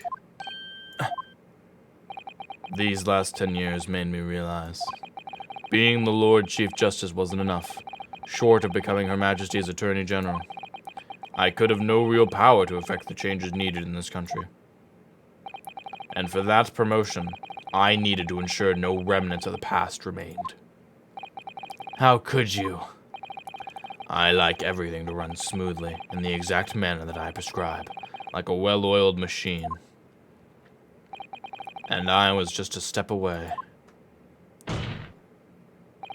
And for your ambition to succeed, did you even bother to count the number of brilliant people you had killed? Ah, Mr. Reaper, are you not forgetting something? Such as? You very much adopted your unusual prosecutor-like demeanor in the proceedings now. But the reality of the situation is that you are the defendant in this trial. Yeah. However, the presiding judge would appear to have fallen from the bench, as it were. Oh my god. May I suggest, therefore, that we entrust the final adjudication to an old friend? Oh my god. Hey, what's up? My lord. What the fuck did I miss? Everything is destroyed. There are holograms. My thing up here that I really liked is destroyed, and there's some sort of weird broken staff in my chair. I leave you guys alone for 1 chapter, and you do this to my courtroom? Like, honestly, I can't have nice things anywhere, can I? I go on 1 vacation. 1! As a member of the judiciary, I have been following the proceedings from the gallery, and I must say, I shan't ever forget the extraordinary battle between good and evil that I witnessed here today. Oh, it's so nice. It's not a boom, it's a so nice. The darkness that has blinded justice in our land these past 10 years has at last been dispelled. Thanks, in no small part, to the efforts of a bright young star from the east. Defense Counsel Naruhodo. Yes, my lord. On behalf of everyone here present in the Old Bailey, I give you my heartfelt thanks. Hey, were you also up there chanting Strongheart a little while ago? Cause like, can we like talk about that? You're too kind, my lord. The first time I faced you in court, just under a year ago now, I had the faintest of intimations. Sure, why not? That the British justice, so warped and twisted over its long history, was finally to know change. This might just be the man to do it. But at the time, I wouldn't allow myself to acknowledge the possibility. I couldn't overcome my hatred of the Japanese after the circumstances of my brother's death. Mr. Naruhodo, allow me to apologize for countless discourtesies on my part. You are a lawyer of boundless talent. Oh, Lord Van Zieks. ... When I first arrived in Great Britain, I was literally a nobody. Certainly not a lawyer. The truth is, my fortunes have entirely been made by the miraculous people I've met. My best friend, Cosmo Asogi, who led me here to Britain in the first place. My loyal and ever-patient judicial assistant, Mr. Sato, who helped me study to become a lawyer. The brilliant Lord Van Zieks, who never failed to challenge his Nipponese rival. And not to mention, the exceptional master of logic and reasoning who showed me the true art of deduction, Mr. Sholmes.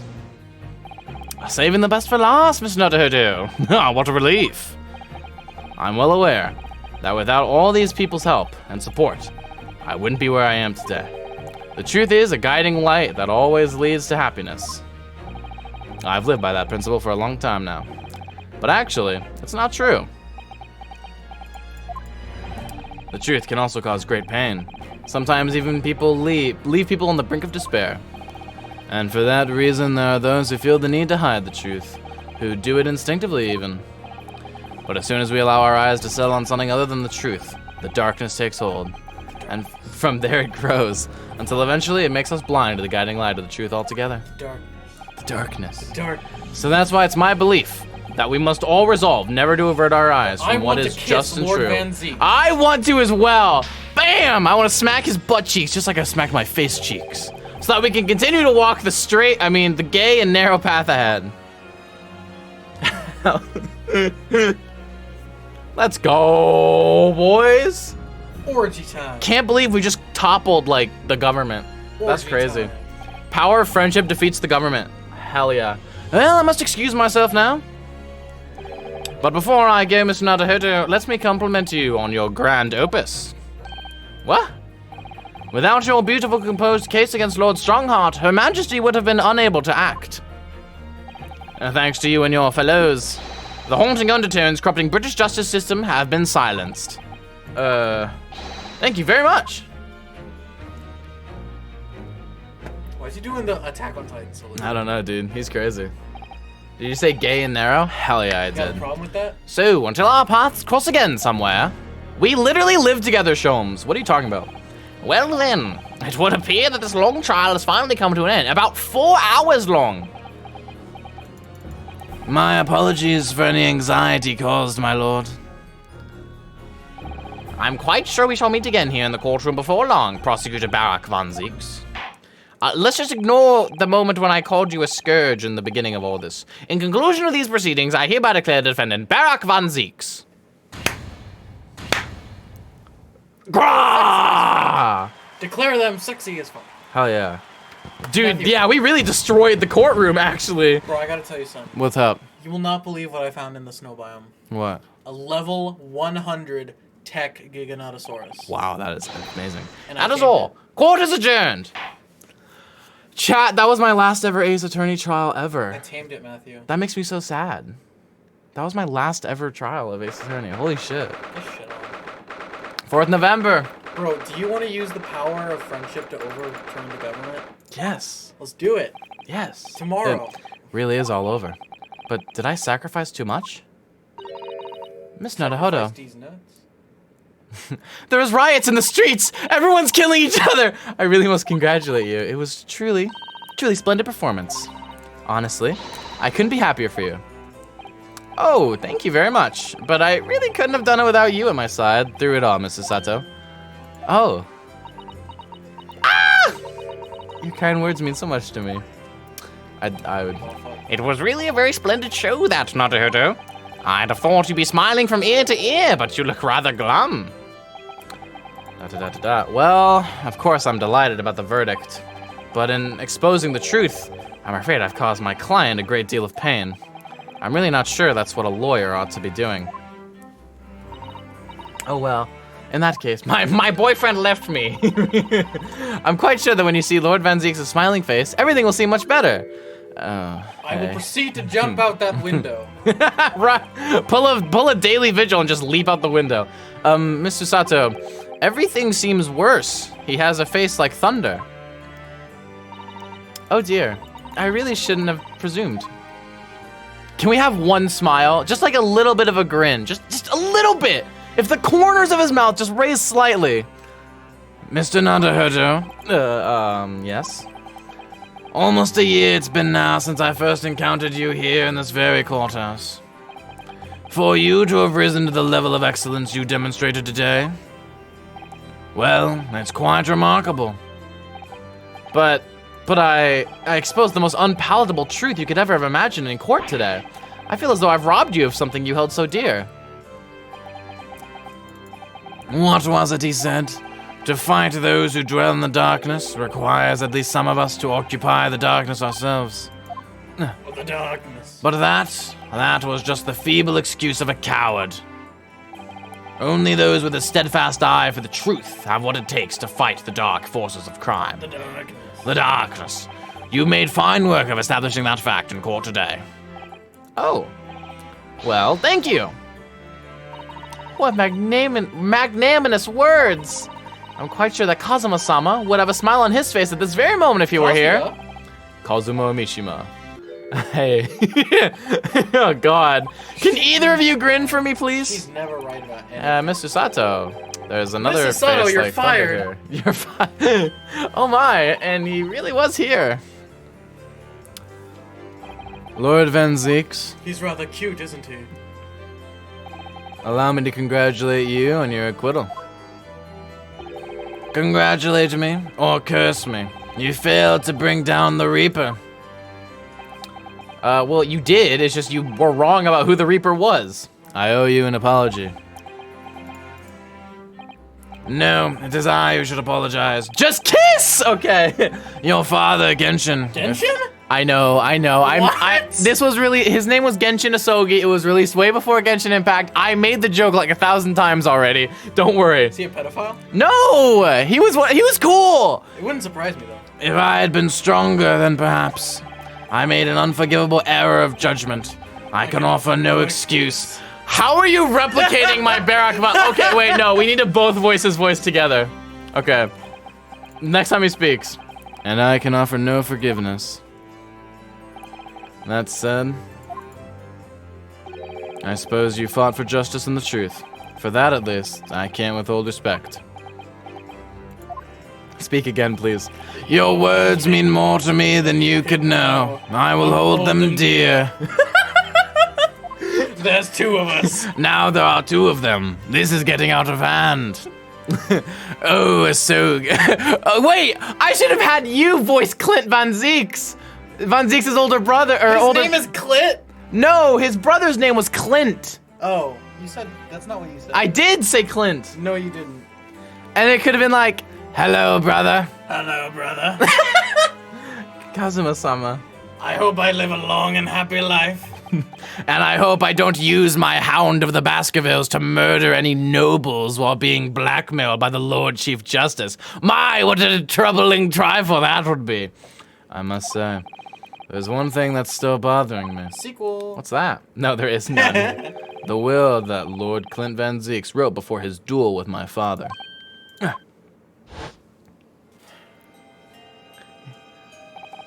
Asogi is a fine detective and a hunter worthy of respect. You know, I'll just let you voice him. Fuck it, get over here. I'm gonna let you voice him. Okay. He has agreed to hunt. Oh my god, are you for real? Do it right, do it right. He has agreed to honor my final. No, because now you're just doing the Master Wazowski, you forgot to turn in your paperwork. And now I will not be able to do Barak's voice without thinking of that. Thanks, Breadcat, you ruined the entire playthrough for me. I can't believe it. He has agreed to... I'll do it.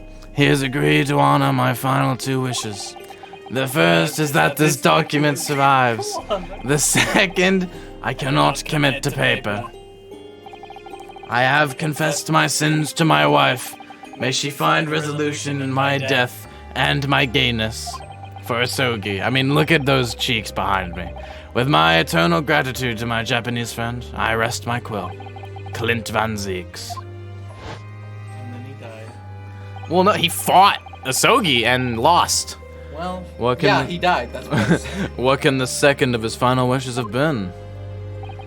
That Was a your confession father that he agreed was to dead. honor, you mean?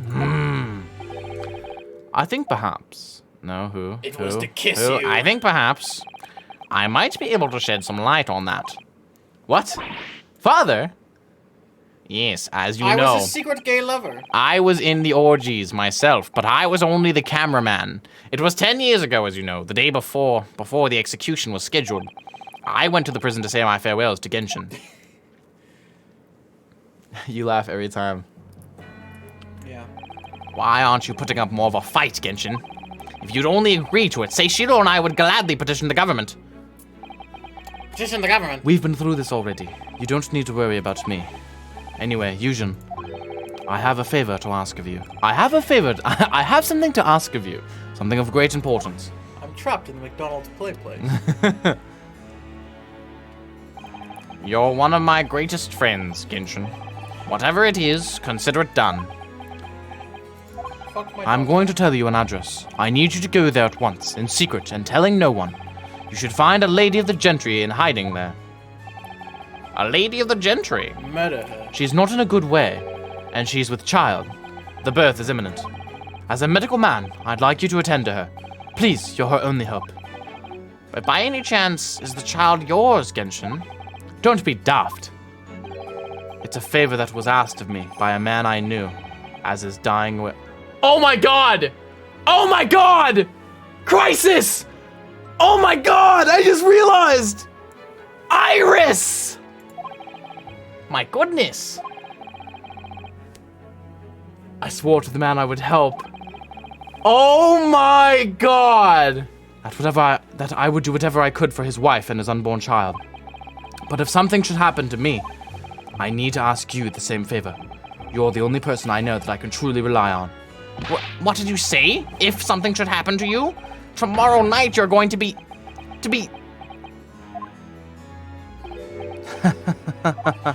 You never know, though, do you? What life will bring. All right, then. Tell me the address. I'll head there at once with Seishiro and... No, not with him. Pardon? This is a favor I'm asking of you, and only you, Yujin. Right, I see. Very well, then. Very well then. Iris is Clint Von Zeeks' daughter? Wait a minute! So you mean that when I was like... When do you remember when the trial started and Iris gave Von Zeeks some tea and they were having like a funny interaction? I was like, ha, look at these two, that's so funny. That was like, oh my god! That very night, I caught a train from Paddington to Dartmoor in Devon.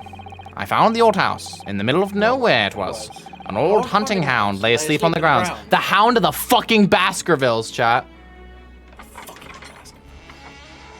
She doesn't look pregnant. Yeah, but there's a little bulge there. The poor woman was on the floor at the back of a darkened room. She was in mortal danger. I broke her waters to precipitate the labor before she weakened further, but it was a torturous birth. I did everything humanly possible for her and her child. Oh, but she died. I bet. The baby crying. And in the end, I was lucky enough to welcome a new life into the world. But tragically, she died in that same pose. My efforts to save the mother's life were in vain. I held the healthy newborn girl in my arms and wept for longer than I care to remember. Eventually, in something of a daze, I looked around the room. There was precious little in it, but an old travel trunk caught my eye. It had clearly been well looked after over the years, many of top quality leather with fine stitching. But it was when I saw the emblem on the side of it that everything dropped into place. The fire emblem. Baskerville. B for Baskerville. Baskerville? Baskerville! You mean the woman was the wife of Lord Clint Von Zeeks? That's right. The newborn was his daughter. But that makes no sense. Why on earth wouldn't Clint have entrusted the child to my care in that case? I don't know. Because you're an asshole! I don't think they, maybe they didn't want Iris to grow up as a goth. You ever consider that? I was completely unaware that he even had a daughter. I suppose he didn't really have any choice. What? Well, your brother said that he'd confessed everything to his wife, so she must have been beside herself with worry for her child. If the true identity of the professor were ever to be made public, the girl would be forever branded as the daughter of the infamous mass murderer. Ah! Uncle Barak! So the only solution was to distance the young girl from the Van Zeeks family as much as possible. I don't believe it. I imagine that in this final hour, Lord Clint Van Zeeks made the obvious choice. He would have thought to himself, this Japanese man here is someone I can trust. This Japanese man here! Well, let's talk about his friend Asogi. Genshin Impact. I honored my promise to Genshin, of course. However, only a month later, I was summoned back to Japan. And without disclosing the parentage of the child, I couldn't obtain permission to take her with me. Oh, how awful. I threw her into a river. I threw her into the river. I was completely at a loss. In the end, I had to ask my great friend. I asked him if he would be a father to her. That being Mr. Sholmes, I presume. Yes. He took one look into my eyes and agreed to it on the spot. Mr. Sholmes, he has a heart of gold. Really, all it can be said that I did for the child was to give her a name. Oh? Iris. When I had come to Britain, I was trying to escape from the grief of losing my darling wife. So it was her name that I gave the little girl. Your wife's name, Professor Mikotoba? In other words, the name of my mother. Ayami Mikotoba. Oh! That's right. Ayame. Or in English, Iris. Iris? It took y'all this long to catch on? I had no idea. Ding dong. Ding dong. Ding Ouch! dong. Miss Naruhodo, what's wrong? This little thing just pinched me on behind my trouser pocket. Hard! Oh, the remote. Oh, my dear fellows, can you hear me? This is my persona. Mr. Sholmes, is that you? Ding dong. Ouch! Yes, we can hear you. You see what excessive tugging can do? Let that be a lesson to you. Mr. Sholmes, we weren't able to thank you properly before, but you were simply marvelous. Your checkmate move was a stroke of genius. Indeed it was, wasn't it? I surpassed myself, I feel. It had become apparent to me that to stop the Lord Chief injustice would require such measures. Injustice, that's funny. Runo, Susie. I'm about to get out. Oh, Iris. Iris, these nuts. Oh, I'm so pleased. What a wonderful outcome. Her Majesty Queen Vicky said she thought my special blend was delicious. Oh, I'm sure she did. After all, no one brews a more delicious tea than you do, Iris. Let's have a party to celebrate. And Mr. Reaper, you simply must come too. What? I'm afraid I couldn't do it. The Reaper of the Bailey flustered by a 10-year-old girl. Again. No, really? Oh, poo. But I give you my word that I shall present myself at your residence in the near future to express my gratitude. Oh, how lovely. You've promised now, I won't let you forget. Bye for now then. All right, Iris, thank you for all your help earlier. Oh, that was nothing. Just come back home soon. Oh my God, we have to tell her who her father is. Ouch! One final pinch goodbye, was it? My heart. I never would have guessed that Iris was Clint's daughter. Well, I think I ought to be leaving. Iris Von Zeeks, chat. Oh my God. Lord Von Zeeks, would you care to accompany me? Certainly.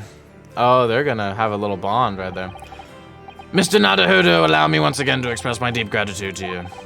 I believe you saved my life.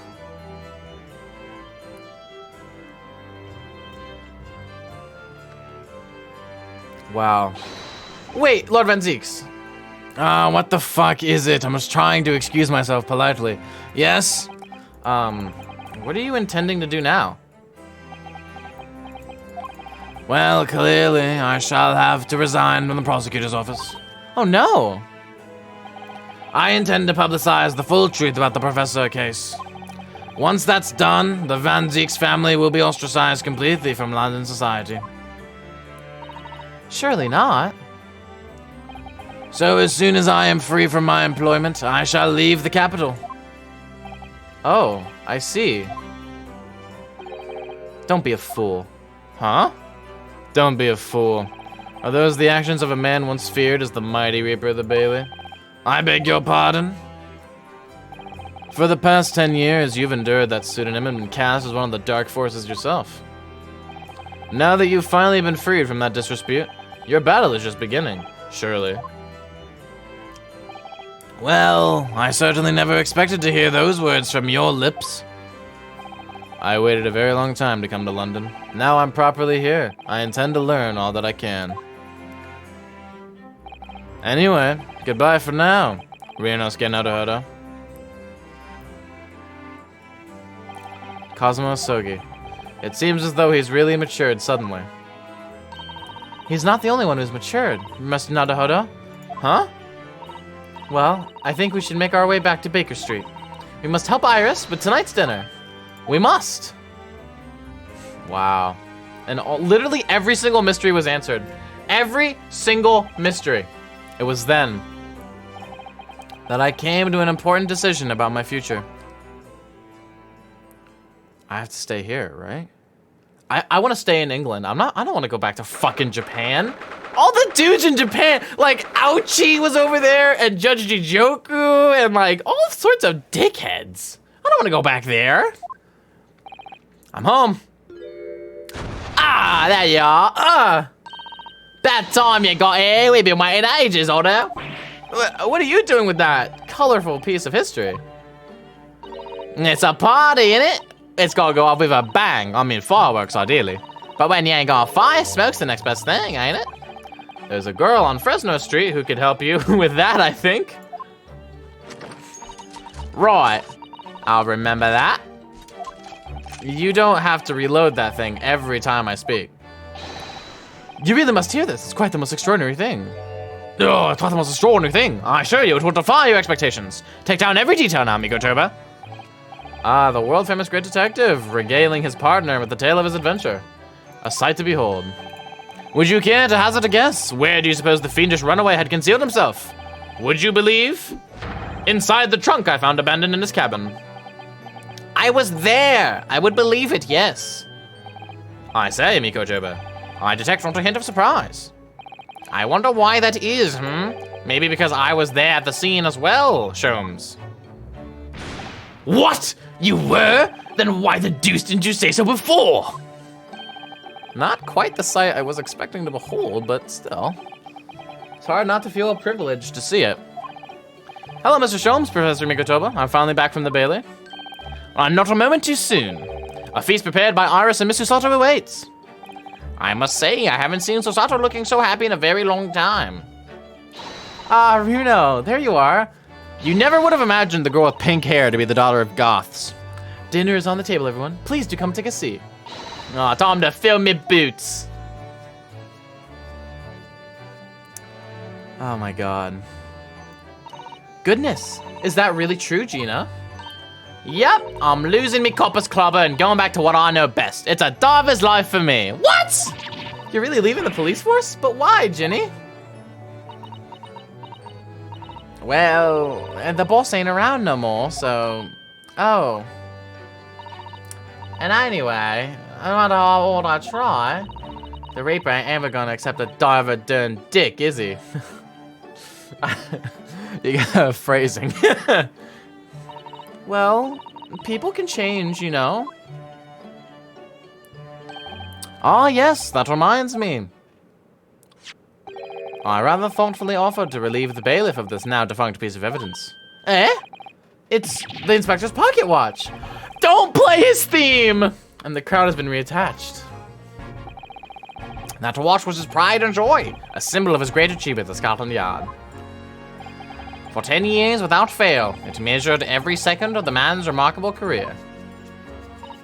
But now, it's stopped.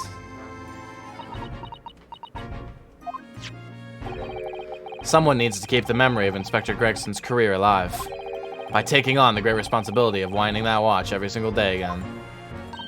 Yes, someone with an equally fierce detective spirit.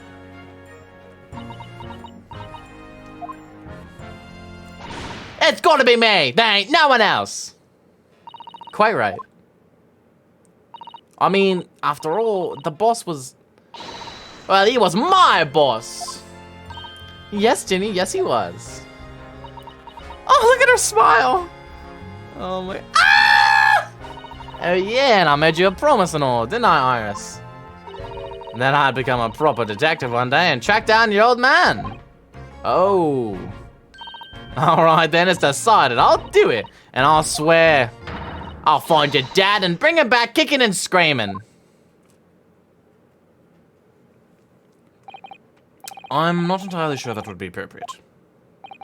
Yes, I think, Gina, it might be best to, well... I think I'd like you to forget that promise, Ginny. Eh? Iris? Well, obviously I've always wondered about who my real daddy is. Of course I have. I wanted to know where I've come from. I thought it might tell me something about myself. But I've caused such a lot of trouble trying to find out for so many people. Hurley, Runo, Professor Mickey, Professor Mickey. Oh, no, not at all, my dear. Really, you owe me no apology to anyone. Well, anyway, I've decided to give up on it. Because I've finally realized my daddy is the greatest in the world. I don't think it matters what his name is or where he's from. Don't you agree? Hurley?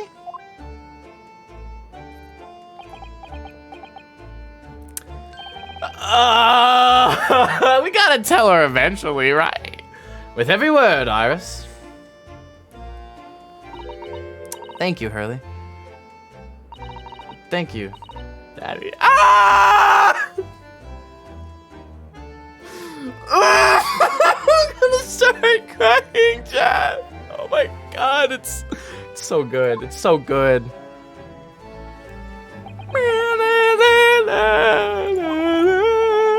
I think Miko Joba.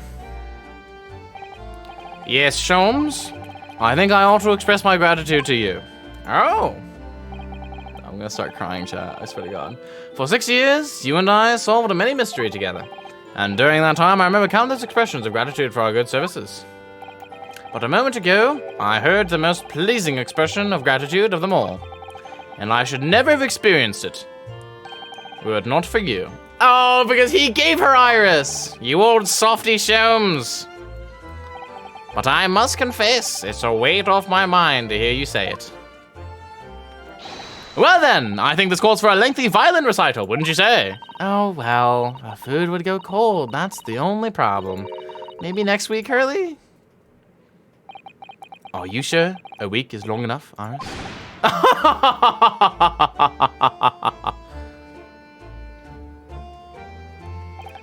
Even amidst the most troubling of cases, even reeling from the most shocking of revelations, returning in the evening to this suite of rooms, there's always warmth and happiness to be had. The home of the world's greatest detective, and my home too, with my greatest family.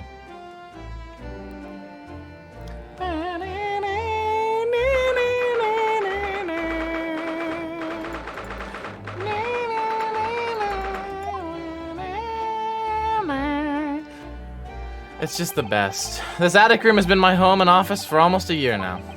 I've certainly had some unforgettable experiences whilst I've lived here. But I think now the time has come. Time to bid this place farewell. Naruhodo. Naruhodo? Oh, Professor. Are you alone? I didn't hear any sound from Susato's room. Yeah, Susato-san went out after dinner. She took a carriage. Something about an important matter she needed to take care of. Ah, I see. I wanted to thank you for what you did earlier. Oh? With Iris, I mean. When the subject of her father came up. Lord Clint Van Zeeks. I made up my mind many years ago never to tell her who her real father was. It's what was agreed with Genshin, after all. Lord Clint Van Zeeks' final wish before he died, you mean? Yes.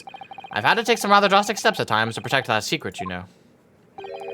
Calling Susato back to Japan 6 months ago, for example. That's why?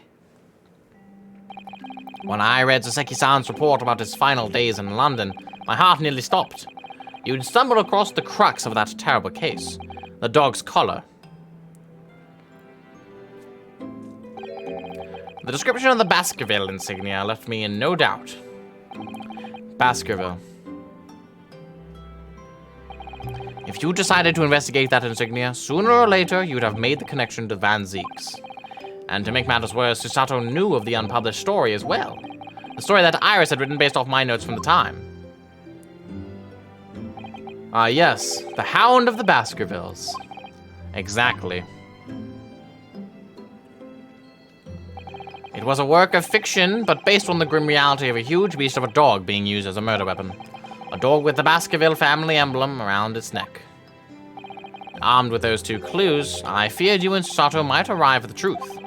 So I invented that story about having collapsed to justify her leaving London and returning to Japan at once. All in aid of halting any investigations you and she might have been contemplating. I see. Something I've never understood is why Susato-san came across that manuscript in Japan, though. You know, Iris is the Hound of the Baskervilles story, I mean. Sholmes sent it to me. That was before Susato left Japan. He was very troubled about what should be done about it, you see. I'd read it and carelessly left it on my desk, which is where Susato came across it, of course. Ah, It was the only case Sholmes and I ever pursued that I didn't record in meticulous detail. I was stunned when I discovered that young Iris had pieced together so much of it from my paltry notes. Sholmes and I discussed the matter and decided that we couldn't allow the story's publication. At that point, I returned the manuscript by post to Sholmes for safekeeping. so you did all that to stop Iris from finding out the truth about her father. That's right, because Sholmes had told me how astute she'd become. However, having witnessed events in court today, I must say my opinion has somewhat shifted. Oh? I think at some point in the future, the time will come for Iris to know the truth. And when it does, well, I believe it will be for the best. I agree 110%. I think so too. Just like not right now. Actually, Professor, I wanted to talk to you about something too. Judging from that expression, I'd say you've come to a decision, have you? Yes, I have. I will be returning with you to Japan. Are you quite sure? I don't want to, but Ryunosuke has a good point. I mean, I'm really only here as a substitute for Kazuma. But he's here in Britain now, as originally intended. Locum student Naruhodo doesn't really have a right to stay, I think. I see. Looking back now, when I first arrived here in February,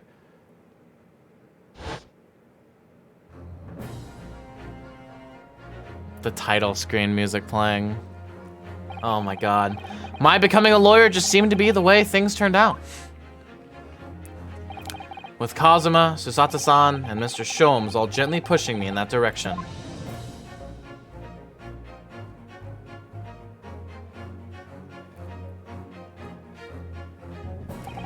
I spent the best part of a year immersed in this world, but always aware of a seed of doubt inside of me. Until today. Standing in that courtroom earlier, all doubts vanished from my mind.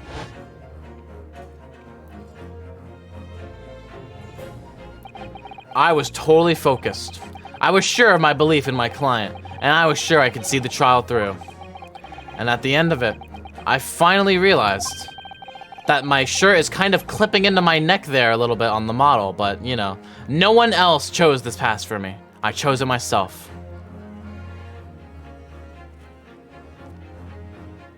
The path of a defense lawyer, eh? Yes, that's what I am now.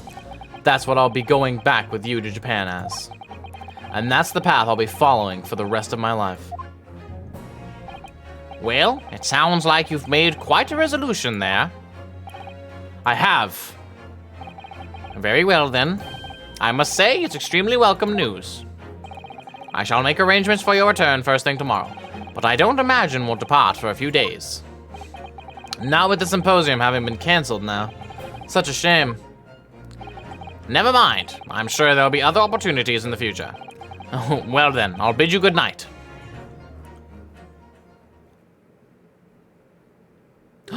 Oh, Susato-san. I just wanted to let you know I'm back. She heard it, didn't she? Did you, hear what your father and I were discussing? I'm sorry, I did, yes. I couldn't help but... Oh, how much did you hear? Well, from the part about Iris's real father, I think. In other words, from the beginning. So you've made up your mind. You'll return to Japan and continue working as a defense lawyer. Yes. I'm sorry. I really should have consulted you about it. I did want to earlier this evening, actually, but you'd already gone out. Oh no, that's quite all right. I already knew that it's what you'd decide, Naruhodo-san. You did?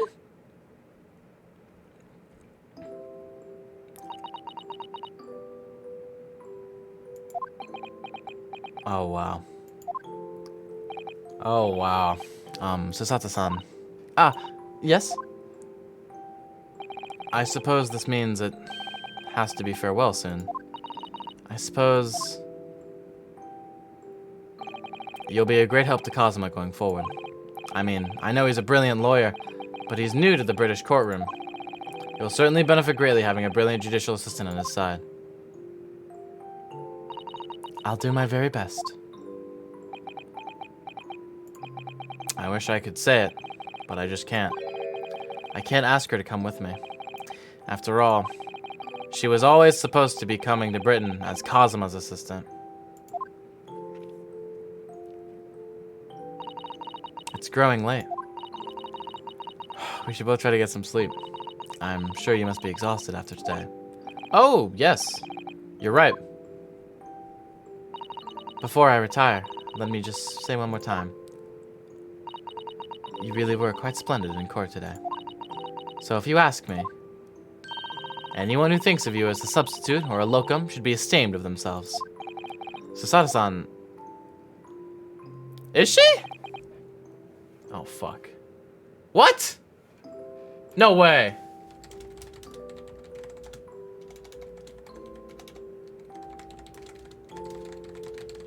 I never checked her profile. No!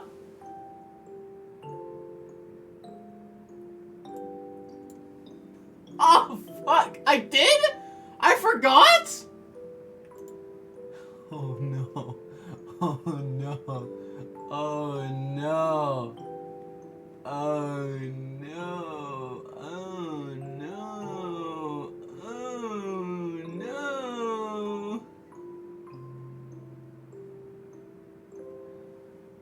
Oh, no. 23?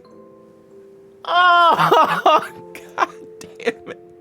My most precious ship is not real? God, I didn't even know! Alright, anyways, getting that, like, mind-altering and, like, changing my entire perspective of this playthrough factoid aside. Oh, fuck, okay. Fuck, I really played through this entire game thinking wow, I played through the entire game thinking they were destined. Whew, well. I don't know how to feel anymore. I mean, that means he must be gay. I didn't know. I can't believe this day's finally come. You're really leaving then, Runa? I'm afraid so, Iris. Thank you so much for everything. I don't know what I'll do without your wonderful cooking and delicious tea. Oh, I wish you weren't going. But you have to come back and visit. Say you will. Of course. I promise. Every 2 days. Oh. Well, it was a very brief reunion, but it was a pleasure to pursue a case with you again after so long. For a while, at least, it felt like old times. Yes, I suppose on reflection, there's something to be said for it. Having a little fun once in a while.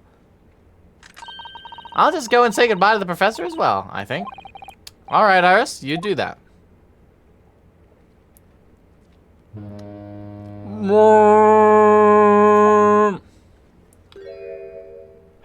Susato-san. What? You're just gonna lump this in here at the last minute? Alright, I'm rolling.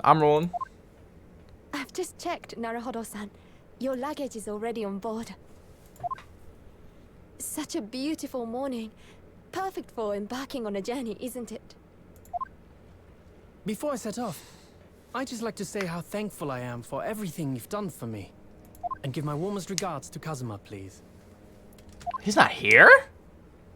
Actually, I think you ought to give him your regards in person, don't you? Oh? Sorry? Ryunosuke, That's how he sounds. Actually, that's pretty close to what I did. Kazuma! What are you doing here? Do you really think I'd miss my best friend's departure? Thanks. This is so jarring, but also so wholesome. To be honest, I'd been looking forward to our wild time tearing up the streets of Her Majesty's capital. But, Well, we'll have to save that for another time. Indeed. Personally, I'm looking forward to facing you in court again. me too. But, we're both defense lawyers, so, I'm going to become a prosecutor. Oh, shit. I'll stay in Lord Van Zeek's tutelage for the time being, but before long, I intend to be just as formidable as the Reaper himself. Oh, I see. Well, shit, dude. Actually, Ryunosuke, I have a favor to ask. Stay here. And he gets down on one knee and pulls out a small box. Name it. Ryunosuke immediately says I do. I'd like you to take care of this for me for a while. Karuma? Why? Because I've seen it now. I've seen what's inside me. The demon that reared its ugly head that day. Ah! It was only for the briefest of moments. The last time I came face to face with that inspector. But it was unmistakable. I wanted to kill him.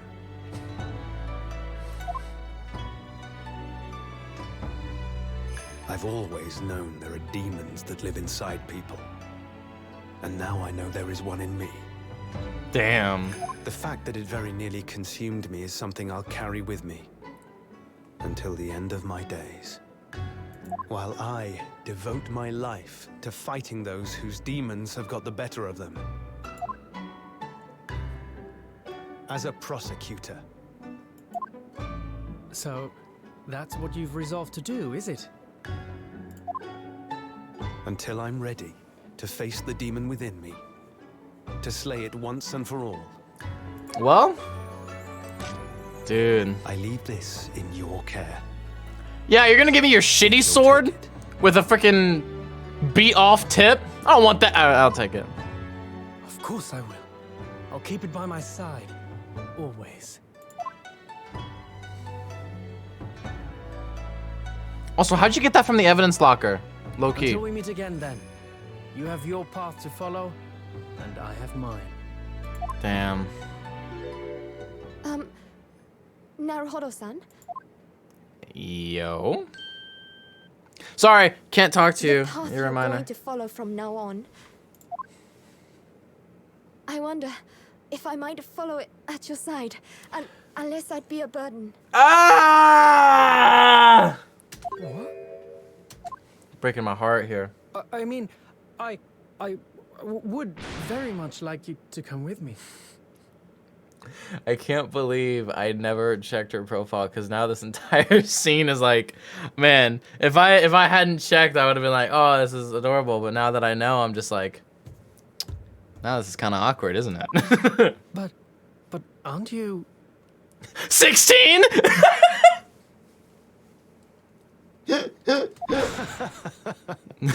Come on, Ryunosuke. Ryunosuke. Come on, Ryunosuke. People do all sorts of crazy shit back in the Victorian era. Kazuma, you shouldn't say that. You're gonna get canceled. I am? Kazuma.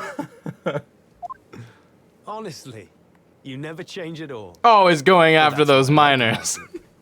That's what I like about you. I've just ruined the entire series. Okay. You mean you knew about this? It was the evening after Lord Van Zeek's trial came to an end. She came to see me at the prosecutor's office. Really? And when I had that conversation with Professor Mikotoba. Mikotoba. So, you go with Ryunosuke back unfair of me to follow my own interests like this. Coming here especially to tell me. You're a stickler for etiquette, aren't you? Well, what are his feelings? Also, can we just talk about how like the Van Zieks portrait is still, like it's chilling? We've never discussed it, of course, and Naruhodo-san has made no such suggestion. I worry that perhaps I'd be a burden to him. He's Yeah, just but you as probably much can't a buy stickler tickets for anymore. etiquette as you are. He'd never say anything before he was asked. But I'd feel happy knowing you were with him. Look out for him on my behalf, will you? There we go. Of course. That's amazing. Susato-san.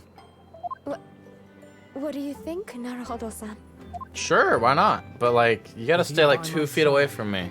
No trial would seem too daunting. Oh, So if you're willing, but like, I'd be honored if you'd come with us. Together we can take on the world. I'm terribly incompetent, but if you'll have me, I'd be delighted.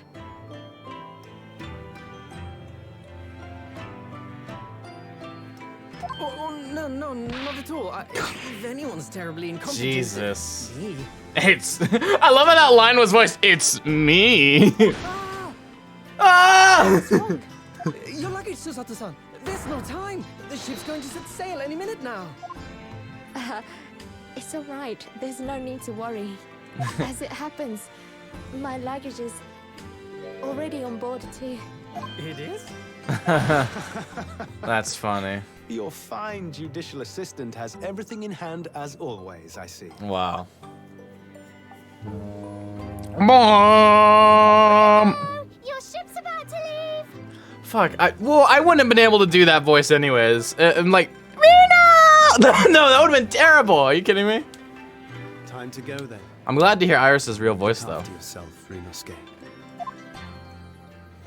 Kazuma, draw your sword. Oh shit. Oh shit. Oh shit. We're gonna fight to the death? Clint and Asogi style? Oh! Wait, the tip is fixed! When did the tip get fixed? Our paths cross. I guess he got it fixed at a blacksmith's. We'll fight a duel of words across the courtroom. A day I eagerly await as a lawyer. I've been waiting to hear you say that. Partner. They even called each other partner. Oh wait, no, the tip is still broken, I think. Yeah, the tip is still broken. You should get that fixed though, cause like it's a dope ass sword. Don't forget me then, Kazuma. As if I could, Ryunosuke. And Mr. Sholmes, Yeah. thank you so much. I'm very much indebted to you. Indeed, Mr. Naruhodo. I believe you are. I got his voice kind of cool too, I'll actually. never forget all you've done for me during my time in London. Quite. I should like to think you will remember your debt of gratitude. Especially when I visit you in your country. Oh shoot! The truth is, although many are ignorant of the fact, the world is far smaller than most folk realize. True, true, true. Well, I'd be delighted if you came to Japan one day. Hell yeah, dude. Oh yes, would welcome you with open arms, Mr. Sholmes. Oh, that sounds wonderful! I can't wait! Iris's real voice, I've never heard it before. It's kind of jarring.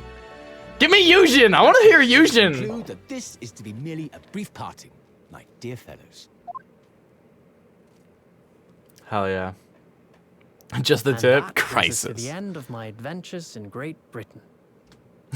I died a week later of a fatal lung hemorrhage. A peculiar twist of fate brought me halfway around the world those many months ago. But that was just the start of my journey. Who knows where fate will lead me next? Still, Wow. I'm confident this won't be my last meeting with the friends I've made in London. And when we're together I would have again- stayed, not gonna lie. No doubt, the first words I'll hear will be, Objection? Come, the game is afoot. Oh, never mind. There we go. The ship, with our friends from the east, Ah. sailed steadily towards the distant horizon. The Adventures of Sherlock Holmes. But Sholmes's face was alight with joy. The times may change, but a steadfast friendship will remain true, Wilson. We have but to gently close our eyes, and we are with our companions. Ah! Oh my gosh.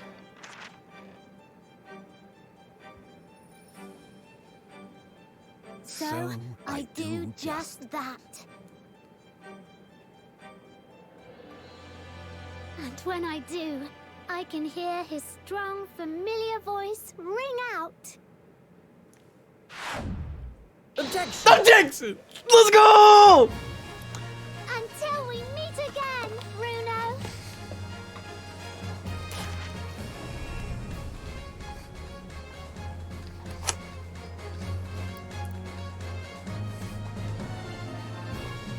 Ah! Oh my god. It's amazing. Dude. I've been thoroughly educated with inquiries about my remote cinematograph since that day. But I'm no purveyor of electrical goods, and what are the promised closed-court secrecy? Anyway, I've decided an absence from London is in order, a sojourn in distant climes. The Empire of Japan, perhaps. I understand that wardrobe class incurs no charge whatsoever. Oh, the yes, sneaking in with like getting a stowaway. That's funny. That's so funny. I gave a little note to Hurley the other day. It just said, "Thank you for everything, Daddy." And I made Hurley cry. Ah! And I gave him some lotion I'd invented as well to dye his hair red safely. But he said that might make him cry too, so he'd rather not use it. Oh my god. It must go. Thank you for joining me on this journey, Crisis. Holy shit. This is one of the top 3 games I've ever played in my life. No cap. Oh, Barak. In those days when I was known as the Reaper, I felt your presence at my side. Once, unable to bear the burden of that grim pseudonym, I even retired from the courtroom. Despite everything, I still wear your prosecutor's badge with pride. But the darkness that once beset me is no more, as you two are no more. In the words of a young fawn friend of mine, I must stride forward toward a brighter future.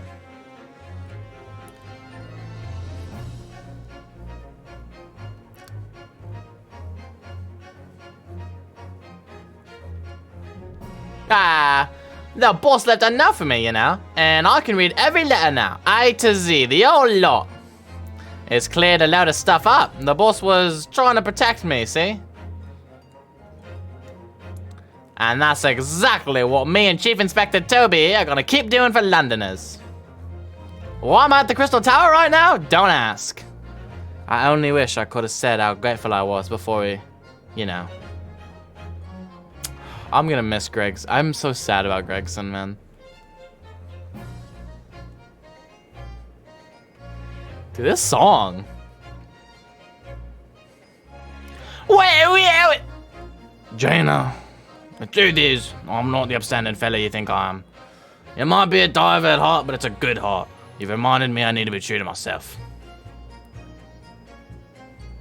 I've got one more job to take care of before it's ta-ta to London town for the Cebu few for Cebu. And then, I've got to complete your education in the art of detection hologrection, as they say. Look at that smile! Oh! Gosh.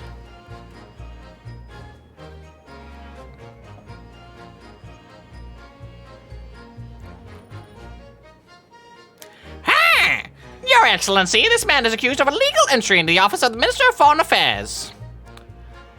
Objection! Oblique overstatement overruled! The minister has been detained in Britain anyway! Who is this caddish counsel for the defense? And women are forbidden to enter the courtroom. Oh, really? My friend Sasada-san is the British courtroom all the time and doing a wonderful job. Oh, why am I in this outfit again? Perhaps I should have engaged the services of a regular legal team. Oh my god! That's so funny. I love it.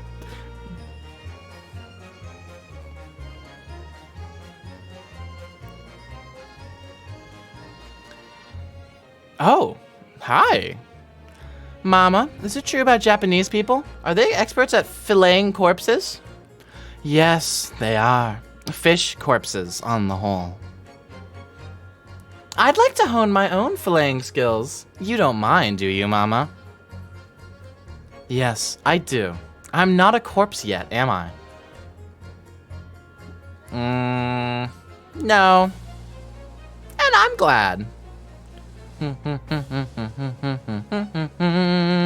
Closing argument right now? I love closing argument. It's one of my favorite OSTs.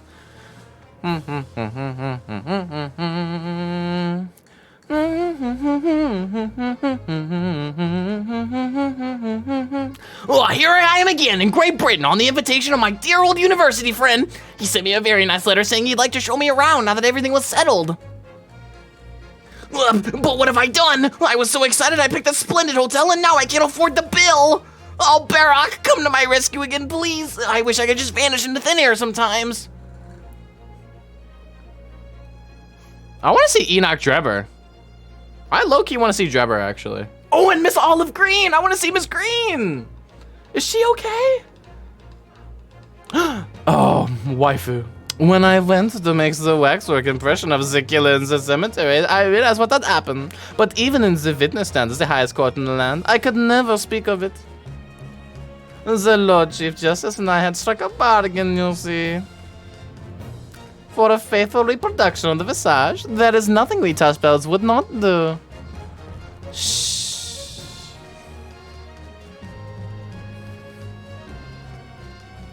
She's still blinking in the freeze frame? That's kind of scary.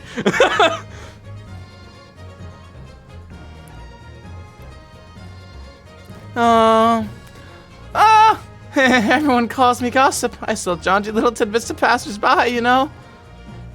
Hey, everyone calls me a pepino, and I sell the spaghetti. It's more red than my head. Everyone they call me Non. Non, I cannot do it. This is ridiculous. Oh, Daily, how charming. You've made lots of new friends here, I see. Yes, and when we're released, we're all going to strike it rich together. I actually am rooting for them. I hope they do it.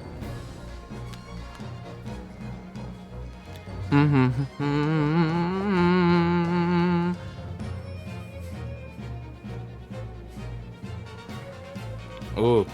When I was accepted on the foreign study tour, I knew exactly what path I had to take.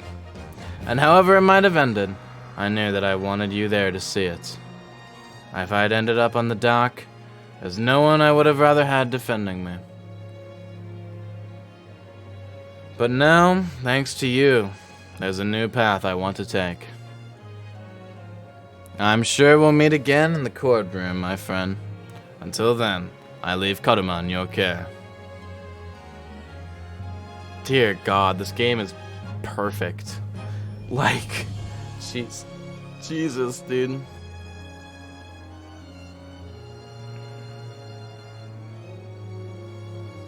I can't believe it.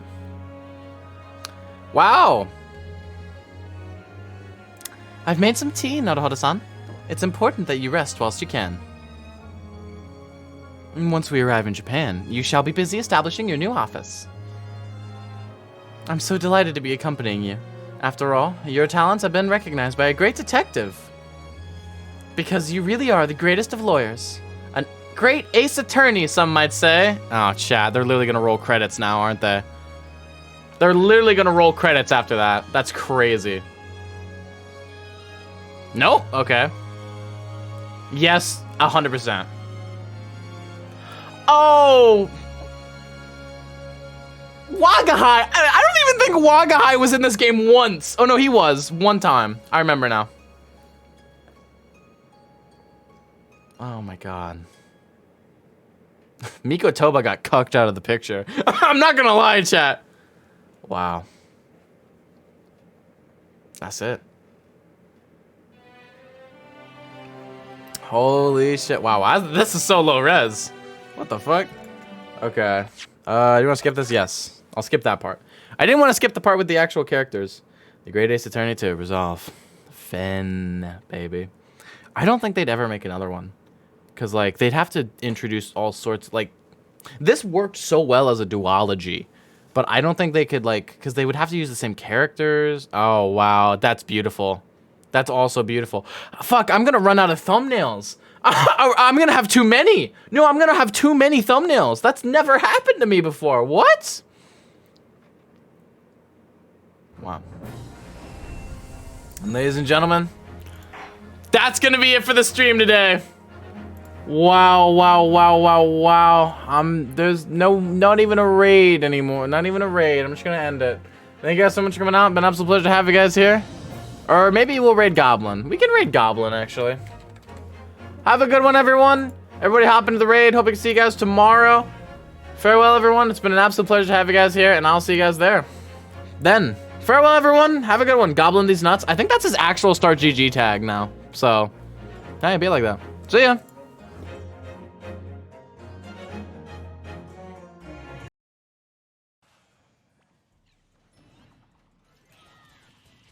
Yo, Mr. Mice to the rate of 3. Thank you so much. I hope your stream went well.